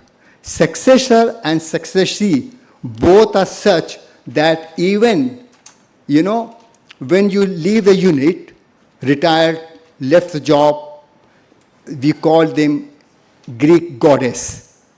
And Greek goddess have 4 eyes, 2 front, 2 behind. A retired person sees with 2 eyes what the unit was, what I did. With the front 2 eyes, he will say, my successor, where he's taken the unit. And when the unit thrive, he will not be less impressed or less happy than the person who's taking the unit forward. Okay, so in conclusion, to build a sustainable academic unit takes vision, determination, creative culture. Unless you have these 3, you cannot take the unit forward. Okay? It should be resilient and self-defining. You got to define in your all meeting, when you take the job, I'm going to take this unit where? Value to pursue speak for itself, and knowledge for the academic cardiothoracic unit. Okay? This is very important. Our specialty is such that we always thrive for success and progression in our unit. Okay? Thank you very much. Any question? Yeah, Professor Aman.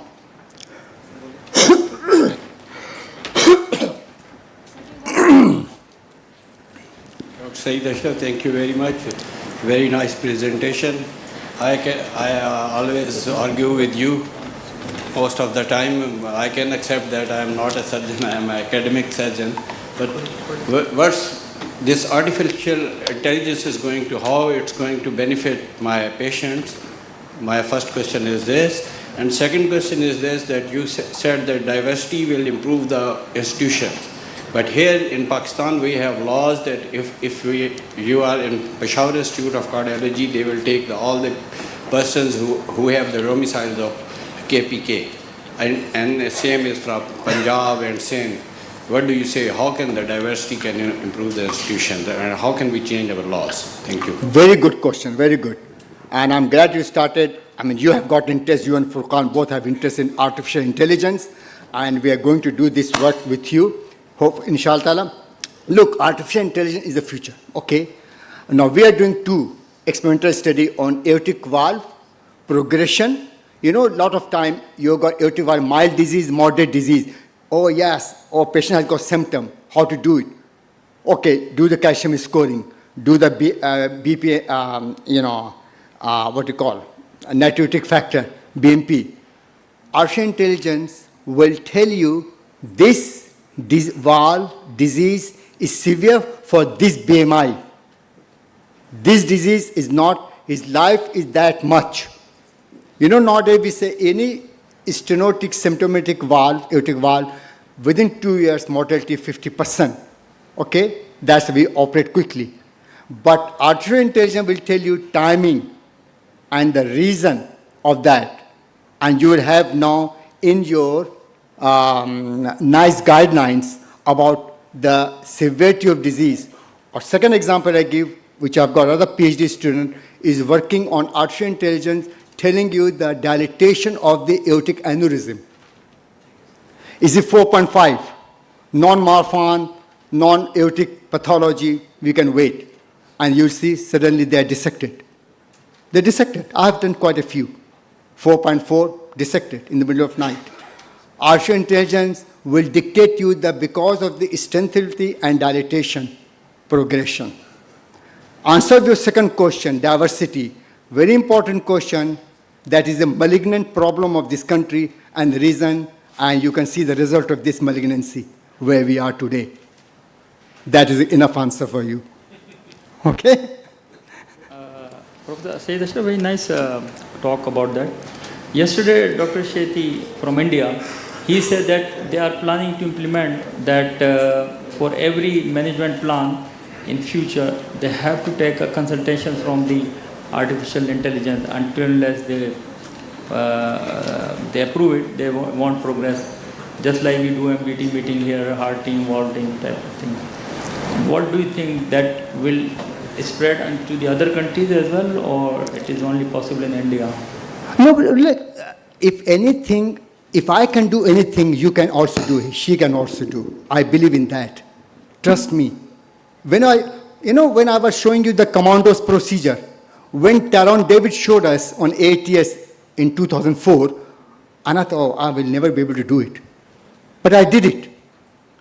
2018. Why? Because I was forced to do it.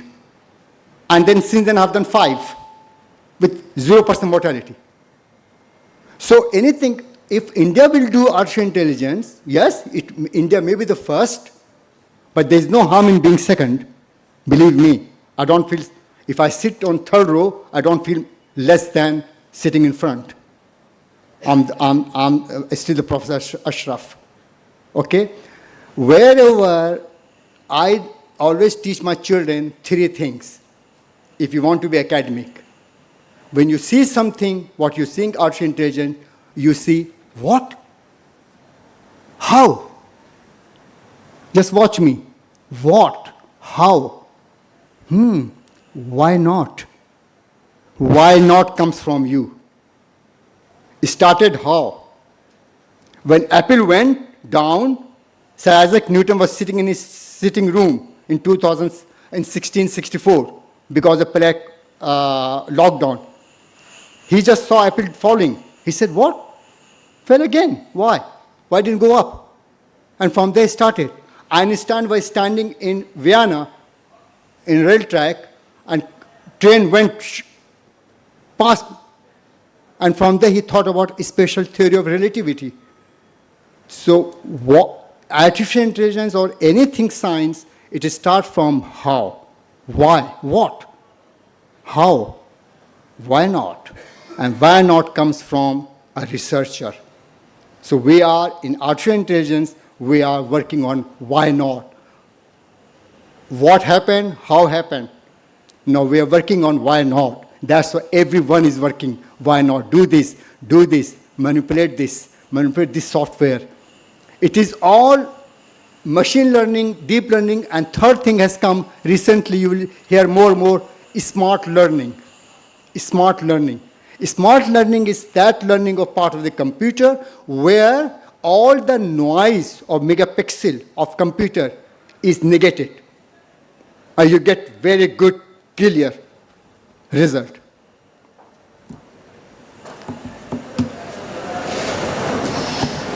Asad, I just wanted to make a clarification.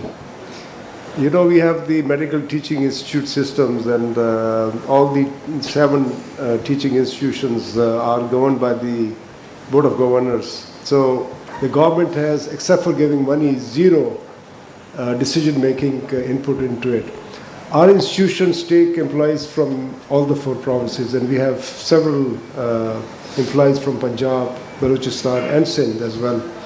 And we actually positively discriminate for female gender and minorities.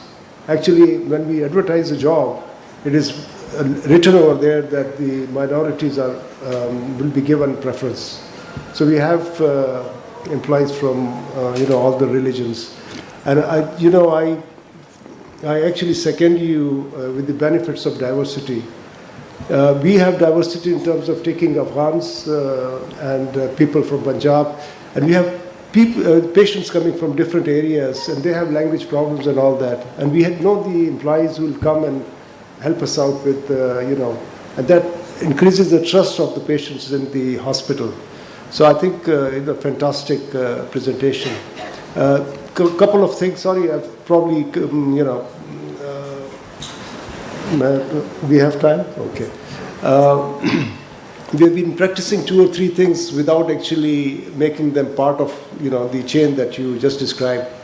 Everybody talks about clinical care and academics and research, but things like diversity and succession, you are thinking about it all the time, but it's not been institutionalized, and I think, this is probably the next way to go. Absolutely, absolutely. Thank you very much. Lot of work. No, I'm glad. If I pass any message where, believe me, research, okay, you can have diversity, succession planning. This is the most important thing which was lacking in Pakistan, and we have to work on it. Okay? No more question? Okay, as I'm moderating, okay, so our next presenter will be, okay, so we all missed you. Oh, it doesn't matter, okay? So for that, not as a punishment, but your time has come down from 35 to 30 minutes now, okay? And they all know I'm very strict with time, okay? So I will give you, I leave some good 10 minutes, 7 minutes for discussion and finish it off in 15 minutes so we can have 10-minute discussion. All right? Thank you very much. You are giving a current management of endocarditis. Excellent, very hot topic nowadays.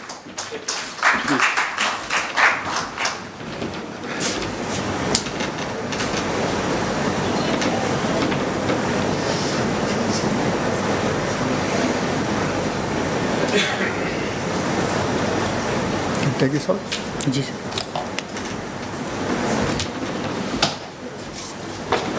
Assalamu alaikum.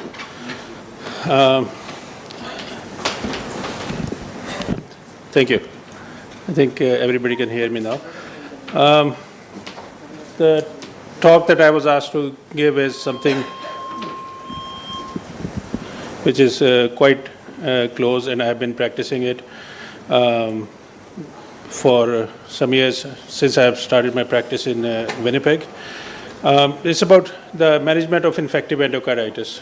So infective endocarditis, I don't know, it's something which is, as cardiac surgeons, not very widely discussed, not something which we tend to dwell into, and this is not something which we encounter on a daily basis. However, in the Western world, the situation is a bit different, and the difference of the situation is because of the opioid crisis, which go hand in hand with the infective endocarditis pandemic that we see. We all know William Osler, and he was the one who said that a few diseases present greater difficulties in way of diagnosis than malignant endocarditis. And this was way back, more than 100 years ago, when he came up with this statement.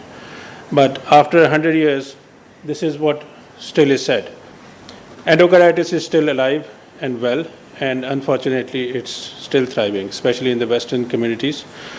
I don't know how many of us as cardiac surgeons have come across endocarditis patients as a routine, and complex endocarditis is a whole different ball game to deal with. I do like this painting.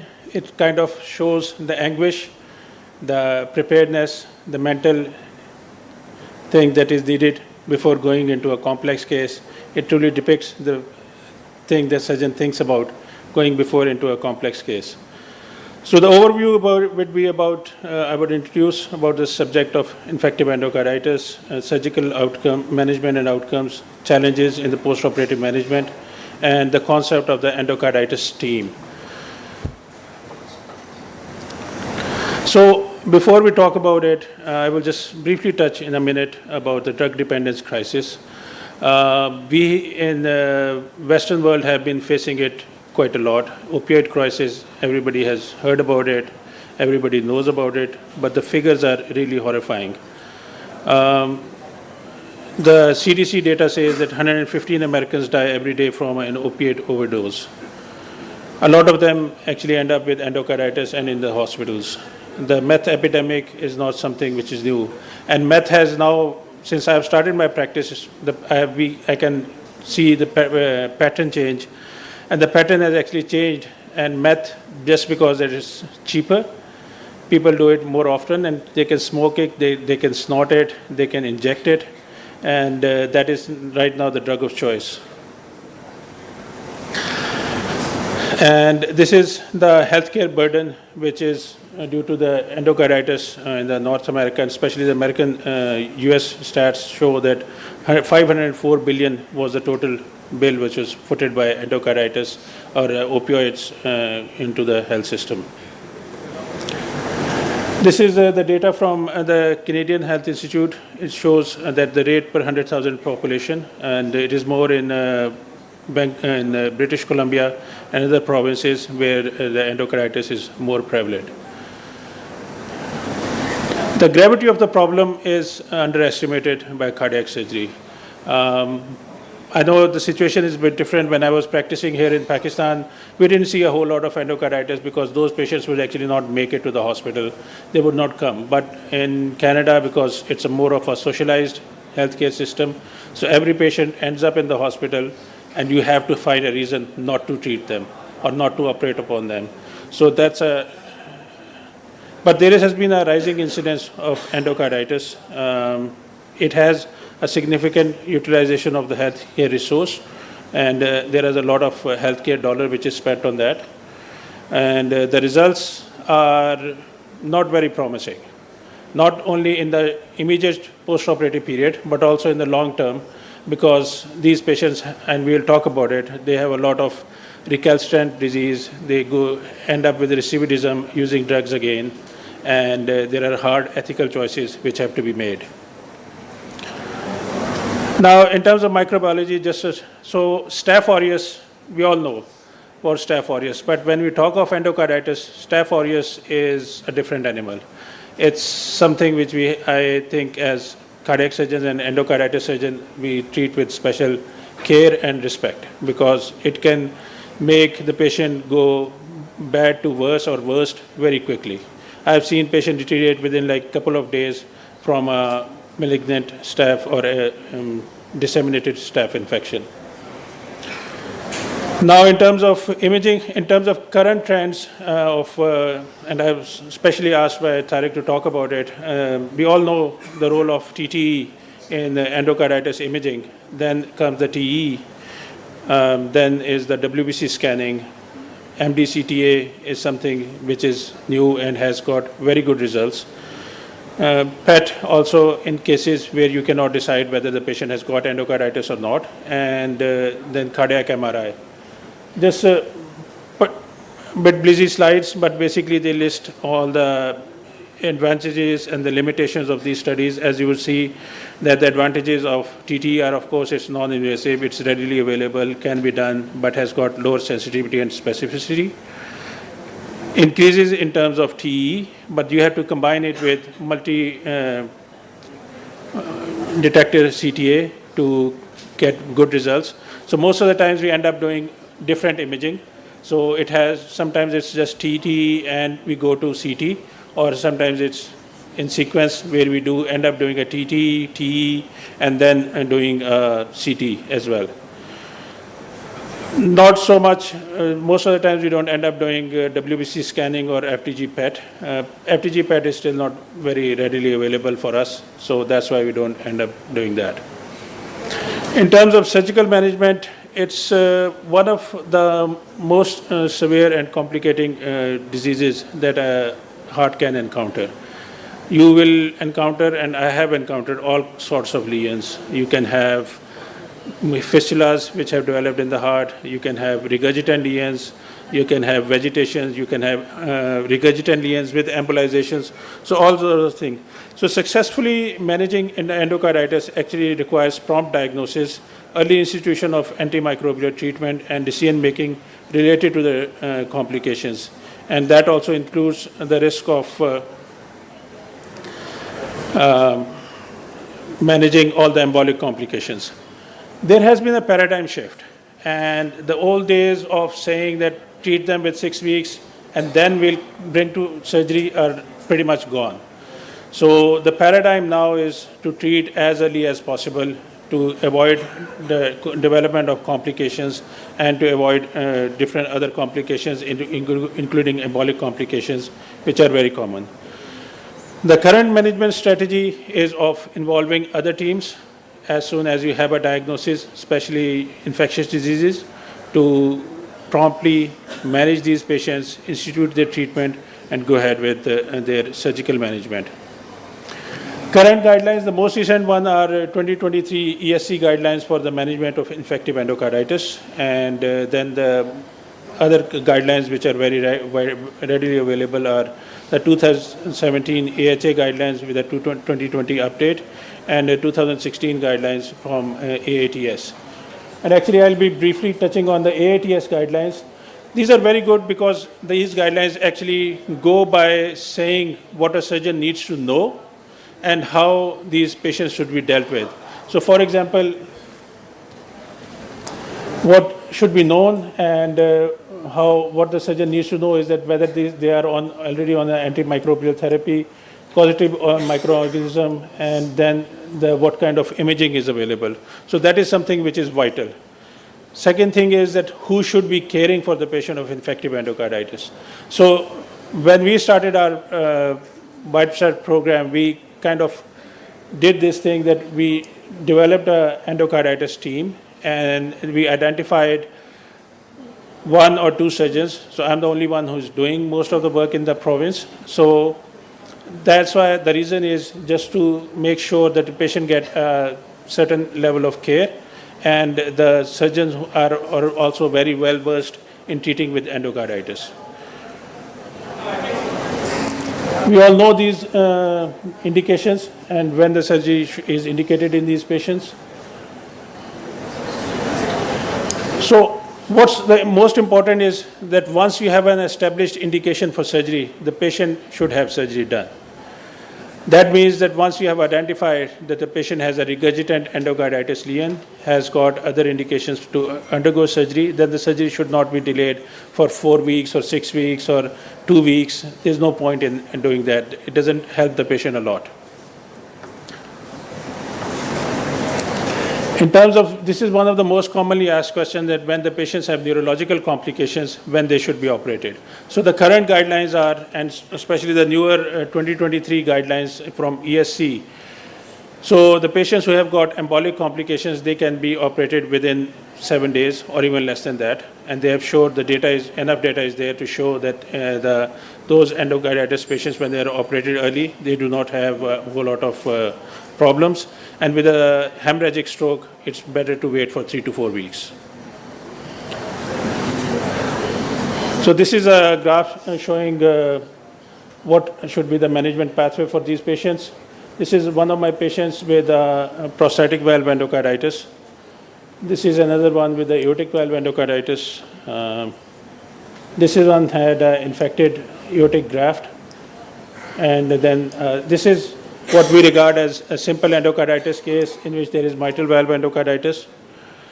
This is the patient in whom I ended up doing a commando procedure because there was extensive endocarditis of the root, and this is actually the mitral valve. The aortic valve is already gone, and the aorta is also gone.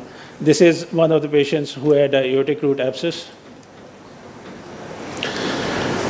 So surgical outcomes, 10-year survival is about 50 to 73%. Tricuspidal endocarditis is a complex problem.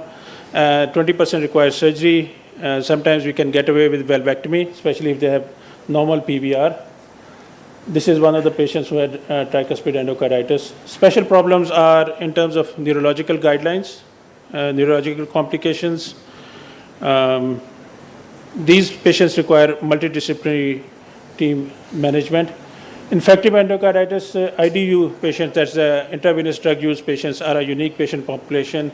They have a certain demographic. I won't go into the detail of those demographics, but there are challenges in their management, not only the management of their heart disease, but also their mental health management. So that is very problematic. There is a certain social stigma attached to it. There is lack of social support in these patients, and the psychological support and intervention is always needed for these patients. So when we talk about paradigm shift, this is one of the earliest paper who actually challenged the idea of 6 weeks of antibiotics. So early versus conventional treatment in 2012, this was published in NAGM. This is one data from one of the recent papers, and this actually has shown that early intervention is favored. This is again from the same paper where I compared early and primary and secondary outcomes between that group, and you can see that those patients who were operated on early had better outcomes. One of the challenges is always recidivism. My bioethical colleagues don't like this word, so they say that some other word should be used. But this is how it is. But it has, in terms of endocarditis patients, this is quite common, especially in IVDU patients. Ethical issues. So how many of the surgeons over here, they think that once the patient of endocarditis has been operated and comes in with using drugs again, has a repeat endocarditis, should be operated upon? Just show of hands. 1, 2, 3, 4, 5, 6. Okay, so not a whole lot of, and I have faced a lot of, debate and a lot of, I would say, opposition to the idea of doing redo operations in all these patients. Patient contracts don't hold. They actually lose your confidence. This is a very good paper which was published way back in Annals. It's about the ethics of in cardiovascular surgery section, and this is something which I think is a very good read for all of us. And the paper actually makes a point to operate on those patients who come in with repeat endocarditis. 2023 ESC guidelines, these basically give very good management programs for these patients. Other paradigm shift which we have to talk about is the duration of IV antibiotics. So in non-complex endocarditis patients, the duration of IV antibiotics can actually be decreased to only 7 days or 10 days, and then they can be switched to appropriate oral therapy. So that's a big thing. Those patients can actually be sent home, can be monitored, and it's easier for them to take oral drugs at home. Third thing is about the endocarditis team. This gone? Okay, so we all know about this joke where a set of blind people were asked to feel the elephant and describe what they felt about the elephant. And that's what we felt that when we were treating endocarditis in different silos, like ID was doing their job, neurology was doing their job, surgeons were doing their job, cardiology was doing something else, and we were all doing things, taking care of the same patient but in different ways. So that's why the idea of endocarditis team is there, that you should all bring all of these people together, have a collaborative approach, same approach which is utilized in the heart team or the heart valve clinic, and then there is multi-system involvement and there is expertise in diagnosis and medical management of all these patients. Because these are complex patients. They need input and resource utilization and provision of holistic care from all of the people involved. So endocarditis team ideally should be of a cardiac surgeon, a cardiologist, infectious diseases, or a microbiologist, cardiac imaging specialist, and eye nurse coordinator. And then the other ancillary services could be a neurologist, nephrologist, and ethicist. So this is how the endocarditis team normally functions. All the inpatients are referred to them, and then from there they can decide in their meetings which patient should go for surgery, which can be managed medically, and then how the next step can be taken. Patients with complex endocarditis should be referred early and should be managed by endocarditis team. Reference centers should have all the diagnostic procedures available to them, including TTT, TOE, multi-slice CT, MRI, and nuclear imaging. A bit busy slide, but the role of the endocarditis team should be to have meetings and then make decisions regarding the care of the patients, especially about which patients which patients surgery is indicated and should go for surgery. Then the other thing is that the endocarditis team should also have participation in the national and the international registries, and then outpatient visit can be also be arranged by the endocarditis team. So this is one of the articles which was published, and it showed that there was a dramatic reduction in the infective endocarditis related mortality with the inception of endocarditis team. This was again proven in another article. Same thing.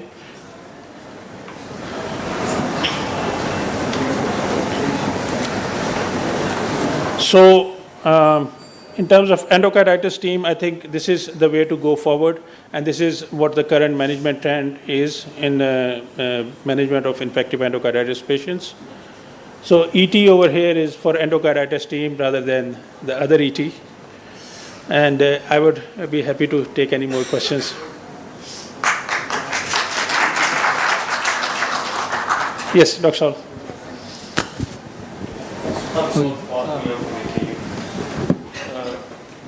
So Mike, thank you so much. It was very, very heartening to see all of this.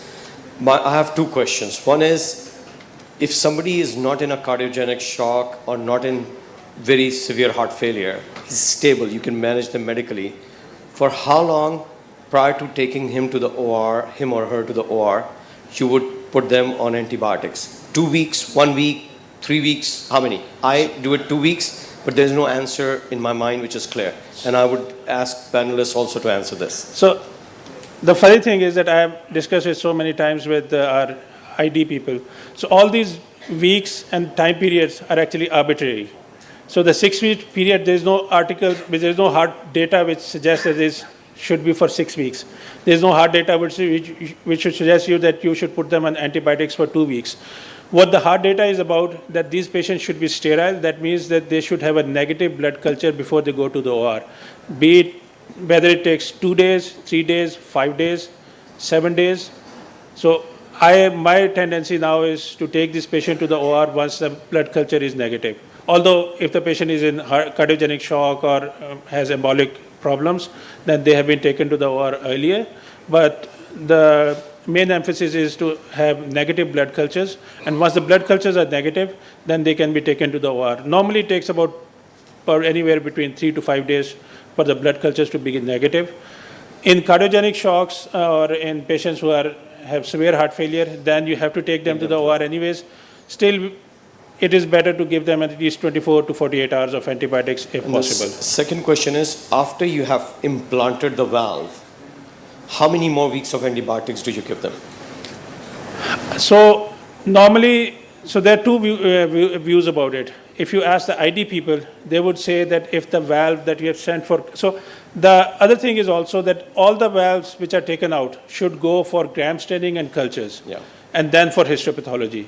And if the gram staining shows that there are gram-positive, negative organisms there, and the cultures also are positive, then you should at least give for 6 weeks. So our policy at our institution is, whether they are positive or negative, we give them 4 to 6 weeks of IV antibiotics after we have implanted the valve. And I would ask the panelists also to comment on that. Before I will finish, I will just make a simple comment. In the last 10 years in our institution, we have had 3 TB cultures which have turn out to be positive. So we have started sending, in Pakistan, I think I would suggest this, so all the valves should be sent for TB cultures once you do infective endocarditis, even if they were for Staph aureus or strep. Thank you. Welcome. So TB is something which we don't send because we don't come across TB, but we have had patients because of immunosuppression. They have had weird organisms. So I have actually operated on, I think our series now is of 4 gonococcal endocarditis, which nobody has ever reported. So we are going to report that series pretty soon. So we have at least 4 which were operated and 1 which was managed non-operatively. So 5 patients with gonococcal endocarditis. So that's why there is importance of sending these patients for, sending these valves for cultures and gram staining, because then you can grow weird organisms and then you can actually give them treatment, organism-directed treatment. So the important thing is that I also do the same thing. When I implant the valve, I give them 6 weeks of antibiotics, but sometimes ID comes back and they say, no, the cultures were negative, the valve didn't grow anything, so we can cut short the duration of antibiotic. We still have to look at the data, whether there is any more incidence of recurrent endocarditis in these patients. I have had 2 patients in which ID actually came back and said that they thought the treatment was incomplete. So you can, even after 6 weeks, you can still have incomplete treatment, because then you have to look at the MICs for these patients. So if the MICs have not been met, then you can have incomplete treatment. Hello, Asif here from Newcastle. Excellent talk. Actually, for the surgeon, that's the most difficult decision making is to treat the infective endocarditis. And in England, we have a very common incidence here. So idea of endocarditis team is amazing. That's the way things working. But decision making is differentiated between the drug addicts endocarditis and a routine native valve and prosthetic valve endocarditis. Question of early intervention, late intervention debate still stays as not a very clear evidence. But having said that, to answer your early question, the way we started to manage, because for some unknown reason we are getting a lot of patients with endocarditis. If the patient is decompensated, or if the patient is still septic despite the optimal antimicrobials, there is no hesitation to bring it to the surgery. It's going to be high-risk surgery. Size of vegetation, the European guidelines say when it's more than 1 centimeter you should go, but then again, it's very difficult to predict. Apart from if there is no two condition, if the patient is hemodynamic stable, inflammatory markers coming down, we tend to buy the time as much possible, 2 weeks, 4 weeks, to get him more sterile and then do in a much better way for the better outcome here. But I think I agree the concept of endo team is the way forward to treat. It's complex, there's no right or wrong or no black and white answer. It's all one individual case-to-case decision and what's best for that patient here. Yeah. Thank you. So, I think I'll take over the moderation now. We are running short of time. You want to say anything? And then we'll just pass on to the other panelists. Just want to say that if you are giving antibiotics for 6 weeks, maybe a PIC line is better for giving long-term antibiotic, because otherwise if you start giving in veins, then soon patient start skipping the dose. And these are the patients who already, when they are drug addict, do not have very good access. So consider PIC lines. No, so for us, the protocol is that all the patients who actually are diagnosed to have endocarditis, so in our units, so they always get a PIC line. And we always change the PIC line once we have done the surgery. So that line is considered dirty. So we take them out as soon as the valve is in. And then they get a new PIC line, and then they continue for 6 weeks with IV antibiotics. You want to say anything? Just a very short comment of what Solip was saying. Many of the patients who have endocarditis and the vegetation is small. 1 centimeter is a big vegetation. Some vegetation which is less than half a centimeter or 2 to 3 millimeters, most probably the patient is lying in the cardiology wards and you will never hear about it. So there is a role of very small sessile endocarditis being totally treated medically. Just a comment as you were saying, how long would you wait? Thank you. Can I comment? So can I just ask you one question? Yes, sir. You know, the choice of prosthesis that you use, I know that for aortics, homographs are the best material to use. But if you have to use a prosthetic valve, do you prefer a tissue valve or mechanical valve in these situations? So yes, so traditionally what has been always said that homographs are better, but now we have walked away from using homographs because first thing is they are not very readily available. Second thing is that they all, because these patients are young, so they are all burnt out within like 4 or 5 years, and then you have a very calcified homograph that you have to deal with. So instead of that, we are just implanting prosthetic valves or conduits or whatever is necessary. So in terms of prosthetic material, if you are doing a commando, so I think I end up doing at least 3 to 4 every year. So for those patients, the choice of reconstruction is with bovine pericardium, and then using prosthetic valve choice is I always put in tissue valves, because these patients, large percentage is actually IVDU patients. So you do not want them not to have warfarin and thrombose their valves. So if they come back with structural valve deterioration, it can always be dealt with, be it transcatheter or open, but it's always good to have a tissue valve. That's the processes of choice for us. So, discuss that. Yes, thank you. Thank you very much. That was very interesting, and thank you, the audience. I think we can go to the next. All right, so we'll just be quick, and I'll ask Dr. Hasan Memon to just come over and please. Short.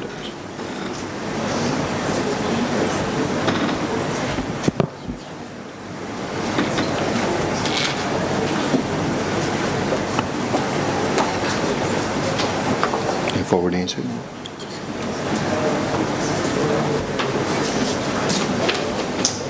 Assalamu alaikum. I'm Hasan Memon. I'm a consultant cardiac surgeon from the Bahad Institute. I will be presenting long-term follow-up of cardiac surgery patients and the trends in patient survival and predictors of long-term outcomes.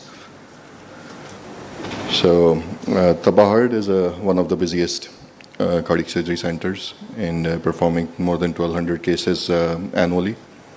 Routinely, what happens is patients are discharged to their cardiologists or general practitioners 6 weeks post-operatively. And the research studies typically only report short-term outcomes, and we fail to actually report the long-term outcomes. But we have a very robust cardiac surgery database, which collects the data real time, as well as from telephonic follow-ups at first and every fifth year are also recorded. And data is also recorded from hospital electronic medical records for the patients who are coming to the OPDs. So I am presenting the data between 2005 and 2017.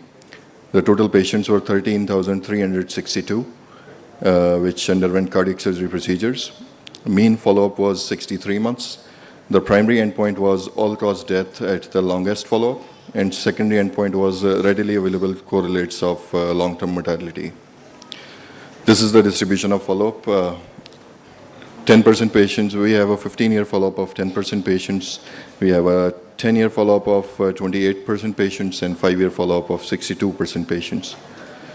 This is again a distribution and a survival stats. Out of 13,362 patients, 9 patients are not alive, and 8% mortality was observed in isolated cabbages, 10% in isolated valves, and 14% in case mix. Case mix includes the combined procedures, aortic procedures, VSRs, redos. 17% of the patients were lost to follow-up. Now the correlates are among the patients who are not alive. Mean age was found to be significantly affected the long-term outcome. At the time of surgery, the patients who are not alive were the mean age was 59.74. And as the age increased, the age affected significantly towards the outcome, the worst outcome. For example, in this chart, the age is more than 60, and we have observed more mortality than the people in age less than 60. And as the age increased, the mortality also, long-term mortality also rose to 23%. Gender also affected, the female gender also affected the mortality. It has already been described and published by many international papers. There is a difference in long-term mortality in the redo surgeries, but it is not significant. There is a slight difference. It is mainly because the redo surgeries actually carry a short-term high risk. And the case mix we have of redos are less cabbages and more redo isolated valves. So they have a better mortality or equally comparable to the first surgery in long term. Diabetes also affected the long-term mortality significantly. Mean cross-clamp and perfusion times also affected significantly. And the low ejection fraction, obviously long-term mortality was affected by the low ejection fractions. And mean euro score, which is actually a tool for short-term mortality, but it affected like the people who are not alive, the patients who are not alive have the mean Euro score of 5.0. This is the Cox regressional survival curve, and we can see like in the patients had better survival in the first 5 years, and after that it dropped. Like in the next 5 years, it is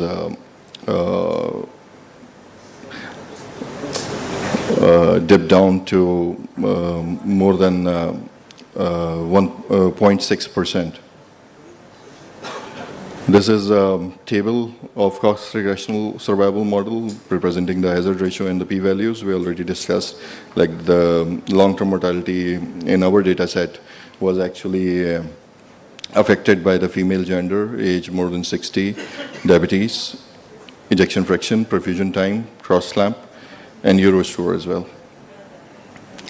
So this short and simple presentation was just to share our database, our data, and I know like many of the institutions in Pakistan now have almost all institutions are having the big institutions are having the database like AKU, Shifa, Rahman Medical, and ICVD. But like us, we are every organization I think is actually collecting the data and reflecting the institutional practice, but the correlation and the collaboration of the data is somewhat missing. Like I would request through this platform that if we can, all the institutions like who gather data can merge these databases on a city level or a provincial level, and it would be better if on the national level we can actually develop a store model for this country, because our patient data set in this country is very different from the Euro and STS. Thank you.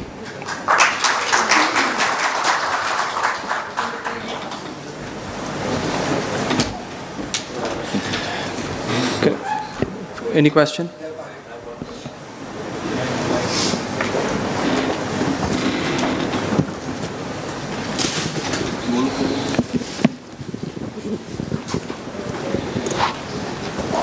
Thank you, Hassan. Very good, very nice. As I said, without data, you can't say whatever is saying right or wrong. Your telephonic follow-up, who used to do it? Doctor or some nurse or nurse practitioner? There is a nurse practitioner we have. She is trained for 5 years to do this, but Okay. not a doctor. Number two, all those who have lost the follow-up, how do you know that is alive or dead?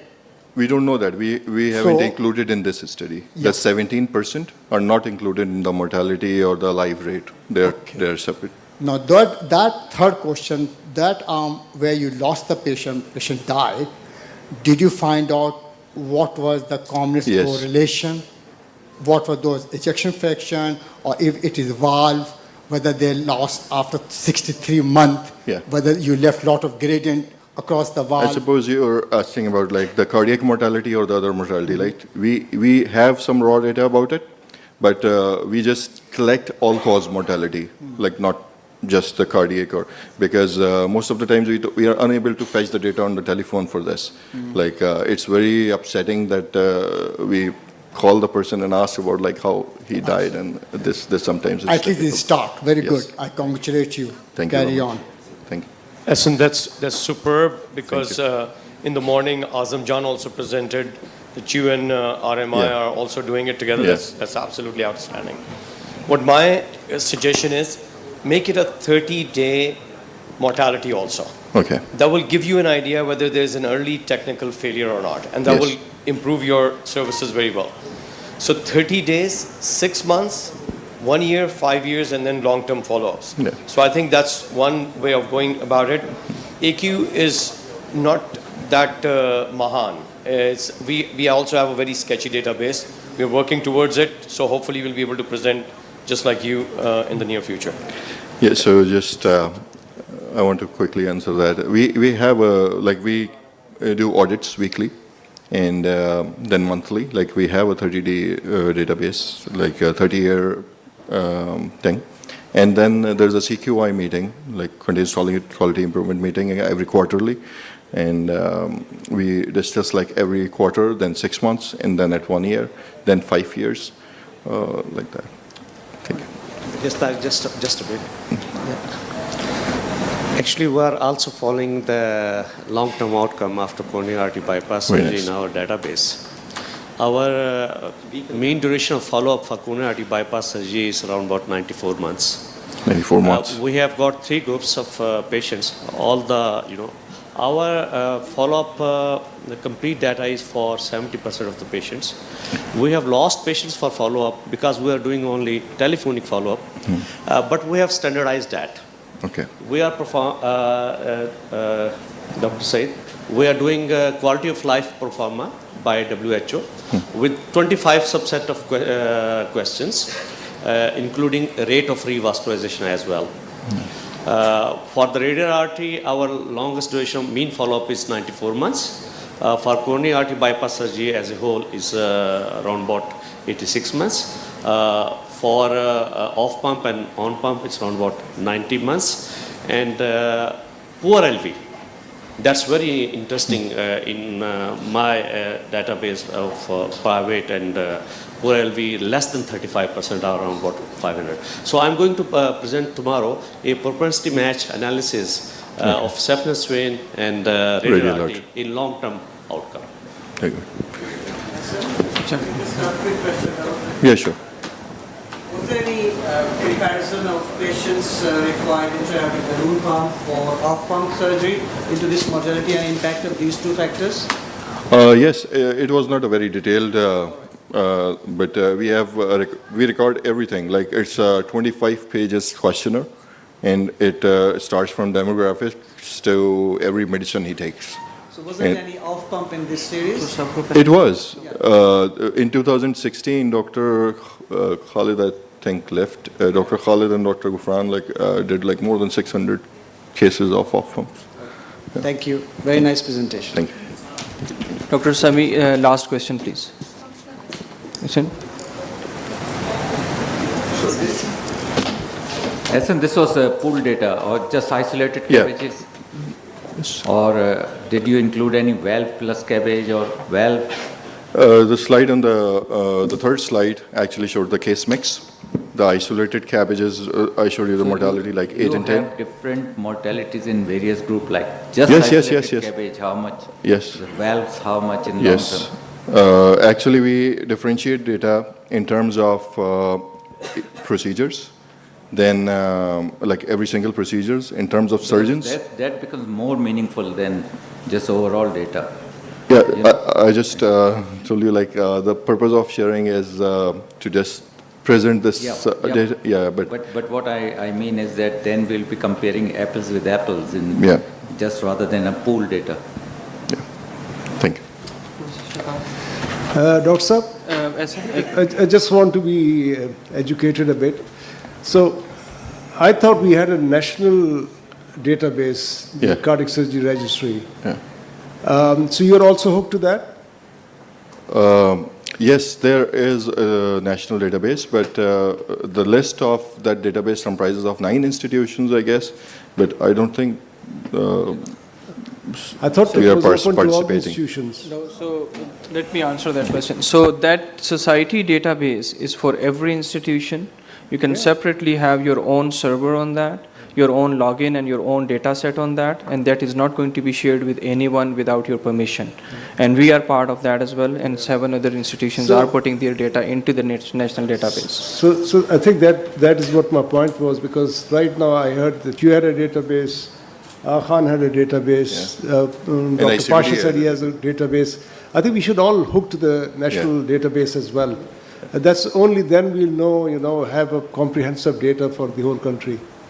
Thank you. So Professor Anjum Jalal has designed that, and the society is running that. Professor Anjum Jalal. Because private hospital, they don't submit their data because of the risk of income tax. So I'm not aware of those things, but what I'm aware of, any institution can approach him and their team is available for help, and you can get your institution registered with them, have your separate account and data set into that. If I ask you today, tell me how many cases of graft, isolated graft you have done in Pakistan. Will you tell me? No. Yeah, No, because No, there's no debt. No. I always say when I CBD as well, putting database, whatever you can put database, unless it is revalidated, independent, scrap. Trust me, scrap. No one will believe you. No one will believe you. You have to validate and revalidate, independent. The Aga Khan database has been revalidated by JCIA. I think there is a national database, hasn't actually come out with any, outcomes or long-term studies and all. I think the data is still being put in. So I think this is one thing that we should be working on. So the thing is that it is a national database, but all the institutions have not yet agreed to put their data into it, and we have not yet come to an agreement that we have to share all the data for the whole nation or as a national society with the community or with the conferences. We move on to the next talk. Thank you, Ehsan. I would like to invite Dr. Hina Inam and Dr. Sara Iqbal to be part of the panelists for this very important talk by Dr. Mahim. She has been working on this subject and this topic a lot. She recently presented her study abroad as well. Dr. Maham, Thank you. please.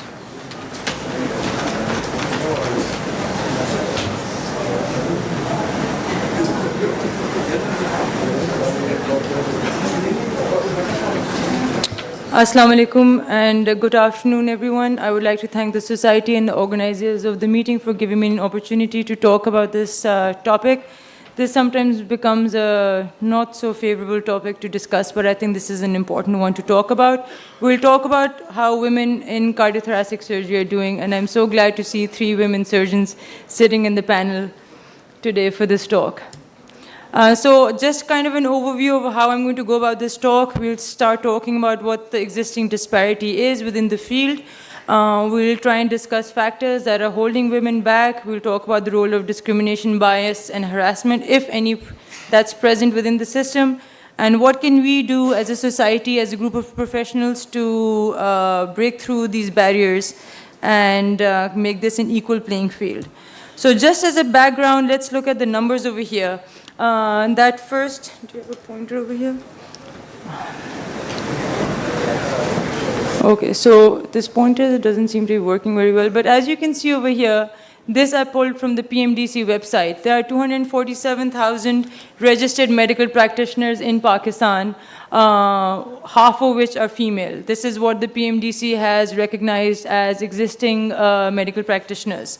However, if you look at the CPSP data and a salt disclosure over here, I pulled up this data in late 2021, so this may be a little bit different, but it's going to give you an idea that CPSP had 2,300 registered surgical residents, only 14% of which were women. When we looked at the number of fellows for cardiothoracic surgery, I did a hand check, looked through all the through all the fellows that were registered on the CPSP fellows. There were over 135 registered CPSP trained cardiac surgery, cardiac and thoracic fellows, and only 14 of them, or maybe I may have missed 1 or 2, were women cardiac surgeons. So the numbers you can see are very obvious that there are very few women who are training and have finished training as cardiac surgeons within Pakistan.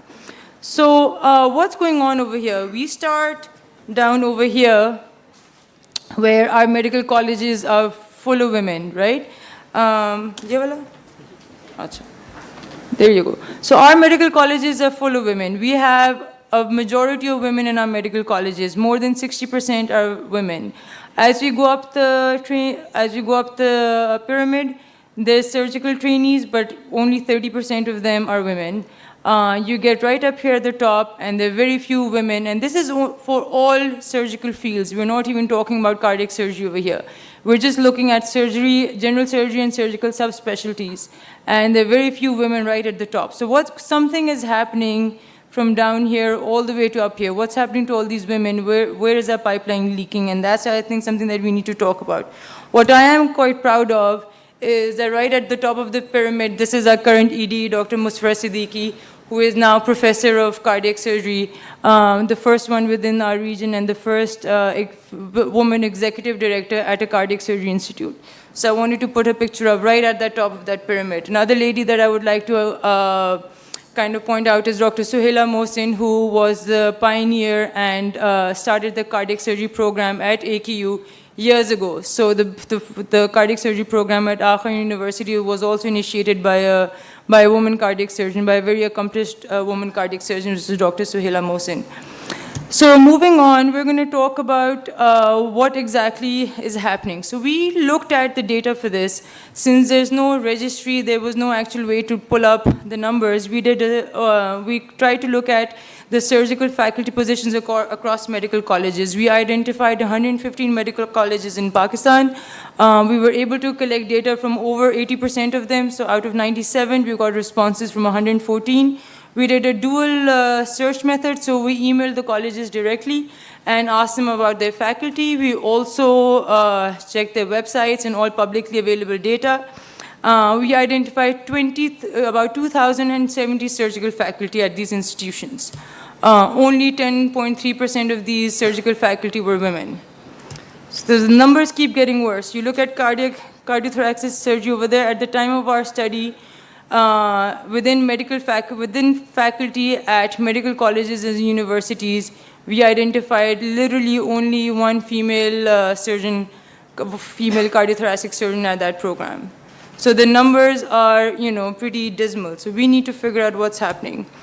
If it makes you feel any better, it's not just us. The numbers are very similar in the US. This is a study from 2010 that was published by the American College of Surgeons that looked at women in the academic surgical pipeline, and the numbers are very similar. As you go up the pyramid, the number of women continues to drop.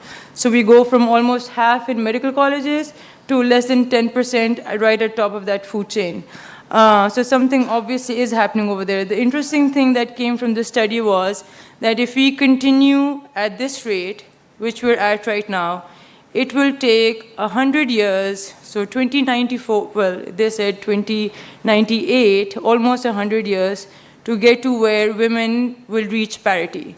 So a point where half of these will be women is about 100 years from today. And I don't think I'm ready to wait 100 years to get there.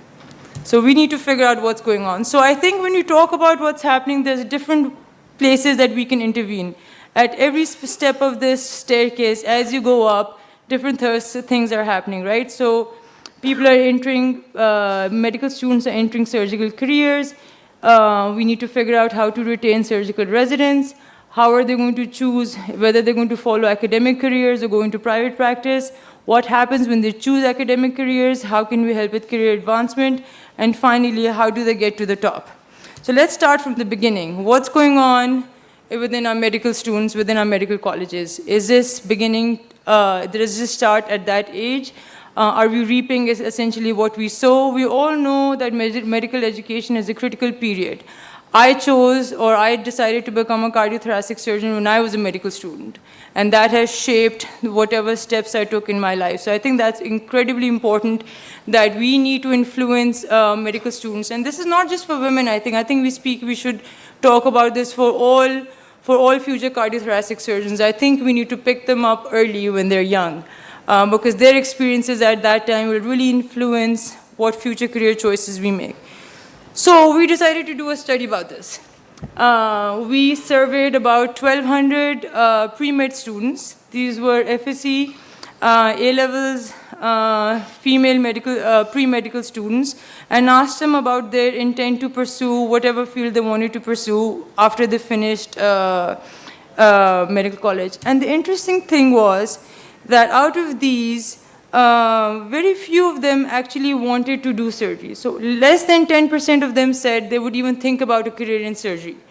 And 40% of them, having had no experience, having not done any surgical work, been inside a hospital, had any background with training, had already decided they would not become surgeons.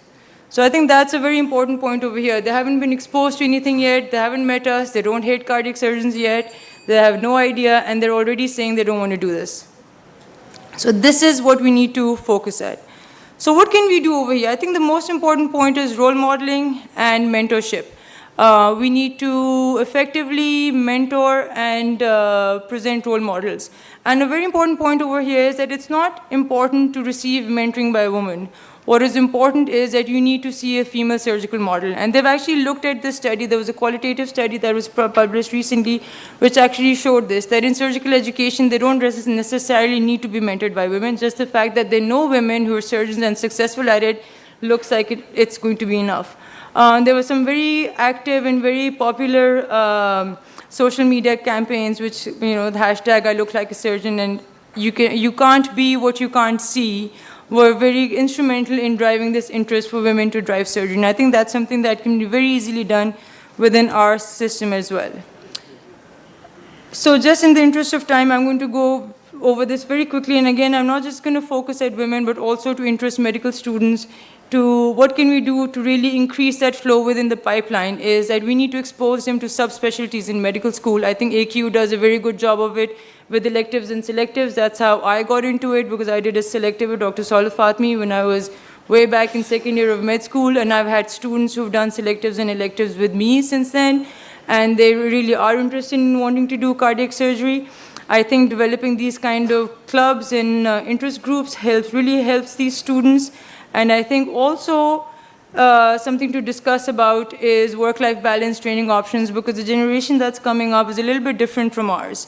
I had never heard of work-life balance, but that seems to be the buzzword today. So I think this is something that we all really need to start talking about and some things that we can focus on.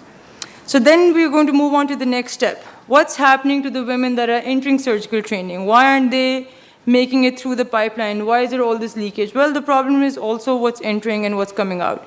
The few women are interested, the ones who are interested tend to quit, and when asked about it, they will contribute to factors such as, again, harassment, discrimination, work-life balance, role models, and we may or may not agree with this, but then we decided to look at the data for this. And we, wait a second, I skipped a slide. There you go. All right, so we did a pilot study on this, and we talked about harassment and discrimination. And women surgeons, most women surgeons said they did face some kind of harassment or discrimination. And most of them, while they said that it was not explicit discrimination and harassment, it did lead to burnout and the effects of it on mental health. And this is something that's very important to talk about. We were trained at a time where, you know, nobody talked about these things, but I think times have changed, and burnout and depression are real and will actually affect not just women, but also, you know, this is not gender specific, but I think this is something that's very important that does need to be looked at. So I think that that's something that needs to be focused on as well. So what do you think can we do? So we need to create a counterculture. Just saying that, oh, more women should join us is not enough, right? We need to be asking ourselves, okay, what do we need to do to create a workplace that more women want to work in? That's more equitable, that's a hospital place, and where people would actually want to work. And this is where creating a counterculture is important. I think that institutions and hospitals need to take a tougher stance on misogynistic attitudes and behavior. In terms of sexual harassment and discrimination, they should treat this like it happens out on the street. Right? Hospitals tend to have a different policy towards these things, and that just may be just how the culture has been, but you know, it should be the same way it would happen if you were out on the street and something like that were to take place. And there need to be clear policies for gender-specific issues such as child rearing and parenting and pregnancy, because that's also a point where a lot of women feel that this is where they start to drop out of training and their careers just because they're unable to manage all of this. So I think that these are important things that need to be focused on. So moving on, and I'm going to try and wrap this up, what happens after they've finished training? So now they're done, they've somehow made it through training. But now they're not progressing through through the pipeline, and they're not entering academic careers, and if they are, they're not progressing. So we looked at this also. We did a survey of women surgeons within Pakistan, and we asked them about this, and interestingly, most of them said that they did not really experience any gender bias or any kind of discrimination during residency or in their practice. So this is what they said when asked specifically about gender bias or discrimination. They said no. But when we broke it down and asked them specific questions, you can see over here that most of them said there was a difference in mentorship because of their gender. They said there was a difference in the opportunities that they got in the OR compared to their male colleagues. There was a difference in the kind of respect they got from their team members, the respect that they got from their nurses, and that's pretty significant because we surveyed the men also, and this was all statistically significant. More women had to face or tolerate inappropriate language. There were barriers to hiring. There were barriers in promotion. So all of these things are implicit biases that we have, right? So explicitly, nobody's saying anything to them, but there's some kind of implicit bias that's going on. And all of these things, the women said that because of these things, this had negative impacts on their careers. And there were pretty dismal numbers over here. 80 to 90% of women were saying that because of their gender, there was a negative effect on the career progression and the trajectory of their academic careers. So again, we don't want to take 100 years where we have another woman professor who's heading a department or starting or become the executive director of a cardiac surgery program or whatever. So nobody wants to wait 100 years. What do we need to do? We need to specifically identify policies and procedures and come up with a culture that promotes equity. Equity meaning you can't compare a woman that needs to go on maternity leave to a man who doesn't, right? Equity means you need to, have the sort of policies that are equitable for specific needs and specific issues. It cannot be equal. It needs to be equitable. So I think that's the difference that we need to understand. I think implicit bias is there. I think it's important, and I think a lot of us need to be trained in how this changes our behaviors. I think there needs to be active promotional, an active effort to promote women into senior leadership positions.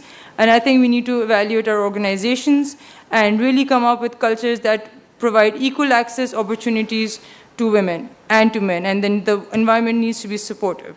So I'm going to do a quote which may or may not be from somebody who is popular in these regions. We cannot succeed when half of us are held back.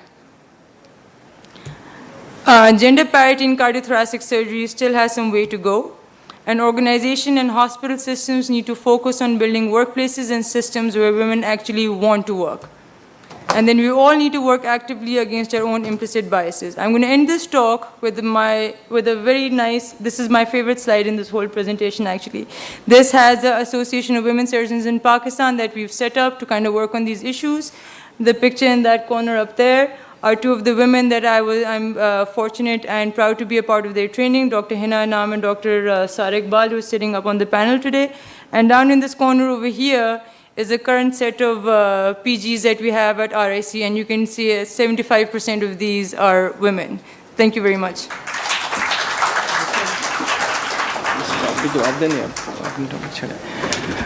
So female residents and fellows or surgeons first. Yeah, I mean, equity. I mean, it was such an interesting topic that it drew me out of my den I was hiding in, and I came to this conference. So it was because of Mahim. She brought me out, and it would be criminal not to talk while I'm sitting in the panel. So I would start just by a wrap up. From society, there is a full platform available. Because in 2013, I became a cardiac surgeon in 2010. And in 2013, there was a workplace harassment bill that did not pass through unless it was approved by me. So from society to politicians to professors, each of my professors was standing at my back, encouraging me, asking me, promoting me to become a cardiac surgeon and why not? So from society to professionalism, I think there is a full platform available. Professionalism, yes, cardiothoracic surgery is a hard part. It's a hard job. First time when I interviewed, I was asked, can you don't ask me for relaxation. General Azhar Rashid was there. I was trained by two Surgeon Generals of Pakistan, General Azhar Rashid and General Afzal Ahmed. And they were always training me in a discipline to be more gender neutral, rather than making a hue and cry about difficult work hours, ye nahi ho raha, wo nahi ho raha. So this sensitization needs to go down a bit, and we must realize there is a lack of initiative. Yes, there is. Women, when asked, why RIC has a women executive director, do you know that there is a separate seat announced for a woman cardiac surgeon for her to be on that seat? And look where now she is. So whenever, if there is a 33% seat reservation at assembly, why can't it be in a cardiac surgery program? Yes, they can be promoted, and by that reservation, you will be pushing them, and lack of initiative, this mentorship, these issues can be resolved, and they will be pushed towards becoming cardiac surgeons by giving them separate seats. So this one point I wanted to talk about, and with society's full involvement, I think we can proceed and we can make it better, not waiting for 100 years. I think we can be there quickly, and we can take this issue up at the society as well to form a women wing with their full involvement. What they're doing, where they are, like the Society of Women Surgeons, we should involve everyone. If we are 14, the 14 pictures have to be here. So we should involve everyone. With the women wing at the society meeting, we can take up these points if my seniors agree with it, with their full involvement. What they're doing, what's the report, where they are, so that as a profession, we keep on pushing them wherever there is a lack of initiative. We push them to become more what they can be. Thank you. Yes, just two comments. Firstly, recently there are, I think, 3 or 5 assistant professor posts advertised in Punjab for females only in cardiothoracic surgery. So that's something you can be proud of. Secondly, a non-cardiothoracic surgery scenario in medical colleges. All the basic sciences are now being staffed by totally female doctors in the basic sciences, starting from professors right down to demonstrators. In Ops and Gynae, in most departments that you go, you will not find a male. So you have taken over the basic sciences, you have taken over the Ops Gynae, you are taking over the other aspects of general surgery. So I think cardiac surgery is next. I think what I'm trying to say is that when your number increases, even this feeling will dissipate. Though it should not exist, workplace harassment is a different topic, but I think you are there in a big way already. Thank you. Thank you. Can I? Professor Anjum Jalal is here. Thank you for joining us. And he is the Dean for the Cardiac Surgery and CPSP faculty as well. He will be asked the same question. Why are more female residents not making up to cardiac surgery or not completing cardiac surgery residency? And what we can do about it?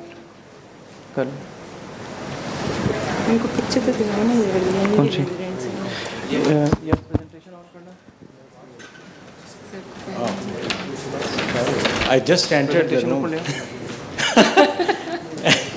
And I wanted to put this up before you said anything, because I think all of these are your that's what I'm trainees. going to say. Right. I mean, I don't think this is a relevant question to me at least. Right. Most of my residents are females, and at the moment, the number of female residents in cardiac surgery. So the question is not just for you, sir. As a Dean of Faculty, as a Dean of CPSP, how can we do better in this point? Majority of residents at the moment in cardiac surgery are ladies, young ladies. You can get the statistics. It's true. I'm not joking. Why? Because in Punjab, we had a central induction program. And in central induction program, the induction is done entirely on the basis of merit. So there is no personal bias there. Nobody can say that we are not going to enroll girls residents because they are not going to work as cardiac surgeons. We can't do this anymore. So there is a gender kind of fairness in the system. So Punjab being the largest center, now if you look at the numbers, the girls are more than boys. I agree with Dr. Anjumuvia, and I think this is rapidly evolving. Like I said, my data is from a year ago, and that has already changed. So I think one of the reasons why we talk about this today is that, we've reached parity in medical schools, we've reached parity in other fields, we're trying to reach parity in training, now we need to reach parity through the academic pipeline. So, yes. Me first. Okay. First, yeah. If you and you can check it. In 2020, just 3 years ago, a resolution was put forward in United Nations, and it was against discrimination and racism. Out of 192 countries, 104 said yes to that resolution, including Pakistan. Many countries from Europe abstained, but UK, France, USA said no to that. So you, having been trained and now working in Pakistan and spending time in USA, how do you see the discrimination or racism, not racism here so much, but this problem here and there? So I think that, from my own personal experience, I've been very fortunate to have mostly men who've kind of pushed me forward and helped me get to where I am. And I did not face any discrimination per se, and I think racial discrimination in the US is a bigger problem than gender. Having said that, I think even in Pakistan, since I've been back, I think the field is rapidly evolving. I'm going to give you a little example. A couple of days ago, we were having this conversation in my operating room with the female surgical resident and the anesthetist, and our perfusionist was sitting at the pump, and we were talking about how women are discriminated against and blah, blah, blah, and his eyes went big like this, and he's like, Madam, ऐसे तो हमने कभी भी नहीं सोचा, और ये तो हमारे लिए कोई बात ही नहीं है. And why? Because he's young, he's in his 20s, he's trained with strong, like I talked about, having just seen those kind of role models. You don't have to work with them, but just being able to see those kind of people in those positions, and they do not have those kind of biases and that kind of discrimination. So I think this is changing. And I think that, 10 years from now, when we look at the numbers, they will be totally different from what I talked about today. So I don't think it's all hell and fire like it sounded like in my presentation. I think that, within my career, I don't think it will take us 100 years to reach parity. I think it will happen much sooner. And I think Pakistan, with all its shortcomings and all its, things, I think Pakistan actually does a very good job with, with how it identifies and protects women in certain cases. So I think that reserved women quota, for example, is a good example of that. The women in medical colleges, I think there's a strong lobby to limit the number of women that can get into medical colleges in Pakistan, with this whole thing about Dr. Brides and how we're wasting seats in women because they don't go on to practice. And I think the government and the Supreme Court has done a very good job of kind of blocking those kind of resolutions that no, we're not going to limit those seats, we're going to provide equal opportunity like Dr. Anjum said. So I think we'll get there, and I think we'll get sooner than kind of how I made this sound so terrible. So yeah. Okay, thank you. Very, very important topic, and I'm very glad that we are talking like that, okay? While we are here, I'm here, my wife is giving talk in San Francisco on gender equality and diversity, and I learned mostly from her. Now look, it's lovely to see all those pictures, okay? But don't make that picture like a showcase piece. Important thing is that when you put women or men anywhere on position, you should use them for decision making, like guideline setting, clinical care, clinical governance, innovation. Okay? And all those things, their voice should be heard. Otherwise, there is no point.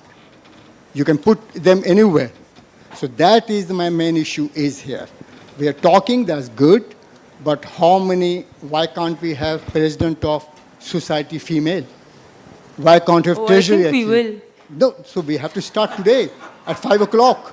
That's important, so he can be. So I think this is the first time ever that such topics been presented and actually discussed very openly. And if there is a start, then there is a roadmap as well. So we will go further on this. Hina. Assalamu alaikum, Dr. Mahim. I think I've been lucky enough to have, just like you said, male consultants who've pushed us and made it to a point that, we're working where we're working. I was lucky enough to have you as my mentor who's pushed me in ways I don't think so a lot of people have that. So thank you for everything and for being an amazing mentor. Secondly, I would like to ask you a question. So when you go to podiums and talk about women empowerment and women surgeons, the notion that people have is, oh, she's the surgeon who talks about women empowerment and women associations, and that's it. They don't see you as a cardiac surgeon, or they don't see you as somebody, as somebody who is a competent cardiac surgeon, but somebody who talks about women associations or women rights. What notion do you have on that? I actually don't think that's true. I think that, as there's certain things that, I think your work should speak for yourself. And I think and you don't have to talk about that. The reason why we talk about these are issues that are not discussed, right? Your work is what your work is, and what you do and what your outcomes are and how you do it, the world knows about it. And I don't think that, focusing on other issues. So for example, if I want to talk about women in cardiac surgery, or I want to talk about depression, or I want to talk about burnout, that really changes what work I do as a surgeon. So I don't think that affects, that really, I think some of again, is those implicit biases that we have in our head that we really need to work out. Dr. Anjum, I think, has a comment. So while the mic is there, Professor Shakar, you want to have a quick word? And we are having 2 talks further, and we are already behind, so just speak. I just wanted to tell Mahim, I think your arguments are very well taken, very convincing. And I'm already converted in our own hospital, like all the progressive hospitals in Pakistan and abroad. We have very, very strong policies against discrimination, and our own hospital discrimination committee, it's headed by a lady anesthetist. She's our head of the department. Almost all the members are actually ladies, except Director HR, who happens to be a man.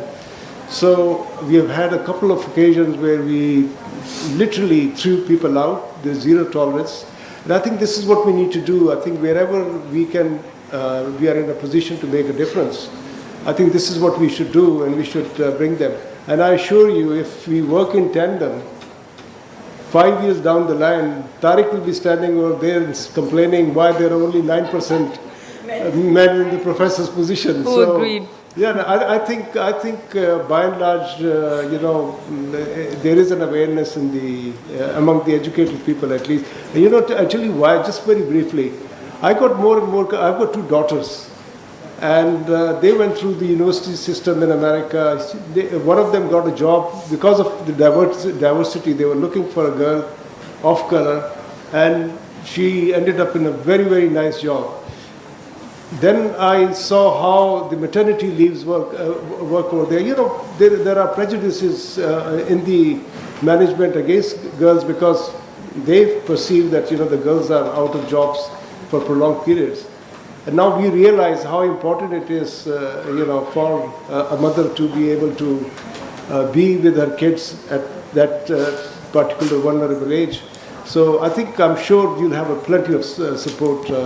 So Dr. Mahim has pushed the bar from 50% to 90% now. So let it be like 50% at first, and then we talk further. Professor Anjum Jalal?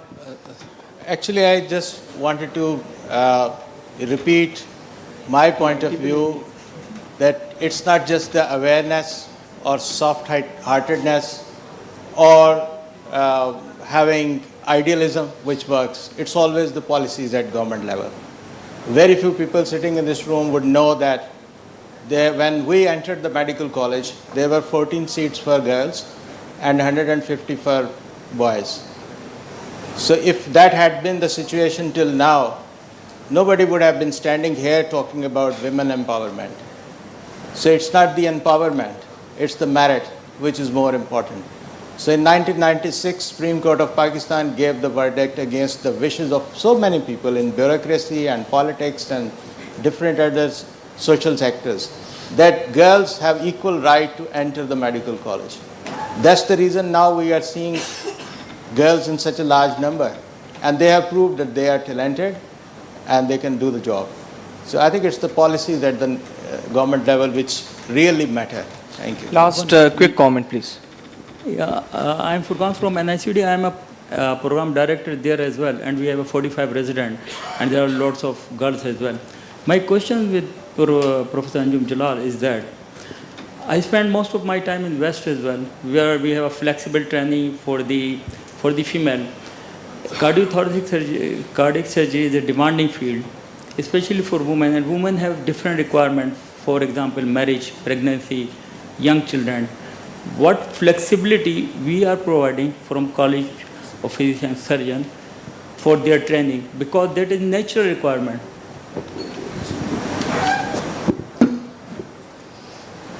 Mike, उनको दे दें वो अंजुम साहब इसका जवाब दे दें, then you can ask. Well, the college has no reservations about pregnancy or maternity leave or whatever. College says you have to complete such and such number of training years. You can do it over a long period of time.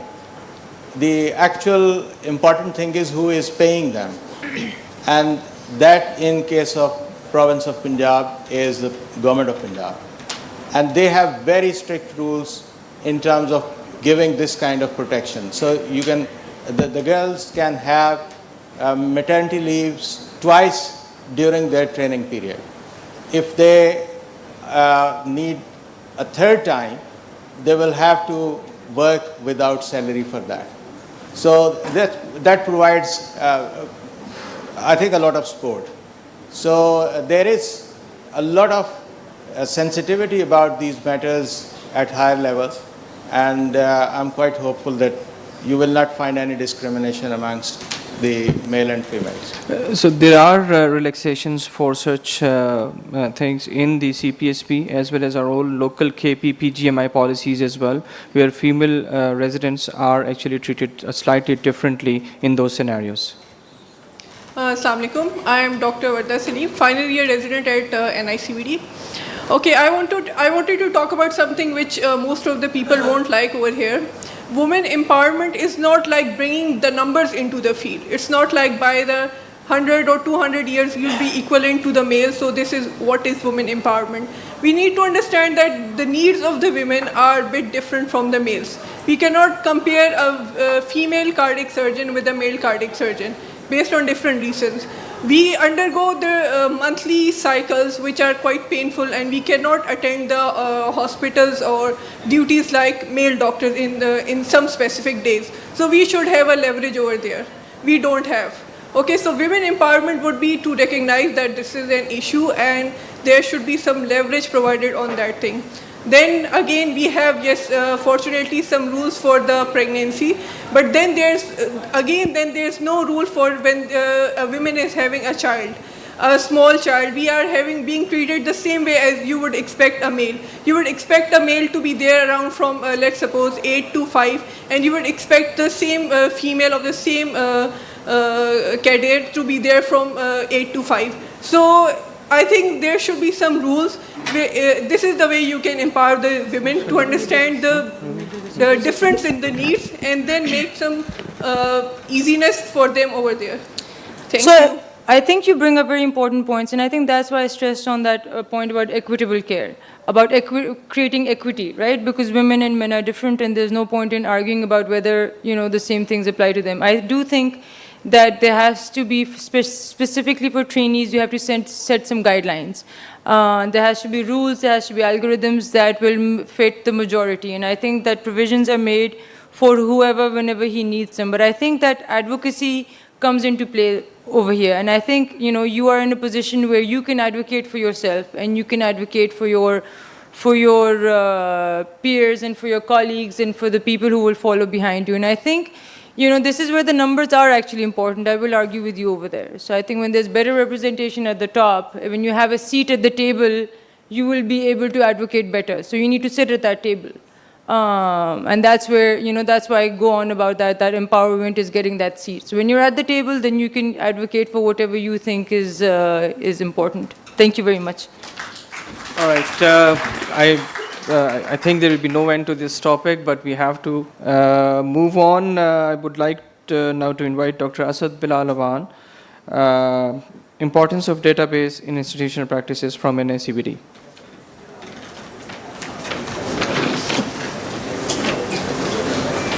कहाँ से ये आगे जाएगा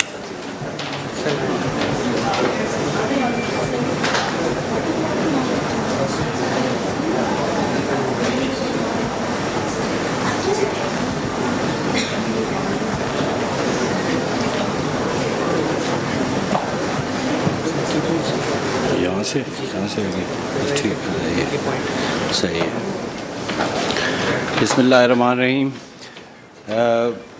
I am Professor Dr. Asad Awan from NICVD. NICVD is the pioneer institute of cardiac surgery that started cardiac surgery under the care of Dr. Rahman Khan in 1974. Then, first of all, I would like to thanks to all my surgical colleagues who are working with me and who realized the importance of database, and without their realization it was impossible to go forward in this project. And then I will have some special thanks to Dr. Saeed Ashraf, who is also sitting here. I always have been telling him that at NICVD we are doing so many operations and I have done so many surgeries and I have done this surgery, and he always asked me, where is the data? And I have nothing to show him. But then he emphasized that you should go for a data base. Then we realized it, and he told me that this data is the jewelry of a cardiac surgeon, and I accepted it and I adopted it as my third child. This was the previous data tools which were being used at NICVD. One of the nurse that maybe at Rahman Saab's time started putting operation lists on these green registers, and we also have been putting the valve stickers on this green stickers to keep green register to keep the record. And these were the files where these were gone to the record room and where it was difficult to find them again. And this is the 3 to 4 years back data register, green register, which are lying in some cupboard. And when somebody asked me to tell me about 5 years back, what were you doing? So the data was like almost in the dustbin. So we decided to adopt a new era of web-enabled data capture system. So we decided to have a dendrite clinical system for cardiac surgery. We paid 97 lakh rupees for its software payment, and we are now paying 23 lakhs per year for its maintenance. There were initial trainings, 5 to 6 Zoom meetings, and in these Zoom meetings, after that we were able to put the data. So we started putting first data on April 2023. So it's a small set of data, like from April 2023 to September 2023. And these are not all the surgeries which we have done during this 6 months, but it's only the data which have been entered in the dendrite system during this time, which I'm going to present now. So total cases, as you can see, as we started in April, initially the number was low. We just started at 140 cases in April, then May 197 and 140. Then we extended our data system to our satellite center at Sakhar, Tanda Muhammad Khan, Ladkana, and Hyderabad. And then gradually number started increasing. Then this is the data which we entered in these 6 months. The most common was the cabbages, that is the 67%, and then are the valves, that is 18.19%. This is the urgency of the operation, which you can see that we did most of our work that is elective, that counts about 90% of the work, and the urgent surgeries was 7.18%. Then the gender distribution about the patients who have been operated, we did 1,000 males and 365 females during this period. This is the patient, only about 6% patients were operated without bypass. 94% of the patients were operated on bypass. This is the age of the distribution of those patients who were operated during these 6 months. Most of the patients were lying between 41 and 60 years of age. This is the height distribution. Most of the patients have height of 150 to 180 centimeter. Then is the weight. Most common weight was the 61 to 80 kilogram. This is then I come on the preoperative risk factors. It's very interesting that the patients about cigarette smoking, the patients who were operated, 64% were those who have never smoked, and only ex-smokers were 26% and current smokers were 8%. In diabetic patients, we operated 63% were non-diabetic. There were 4% patients who were on diet control, 25% patients were taking the oral medications, and 6% patients were on insulin. And for hypertension, we have 62% of patients who have hypertension. The neurological dysfunction, preoperative neurological dysfunction was present only in 1.17% of patients. Preoperative heart rhythm. Most of the patients were in sinus rhythm. That is 90% of the patients were in sinus rhythm, and only 7.6% patients, 7.5% patients have some arrhythmias, and most common arrhythmia was atrial fibrillation. Then is the pulmonary artery hypertension. Preoperative pulmonary hypertension was present in about 6% of patients. 94% patients were without the pulmonary artery hypertension. Then the ejection fraction, which is the important parameter for the outcome.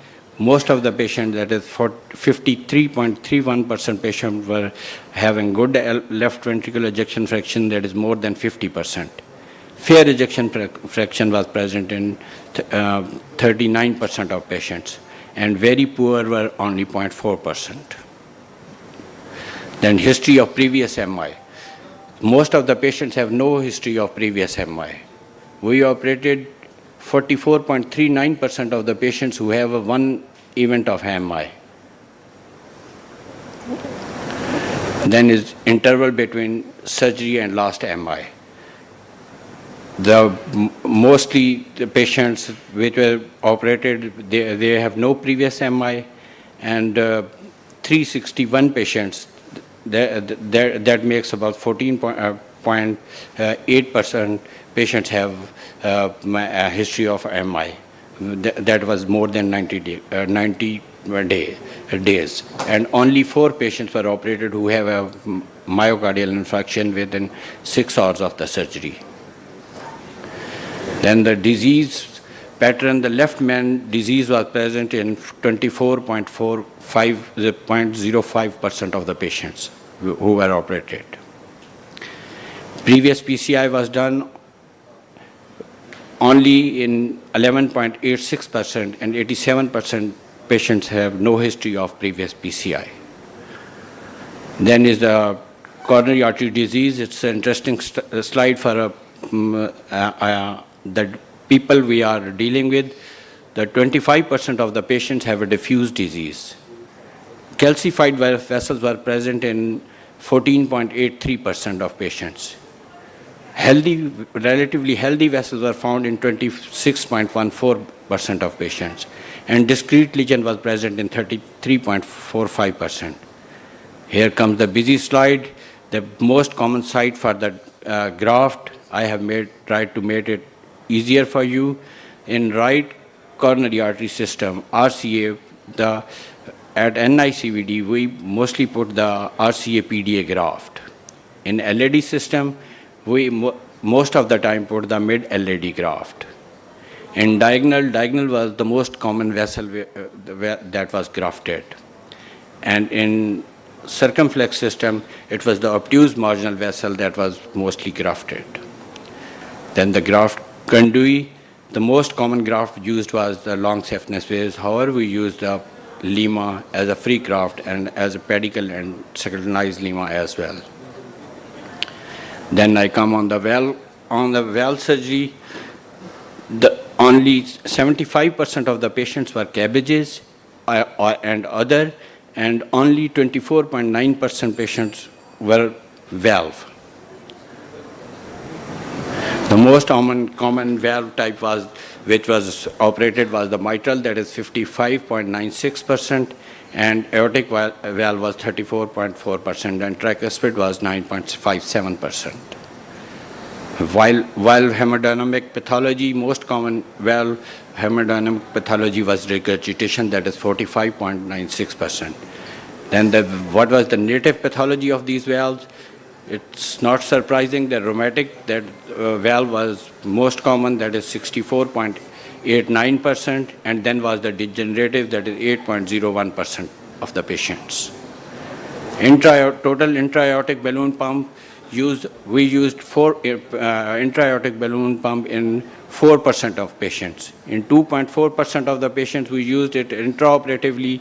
In 0.94% of the patients, we used it postoperatively. And pre-operative patients, it was 0.54%.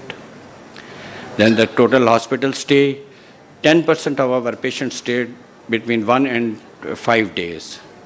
And 46 to 49% of the patients stayed between 6 to 10 days in the hospital. And 25% of the patients stayed between 11 to 15 days. Then is the most important side, that's the in-hospital mortality. In-hospital overall mortality was 2.12%. This is for Dr. Tayyab Pasha, because he was asking me that somebody has quoted a 40% mortality, that before I came to NICVD has a 30 or 40% mortality. Sir, I have adopted this child to defend my coming cardiac surgeons, all my colleagues, so that we have something to show. Then there are some database targets, that is to complete the data, we are having a missing data, and in post-operative data, to fill out the post-operative data, it is becoming difficult for us, because most of the surgeons are not at that time when the post-operative complications occur in ICU, and the most important is follow-up data. We are still lacking behind on the follow-up data, and then as Dr. Saeed Ashraf says, the quality of data, that I put 45 ejection fraction after looking at the echocardiographic report, and he says whether this was 45 or the echocardiographic department or our allied department were presenting us a correct data. That is an important thing.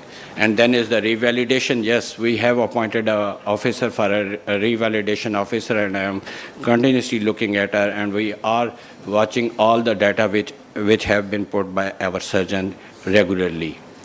Our future targets are, we want to build a comprehensive data system, comprehensive database, and we want to use this comprehensive database for research and innovation. And we want to use this comprehensive database to draw institutional policies and to guide our national policies. And maybe we can add up something in international policies as well. We want to improve the quality of cardiac surgery by making a comprehensive database, and we want to ultimately improve the clinical care of our patients. And one other thing which we are still we have not started is the external revalidation. Here I come on the conclusion of my slide. There is no doubt that database is evidence of institutional clinical practice, because this is the evidence, Dr. Pasha, this is the evidence, Dr. Saeed Ashraf. Maybe it's a very small little period for 6 months, and gradually we are picking up, and it's a guide for every institution here in Pakistan that everybody should adopt a data system where you can challenge, that nobody is ready to challenge your data. Then one more thing, that obviously this database will improve the clinical practice, and it will guide us that how we should utilize our resources in future. Thank you very much.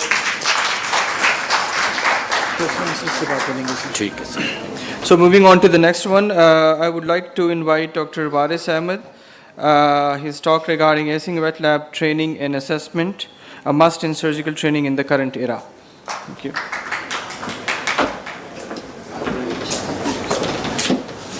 Assalamu alaikum, everybody. It's late, I know, but we'll just have a look at a few things, and I hope that you find it interesting, number one, and number two, of value in your own centers. I trained mainly in the Republic of Ireland in Dublin, and last few talks, as I was listening to them, we were talking about women empowerment. My main tutor was Professor Eilish McGovern, who was a first lady president of the College of Surgeons of Republic of Ireland and Great Britain. So you can imagine what I went through in terms of my training. Can you open it?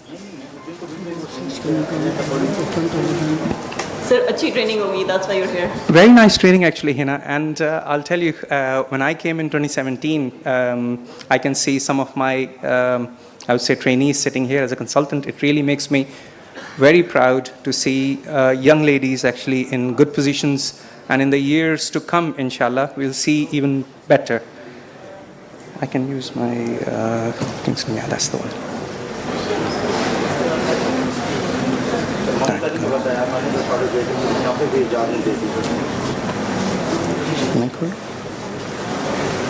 वैसे ही late हो चुका है की दे दूँ आपको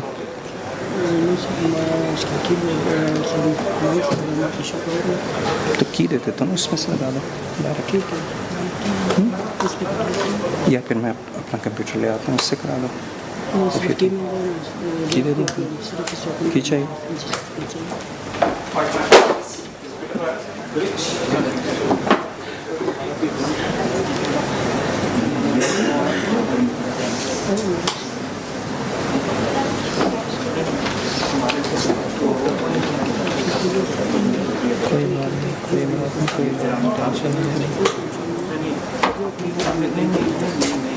If it opens up, I promise you I'll keep you entertained, inshallah. Beta ye rakho. This is mine. Ye bhi rakho.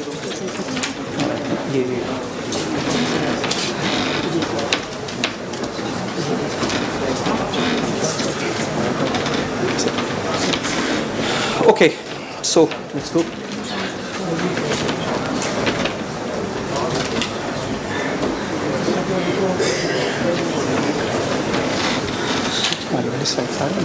Okay, thank you. So my name is Waris Ahmed. I am, as I said, I'm a trainee from the Republic of Ireland, and I joined Khan University Hospital in 2017. I have no conflict of interest to declare, apart from the desire actually to train as many as possible, and women as well. So I'm not going to waste much time actually, because the presence of very eminent people here, but we have got residents as well. Just a little kind of thing from where we started and where we are actually. So if you look at where we started in terms of cardiac surgery, people started with cross circulation, and then obviously, Dr. Gibbons, a heart and lung machine, and now that is where we are standing right now. It's very complex actually when you enter the cardiac surgical theater actually, and you look at the heart and lung machine, and if you're not somebody who is just interested in sewing a few grafts or putting in a valve or repairing a valve or something, then you would be very interested in the intricacy of this machine, which is now in use, and there's more and more things coming in. We have been using in my training inline arterial saturation in the pump actually, which is not being used here in Pakistan. So there's a lot of things that is involved in this. So this is basically, if I'm to operate, basically, I need to have an uninterrupted systemic perfusion, myocardial protection, deflation of the lung, motionless heart, and bloodless field. All this is achieved by the bypass. So seems like it's a great friend, actually, when we are in the theater, that this gives us all that time, all that, availability, that we are able to do whatever we want to do, actually, however complex it is. And I am actually, my super specialties, I'm a congenital cardiac surgeon, actually having done about 15, 17 years of adult cardiac and thoracic surgery. So if you look at what is different actually from when we put the patient on the bypass, before and after the bypass, so the circulation is completely different. So as compared to the patient's own circulation, we bypass a good few structures in the heart just to get that where we can achieve something where we can operate. This is a lot of time when I look at that and my anesthetist is sitting actually reading a newspaper or something, and suddenly from this, the monitor becomes this, and he jumps up and he says, what happened there? We've just gone on the bypass, basically. So if you look at the previous one, we have got a systolic and a diastolic, and then suddenly we have got a flat line, basically. So people who would be in the theater would know. So physiologically, what we are not looking at, what is happening behind the scene, is basically severe inflammatory reaction, neurological dysfunction, renal impairment, pulmonary dysfunction, and a lot of blood component problems. So we look at the bypass as a friend, and we look at the bypass as a foe. So this is basically a representation of what we call chimera, basically, which in the Greek methodology, if you read about it, you would understand. When we are in the theater, there is a lot of gizmos, there is a lot of pipes and whatnot, and when the patient is on the bypass, at that time even you've got some kind of a leeway. But when the cross clamp goes on, that's where the problem starts. The problem is the time, basically. So everybody is very keen that we finish this operation within time, within certain cross clamp time. And when we talk about training our resident, my talk today is wet lab, actually. How can you train your trainees outside the wet lab? And when I mentioned Ailish McGovern, I remember my first few slides, she would always say, Waris, I cannot have you operating on my patients and taking longer time. You need to operate in the wet lab. So this is not a new kind of idea. This has been there for years, and I don't want to tell you what year it was when I started operating. So wet lab has been there for time, and basically the whole idea of the wet lab is, as we can see, it's not, the real problem isn't to stop bad doctors from harming or killing the patient. It's how to prevent good doctors from doing that. So if you get a very good training outside the theater premises, then you can have better surgeons coming in with better dexterity, actually, and this has been printed in different forms. So operating room is no longer the playground, basically. It is up to a certain degree. You can have your residents actually operate up to a certain degree, but if I'm lying on the table, would I want somebody to do their first graft before even handling the castro in their hands? So you need to have them at a certain level that they can operate safely. As somebody said previously in their talks, that when you talk about ethics, if there's a child on the table, unless you start feeling that this is your child, if there is an adult on the table, unless you feel that this is your brother, your uncle, or somebody, it doesn't come into you. So how do we train people in such a tight condition, especially nowadays when there are a lot of books and there's a lot of stuff that you can read outside? The only thing that is left is how you train them inside the theater. So people have come up with different, pardon me. Okay. So people have come up with different ideas as to in different conditions if you want to teach your resident how to put in a valve or a root replacement, there are different modalities that you don't have to reinvent the wheel basically. So when I was in my training, I was using the wet lab in my hospital, in James's hospital. And when I came here, I really was very keen that I don't want to say start because I have some of my very senior colleagues who were already doing it. So what I wanted was that the things that we cannot, because of the problems that I'll tell you in a minute, how do we overcome those problems basically? So one thing that you do in the wet lab is to teach or tell your residents is to bring the whole understanding to the reality as much as possible. So it is not a dead Mrs. Cow. It is John Doe on your table or somebody, Mr. Khan, Mr. whoever, that you're operating when we are operating in the theater. So when we are getting them to do the grafts, actually, it is not that they would just throw in a few grafts actually and come out and say, I've done a wet lab. Actually, it has to be up to a certain degree. And when you throw in something like that, you have to have some kind of parameters actually. How would you say that this thing has been done properly? So the setup basically is something like this. This is Khan University Hospital, our anatomy studio where we have our wet lab, and it is equipped with all kind of things that we can actually even record and we can project it. So this is what I started actually when I came in. Actually, I just wanted, because the main problem was how to suspend the heart actually, because we were putting them in little trays actually, and when you're stitching it, the heart would twist and turn. So this is what we started actually, and then we used the chest drain skewers to put the heart in a position and keep it in that particular position. So when you're looking at how would you look at somebody's performance, how are they doing actually? So there are certain parameters obviously. So if you're looking at graft orientation, bite appropriateness, spacing appropriateness, they are graduated from 1 to 5 actually. So if it is done very efficiently, you give them more numbers. If they don't, then you give them less number. And at the end of it, you basically grade them as good, better, poor, and then you train them accordingly. These are all different tools that we use, and this is not something that we have invented. This has been adopted from Objective Structured Assessment and Teaching OSAT from the University of Toronto. So you can impart knowledge on your residents outside the theater and outside the wet lab. We tend not to teach how to read the angiogram in the wet lab actually. So we teach that outside, and then we bring them into the wet lab, which is basically for us and for them the theater condition. So we teach the surgical skills in the wet lab, the bottom end, and then obviously the top end on bovine aorta. And then we teach them tissue handling and dexterity. How do you handle the tissue basically, and how do you make a clock actually and go stitching your grafts. It's not working on that. So, okay, so this is basically the model where we teach them so that the graft sits properly actually. We see a lot of, you know, when we are operating in the theater ourselves, when we are doing grafts, top end or bottom end, the extra stitch is the pain basically, so just to reduce that. So to mimic it as close, we tell them this is like a cycle spoke wheel basically, and then when they have done their top ends, we cut it open actually and assess it actually what it looks like.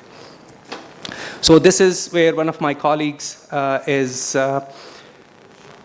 the two residents are basically performing, and the consultant, Dr. Shahab in this case, is actually marking them at the same time. So basically, you teach them in the theater actually, you show them in the theater the first time, this is how it is done, and you tell them how to take the bite, what is going to be the lie.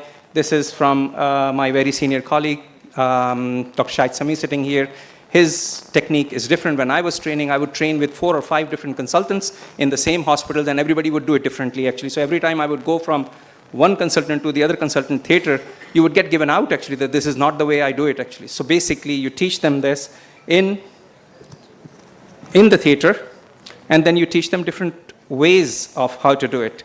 So this is another way of how to hold the suture as you're operating. This is in the theater. And if you were to go and mimic the same thing in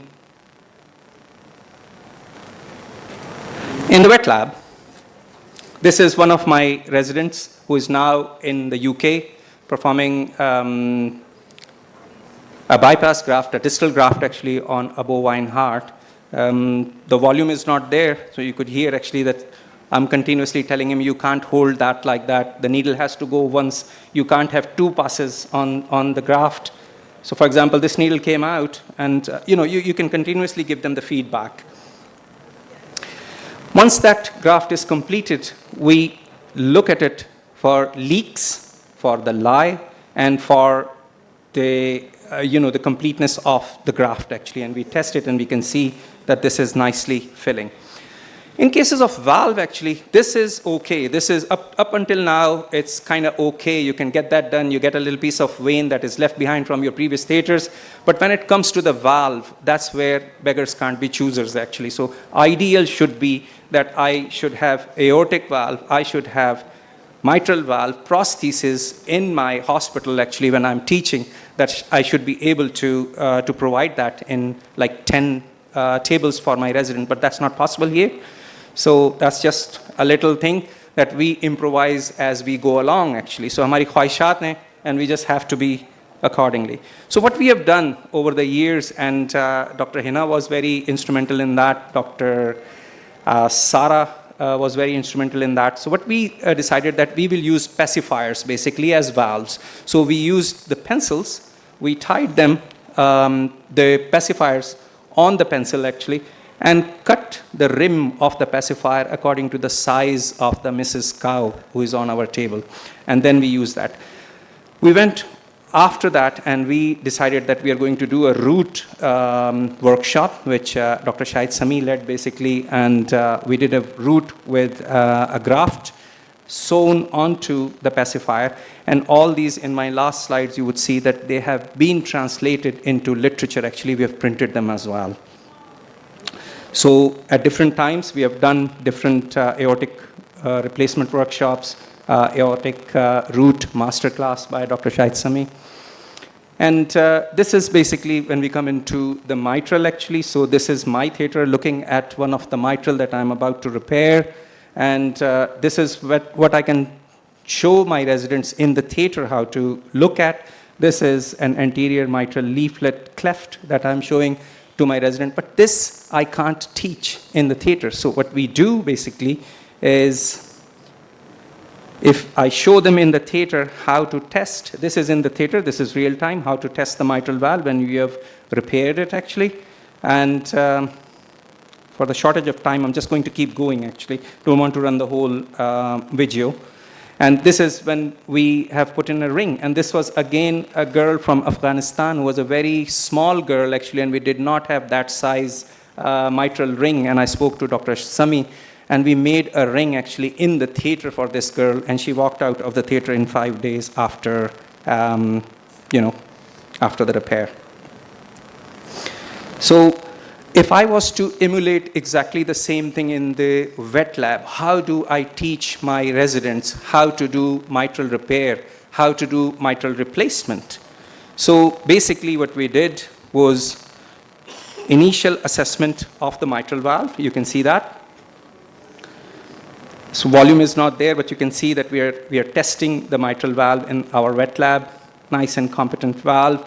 And I want to teach them how to do a quadrangular resection or a triangular resection for the P2. So what we did basically was we cut the cords ourselves and then tested it. And now you have got the same valve has become incompetent. And then to show them how to repair it, actually, this is where we are just basically teaching them very shortly as to what we have created and what's the implications of that. So now we are looking at the same valve in the wet lab that has been repaired. So you can see the stitches there for the quadrangular section that we had done. And we are looking at the valve. When we fill that fully, that this valve is competent. So this can be taught actually in the wet lab, but not actually in the theater.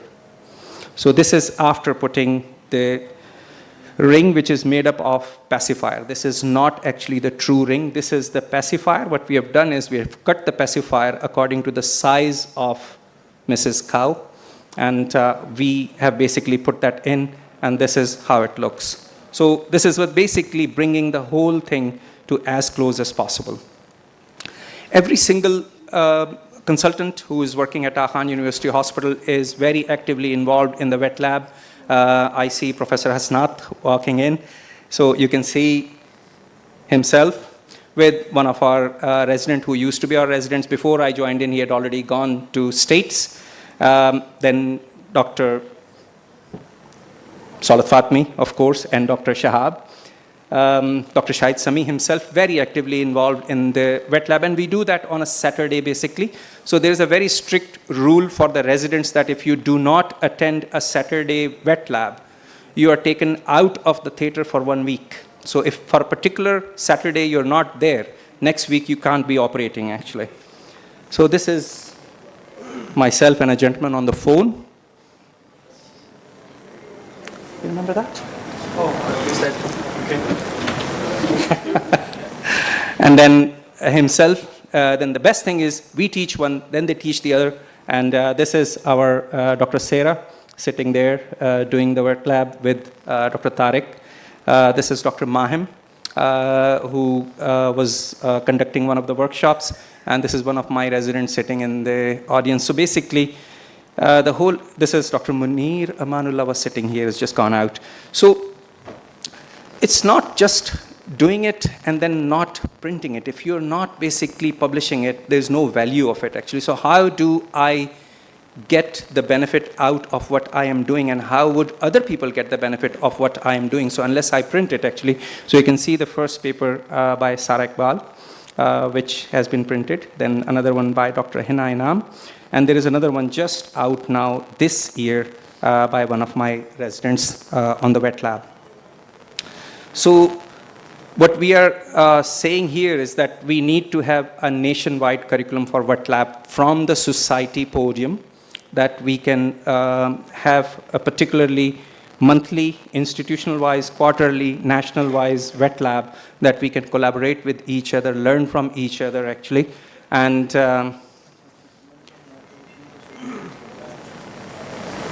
basically what we are talking about is this room is full right now. We have been talking about it since morning, mentors, mentee, mentors, mentee.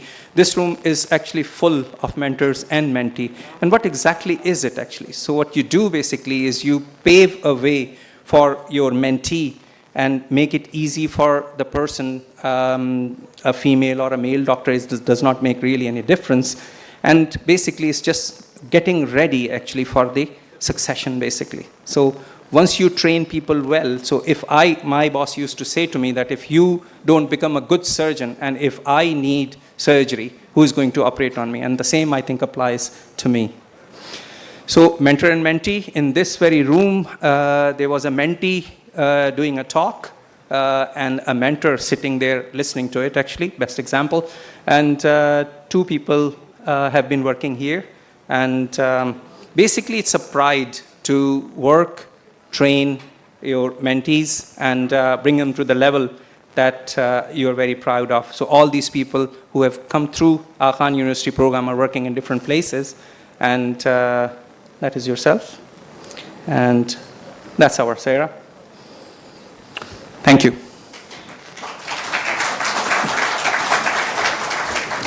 Excellent presentation, amazing, because it had too many pictures of myself as well. So we are concluding this session here. Thank you everyone for presenting your good work, your amazing work, and above all to the audience for your patience and listening, the way you did. We're going to give away these speaker certificates and souvenirs quickly, and then we'll be starting with the society meeting actually. So, okay. Okay, so I'll just start with this session because I hope everyone is here. So, Dr. Zubair Luqman, so before that, I would request Dr. Shakar, if you can come to the stage, please, to give away the awards. Professor Riaz Anwar has joined us. I see him in the crowd there, sitting quietly after being advisor on health. So please, sir, grace the stage. If you can come over, please.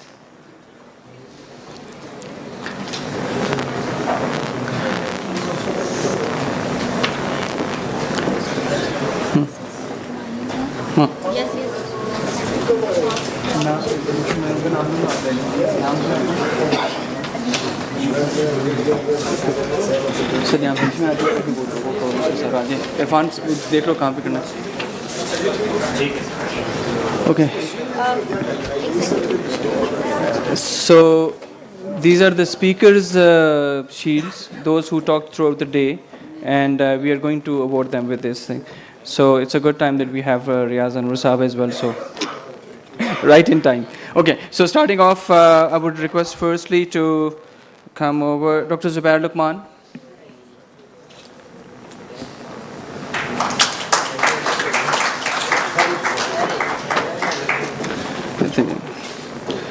To follow him is Dr. Ehsan Mehman.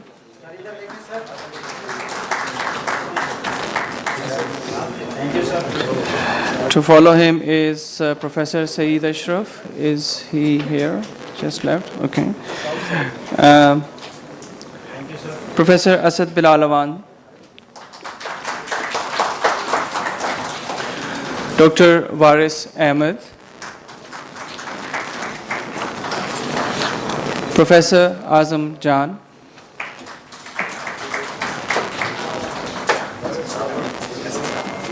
Professor Dr. Shahid Ahmed Sami.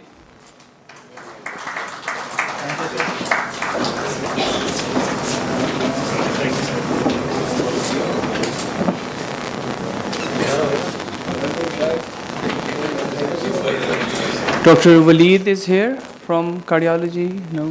Okay. Dr. Aftab, all the way from US, and had to do an emergency presentation as well this morning. Rescue presentation actually, salvage. Yeah.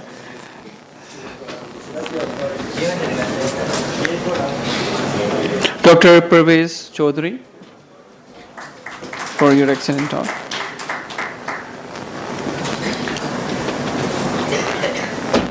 Dr. Asif Shah.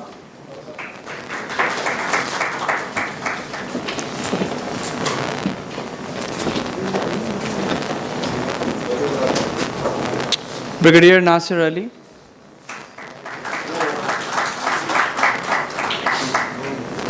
It's not here. Okay, we move on. Dr. Mahim Malik. On her behalf, one of the residents can collect. Yeah, please. Okay.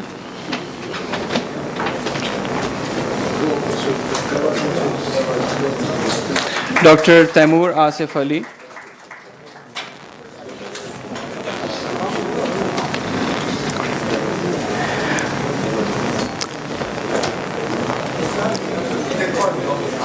Professor Saeed Ashraf.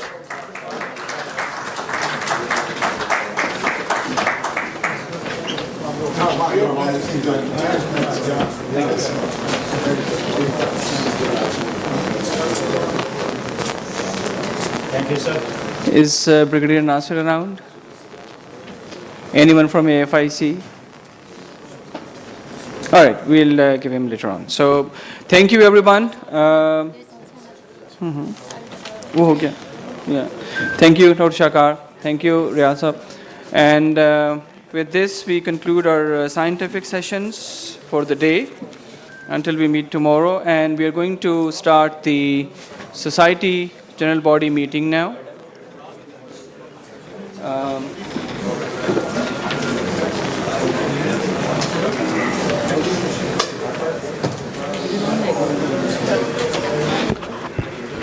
So I would request everyone to be seated, please.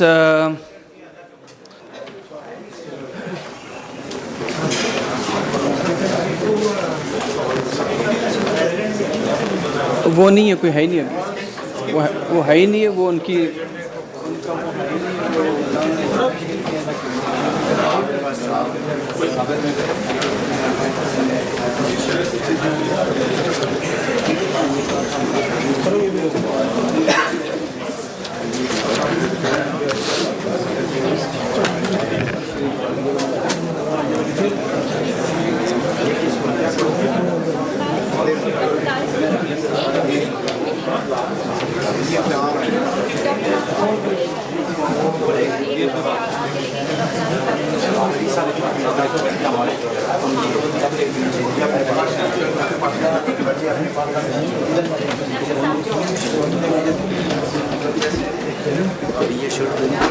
अभी ये देंगे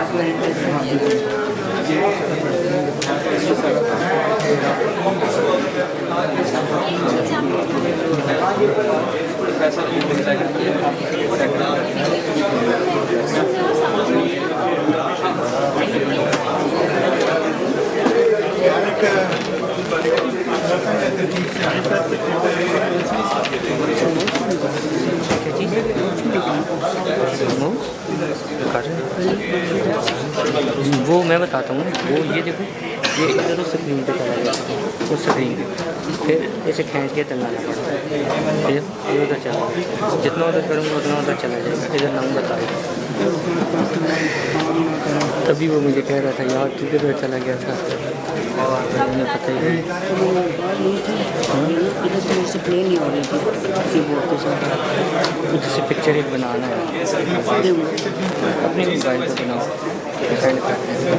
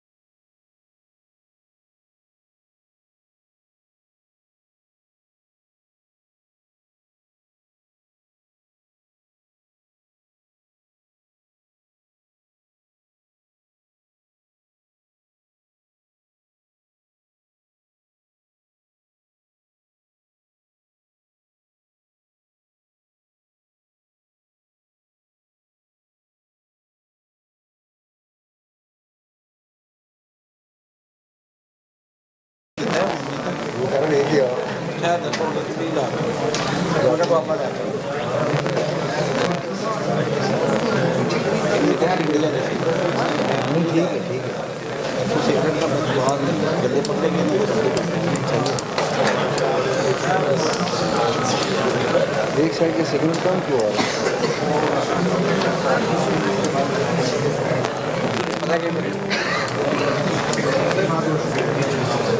double tape वाले ये पड़े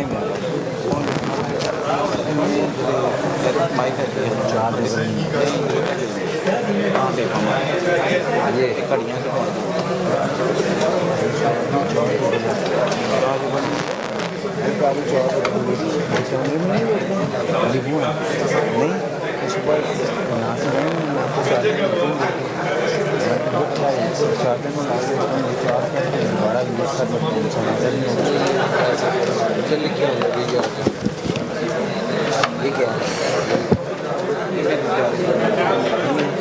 और ये अगर चौवास का आदमी फिर क्या करेंगे?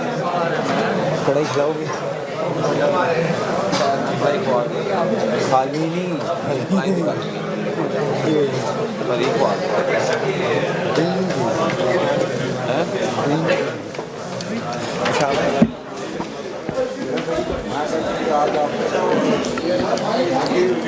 मीटिंग के लिए फिर आप देख लेना, पूछ लेना कि कौन एनुअल मीटिंग करना चाहता है। और बायनियल के लिए कहते हैं ये NICVD ने बिडिंग दी है, कोई कम्पीट करना चाहता है।